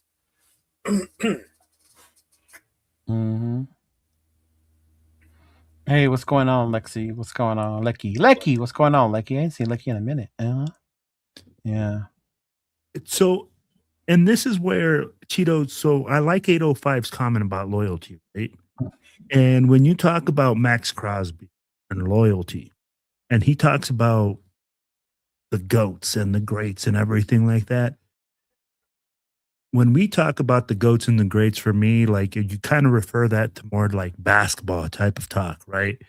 You refer that to like Michael Jordan, Kobe Bryant. And now, kids will say, hey, the GOATs. Don't say that fool's name. No, but right? I get your point. Keep going. Right? I'm going to tell you why the last one shouldn't even be considered in that little thing. But if you really think about it, the main reason those players became great is because they went through all the struggles of an organization to win a championship and to become something great. And that's why I think Max Crosby doesn't want to leave, because he thinks his legacy is part of this team. And if he can take this team to a championship, right, to go win, to go be competitive. Of course, that's what he wants, especially like that would supersede his legacy in a way for him. I think for him, in his personal opinion, of the way that he carries himself and the way that he believes into a higher level. What? What's that, Jeff? You're talking about LeBron? You're talking basketball? No. He's saying that's why Max would want to stay here, because it would really solidify his legacy as a Raider. Yeah. Mm-hmm. What was he talking about Kobe about? About like why you're considered GOATs when it comes to certain sports. Greatness, your like legacy. We would consider Max a GOAT of the Raiders, but GOAT's used differently in basketball. GOAT is used to solidify the best players ever. Whereas we would say the GOAT of the Raiders, he could be considered one, Max, if he was to lead the team to a championship in some form or another. Yeah. I just think it's funny how GOAT means what it means now versus what it used to mean. That was the thing. Yeah, that was the whole thing behind it. There was a time when GOAT meant you didn't want to be the GOAT because that was a bad thing to be the GOAT.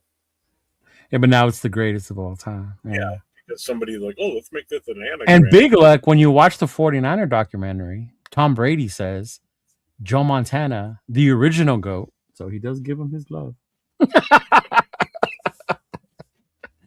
Yeah, 91. I remember that. I was a fucking freshman in high school, bro. Yeah. I was married in 91. Yeah, I was a freshman in high school. I went to the Denver playoff game. Yeah.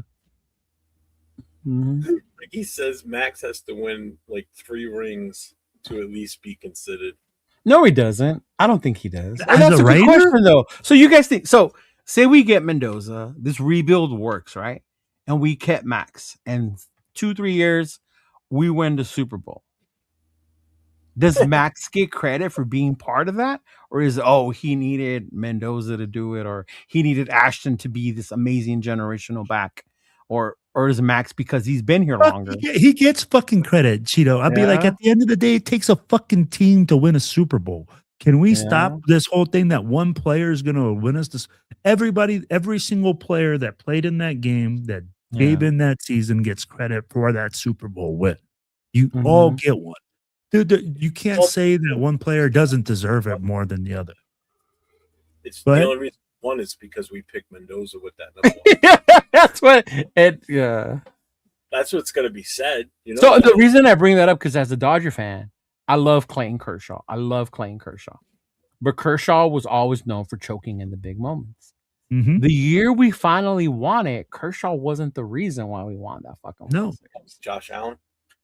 No, but did he come in and pitch in certain games in crucial situations to make and Dodgers were shaking at their fucking knees every time Kershaw came in. But Julio Urias, ended up being the main reason pitching wise why we won that World Series, the bubble year. But I'm just saying though, but it's always noted as well. He didn't really lead the team to the World Series, but a lot of us Dodger fans wanted to win that World Series for Kershaw. Yeah. Mm-hmm.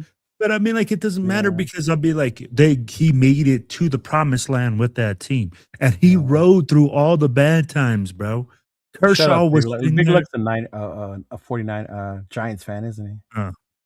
Where me and Big Luck are not going to be friends anymore. But like we said, I'm like, should Kershaw get credit? Absolutely. Mm-hmm. I'm like, bro, because you're still part of the team. You're still in there doing it. Yeah. You still got your name on that championship trophy. Yeah. And Jeff, you're older than me, so I wonder if you remember, because Seventh Sons brought it up. Allen came from USC, so he did have that diva mentality coming to the LA Raiders. Yes or no? Hollywood thing for sure. Yeah. Did he really? He was that bad? Yeah. So they say part of it wasn't just Al; it was also Allen, and Al didn't like that. Yeah, because he was already commercialized in LA because of USC. Yeah. Plus the whole, he was close with OJ too, so he was. Oh, the juice. Okay. Part of that limelight that OJ was in because OJ was a USC guy and his number and that was his idol and everything. And yeah. He was banging his wife or whatever. Going around crushing snow bunnies. They're crushing snow bunnies all through LA, dog. Oh my god. So I mean, he was, and again, that was, See, Jason just said it too. Yeah. Who wasn't though, right? From what I hear.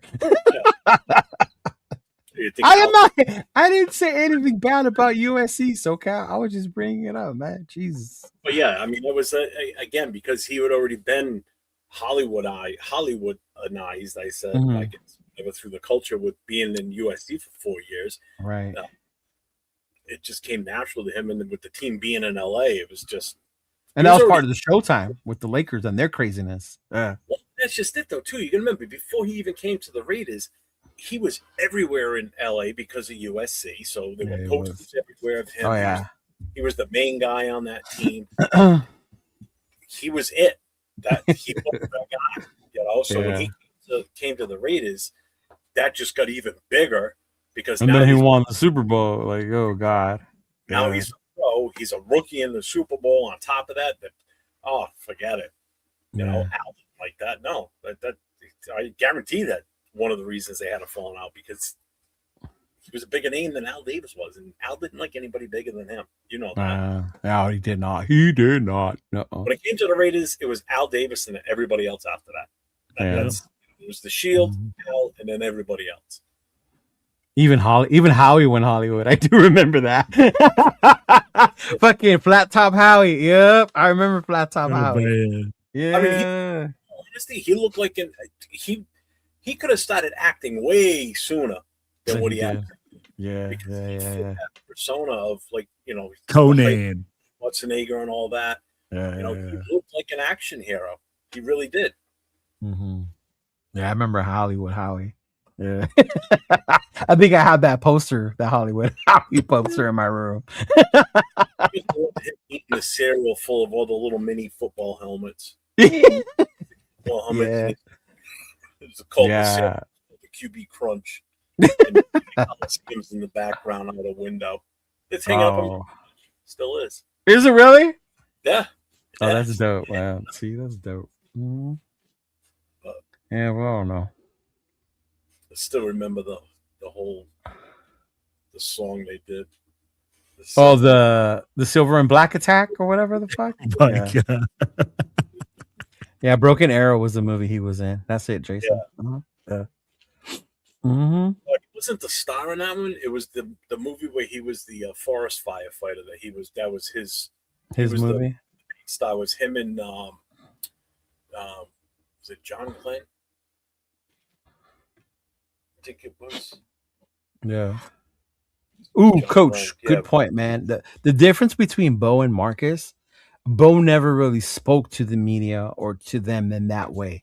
He was a big marketing person, but Bo only said 2 words. Bo knows. Yeah. That was all That's what Bo he ever had to said. do. Yeah. Uh-huh. But it wasn't him personally, although that was Nike doing it. That was with Nike him. doing it. Yeah. Mhm. Whereas Marcus Allen was part of the Hollywood scene when he was Yeah, in Bo college. was not. Yeah, yeah. Let's put it this way: Marcus Allen was getting NILs before there were NILs. Oh, yeah. I mean, come on. He's going to USC. Of course he got NILs. Yeah. There goes your shot at USC, SoCal. So Yeah. Jackson came from a small backwoods, poverty-stricken area. Oh, Raider Pete still has the same poster. Yeah, still have mine. Yeah. I gotta go on the internet and look for one of those. I need one of those posters. How come I don't have it? Yeah. Oh man. But yeah, so I mean, you got to look at the two different breeds of players here, or just their upbringing. Yeah. In their college years. He went to a southern school in Auburn. Where USC's right smack dab in the middle of LA. Oh, fucking USC was fucking USC, man. Yeah. Bo Jackson, he hit it with Nike. Nike knocked it out of the park with him with those commercials and everything. I mean, that was just talk about a cultural impact. Yeah, Nike had him and Jordan. Jesus Christ. He was everywhere because of that. And that wasn't his personality. He was very quiet. It wasn't. I think the Bo Jackson cartoon talked more than Bo ever did. Yeah. Then he still does, bro. Yeah. So like he's very like private, and like if you talk to him about football, you don't want to talk about football. I've never seen him at one of these Raider Legend things.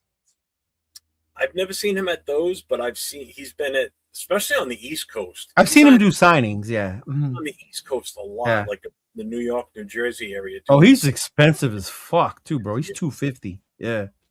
Mm-hmm.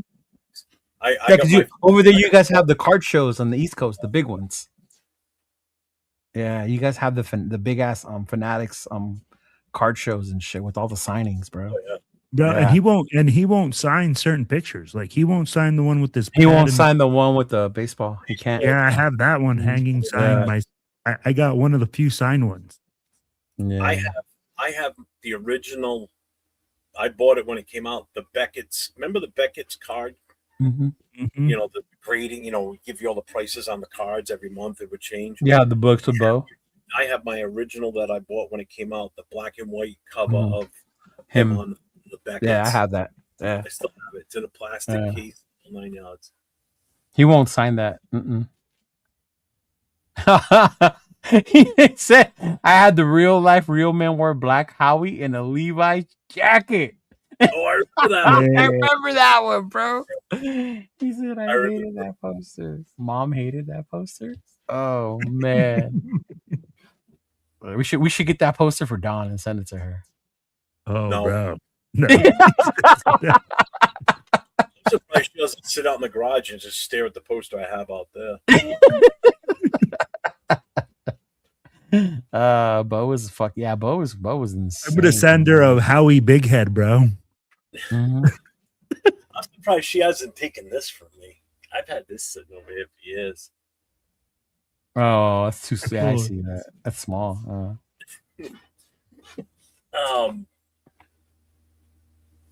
Sitting on a gold. Yeah, dude, you'd be amazed. Underneath where I'm sitting right now, underneath here, there's 8 boxes, and 6 of them are like the photocopier, the paper boxes. 6 of them, the other 2 are they're way bigger than that, filled with comic books, baseball, football cards, you name it. They're all in here. All my expensive stuff is all in Look, sheets, man. plastic cases. This is Randy the Macho Man Savage, unopened. Damn. Still in the motherfucking box. I have a Barry Sanders one like that. I have a Barry Sanders one unopened. Yeah. I have the duo of Troy Aikman and Emmett Smith, unopened, sealed. I have a Wheaties box still full of cereal with the Barry Sanders on the front. I have the one with Dion, and it's like silver plated. Yeah.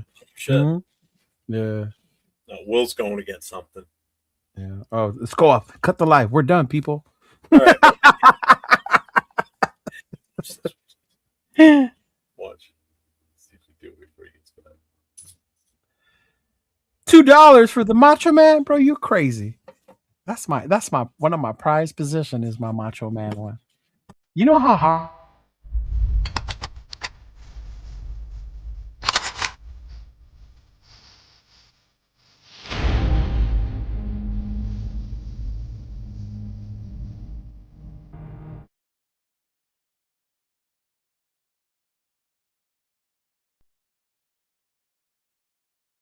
Can't hear anything. Oh, we're all muted now. There we go. There Just you go. What'd you go and get? Oh, you guys want to see it? Well, you went to go get it, so obviously you want us to Black see on the it. screen first. I gotta undo this. Hold on. Yeah. Oh, that's the one we were talking about. Yeah. Yeah, I got it signed. Yeah. Yeah, my wife found it for me in an auction.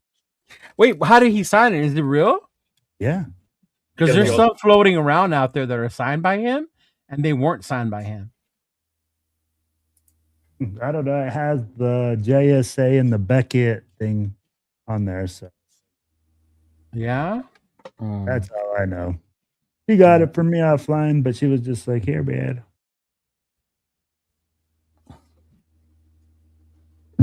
That's dope. Yeah, man. I'm like, she found it for me.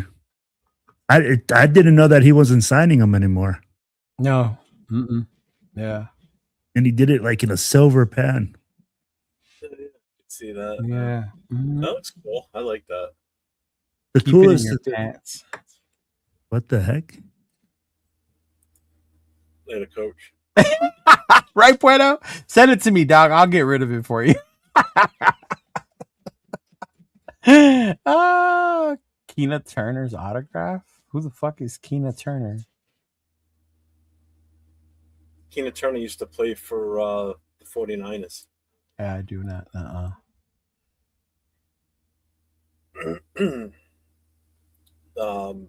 Was he a running back? Receiver? I think he was a running back. Yeah. I got Kobe's signature. Right? Am I right, Jason? Right? It was with the 49ers, if I remember correctly. I don't even know who that is, bro. Yeah. You probably wouldn't. No. Yeah, Keena Turner. I got a Bo Jackson autographed football. I have a Drew Bledsoe autographed football. I have Nope. I do. Okay. That's not even football. 49ers, MLB 49ers. Yeah. Mm-hmm. Is it related to Tina Turner? Oh my God. It's a So real that's his claim to fame. I don't know who that is. I think he was a linebacker. Was he 8 or 5? I do not know who that dude was. Yeah. They could not have been in the late 80s, 90s 49ers. It was before them, right? When they were trash. Keena Turner. No, we said during the Montana time. He was? Mhm. No. What year? Okay. Check. because I didn't start watching them till not the first Super Bowl when they beat Marino, but it was like 88, 89 was when I started watching the Niners. Mm-hmm. Keena Turner, 1980 to 1990, played for the. So that okay. So it was at the end of his career. That's probably don't remember him. Yeah. Mm-hmm. Yeah. They're still trash. 1980 draft, second round, 39th pick overall. He said, "That's why I don't remember him." Yeah. No. Who the Raider ones? Bobbleheads. I have a Bo and I have a Devontae. Yeah. Yeah. Yeah, I even got a Lane Kiffin autographed football. I won. Lane Kiffin. I didn't pay for that shit. No. I told you, my big prized possession is that big poster I have with all the players' signatures, including Al Davis. I got Al Davis' signature. That's my baby. Al Davis is your baby? No, that item. And that's from the Super Bowl season. It was after they won the Super Bowl, so it's that old too. That's the other thing. Which Super Bowl? The Oakland or LA? The LA one against the Redskins. I have a Lester Hayes autograph picture. I met Lester Hayes when I was in Oakland one time. He's a cool ass dude, man. Yes. Mm-hmm. Just seen the Lester Hayes poster of him in a judge gown with a gavel and the wide receivers adding a ball to a pile of balls. No, I haven't seen that one, Raider Pete. Damn, y'all going back with that one. What is it? The Lester Hayes poster of him in a judge gown.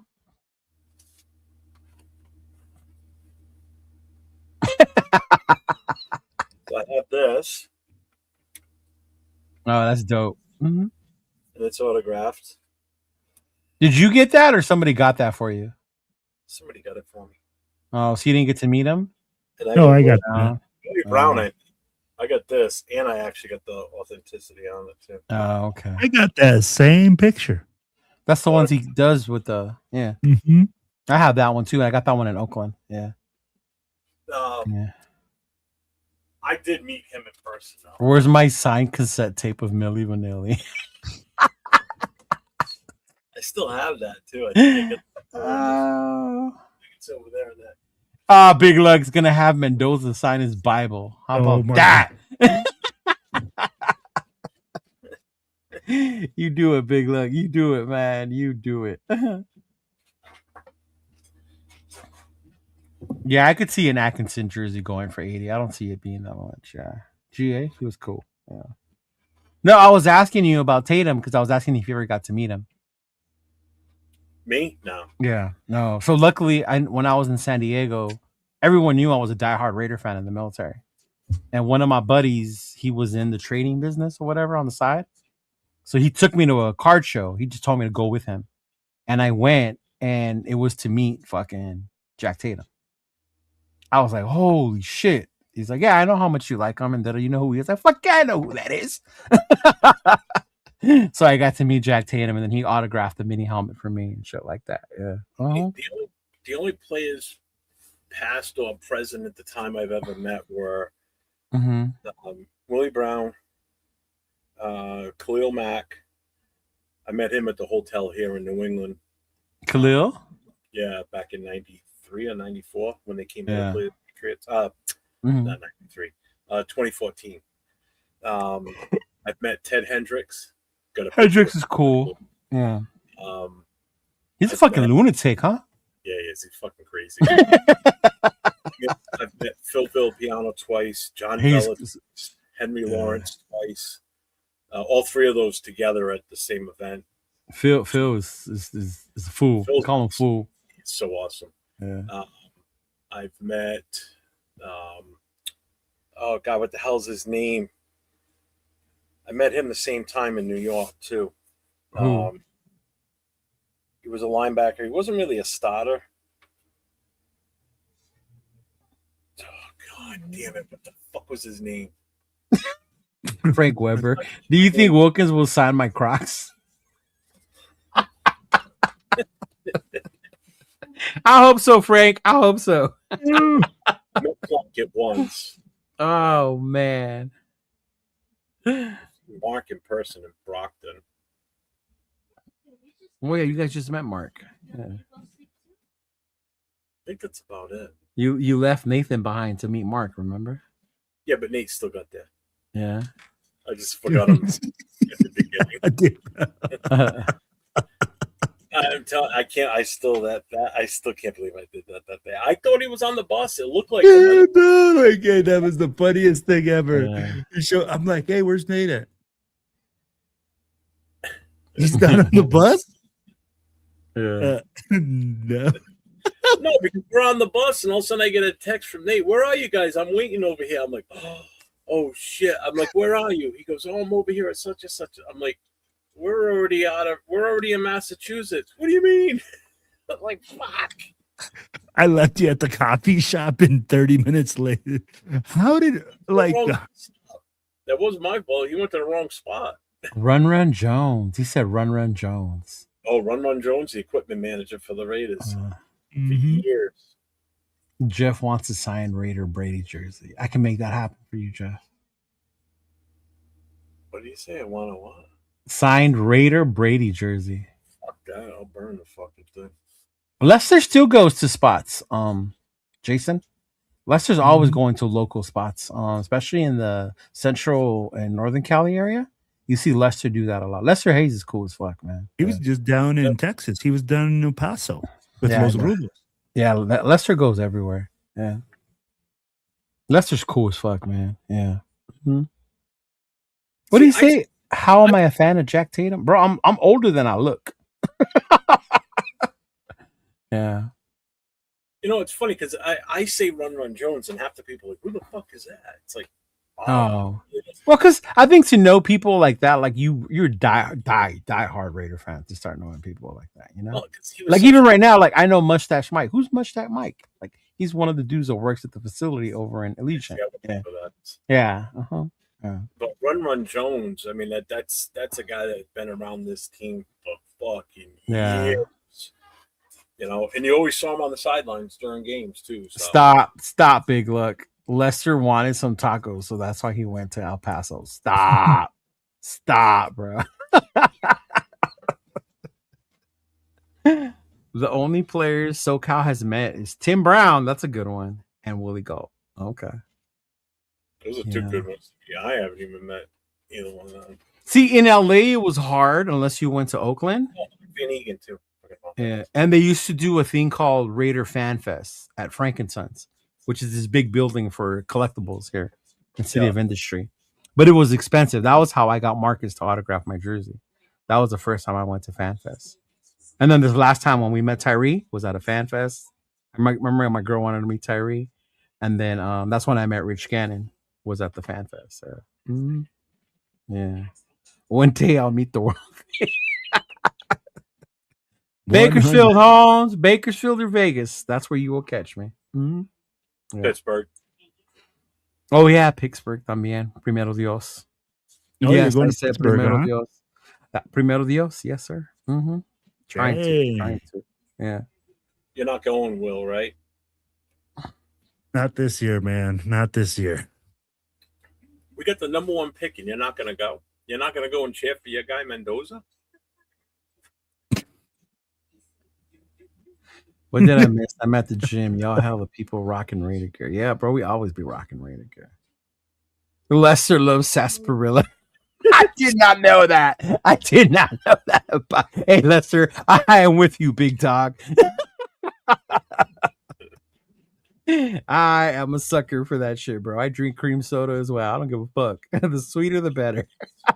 Cream soda. I don't mind that. Primero Dios is what my mama always said. Yeah, Martina, that's what my mama says. That's where I get it from. Yeah. Are we ready? We've been I guess I was just starting to have fun, but okay. Fucking Cheeto's warming up right now. The orange, bro, gave me that natural energy. Nah, bro, I'm ready. Yeah, I need to go to bed. I gotta wake up early and drive tomorrow. I gotta not do anything tomorrow. Oh shit, it's my turn this week, right? Or is it yours? Is it? It is yours. Aha. Oh, okay. Why do? Oh, Nate, because Nathan don't have StreamYard, huh? Why don't we fucking have Nathan do it? Yeah. Mhm. Dr. Brown's. Yeah, the smoothest root beer and cream soda. Yeah. Mhm. DC had a Rolls Royce? Damn. Really? Wow. I didn't know he rolled like that. I believe actually, yeah, because that was part of the when Devontae Adams got here. Remember that Uh-huh. when he first came to Vegas, Uh-huh. and it was the car that because I remember watching a video on it, the two of them talking about that car and everything. And he's like, "I'll give you this car if you move here or whatever." And Oh, you're right. You're right. it was Yeah. that side deal he had. Yeah. Yeah. I'll buy you that car or whatever. I'll give you this car if you you know. Did he get that from the Raiders or his church money? I'm kidding. Wow. Collection basket. On that note, On that note, it's a wrap. Before we start getting Bought it till Waterford. you'll see Leo and I tomorrow night, along with Jay from Just Raiders Baby and LB Rated 10 on the Raider Connection. Will, what do you got coming up? Anything? I'll see y'all next week, man. Unless Cheeto and I get together later on this. Mm-hmm. So we'll see you. So everybody stay safe. Go Raiders.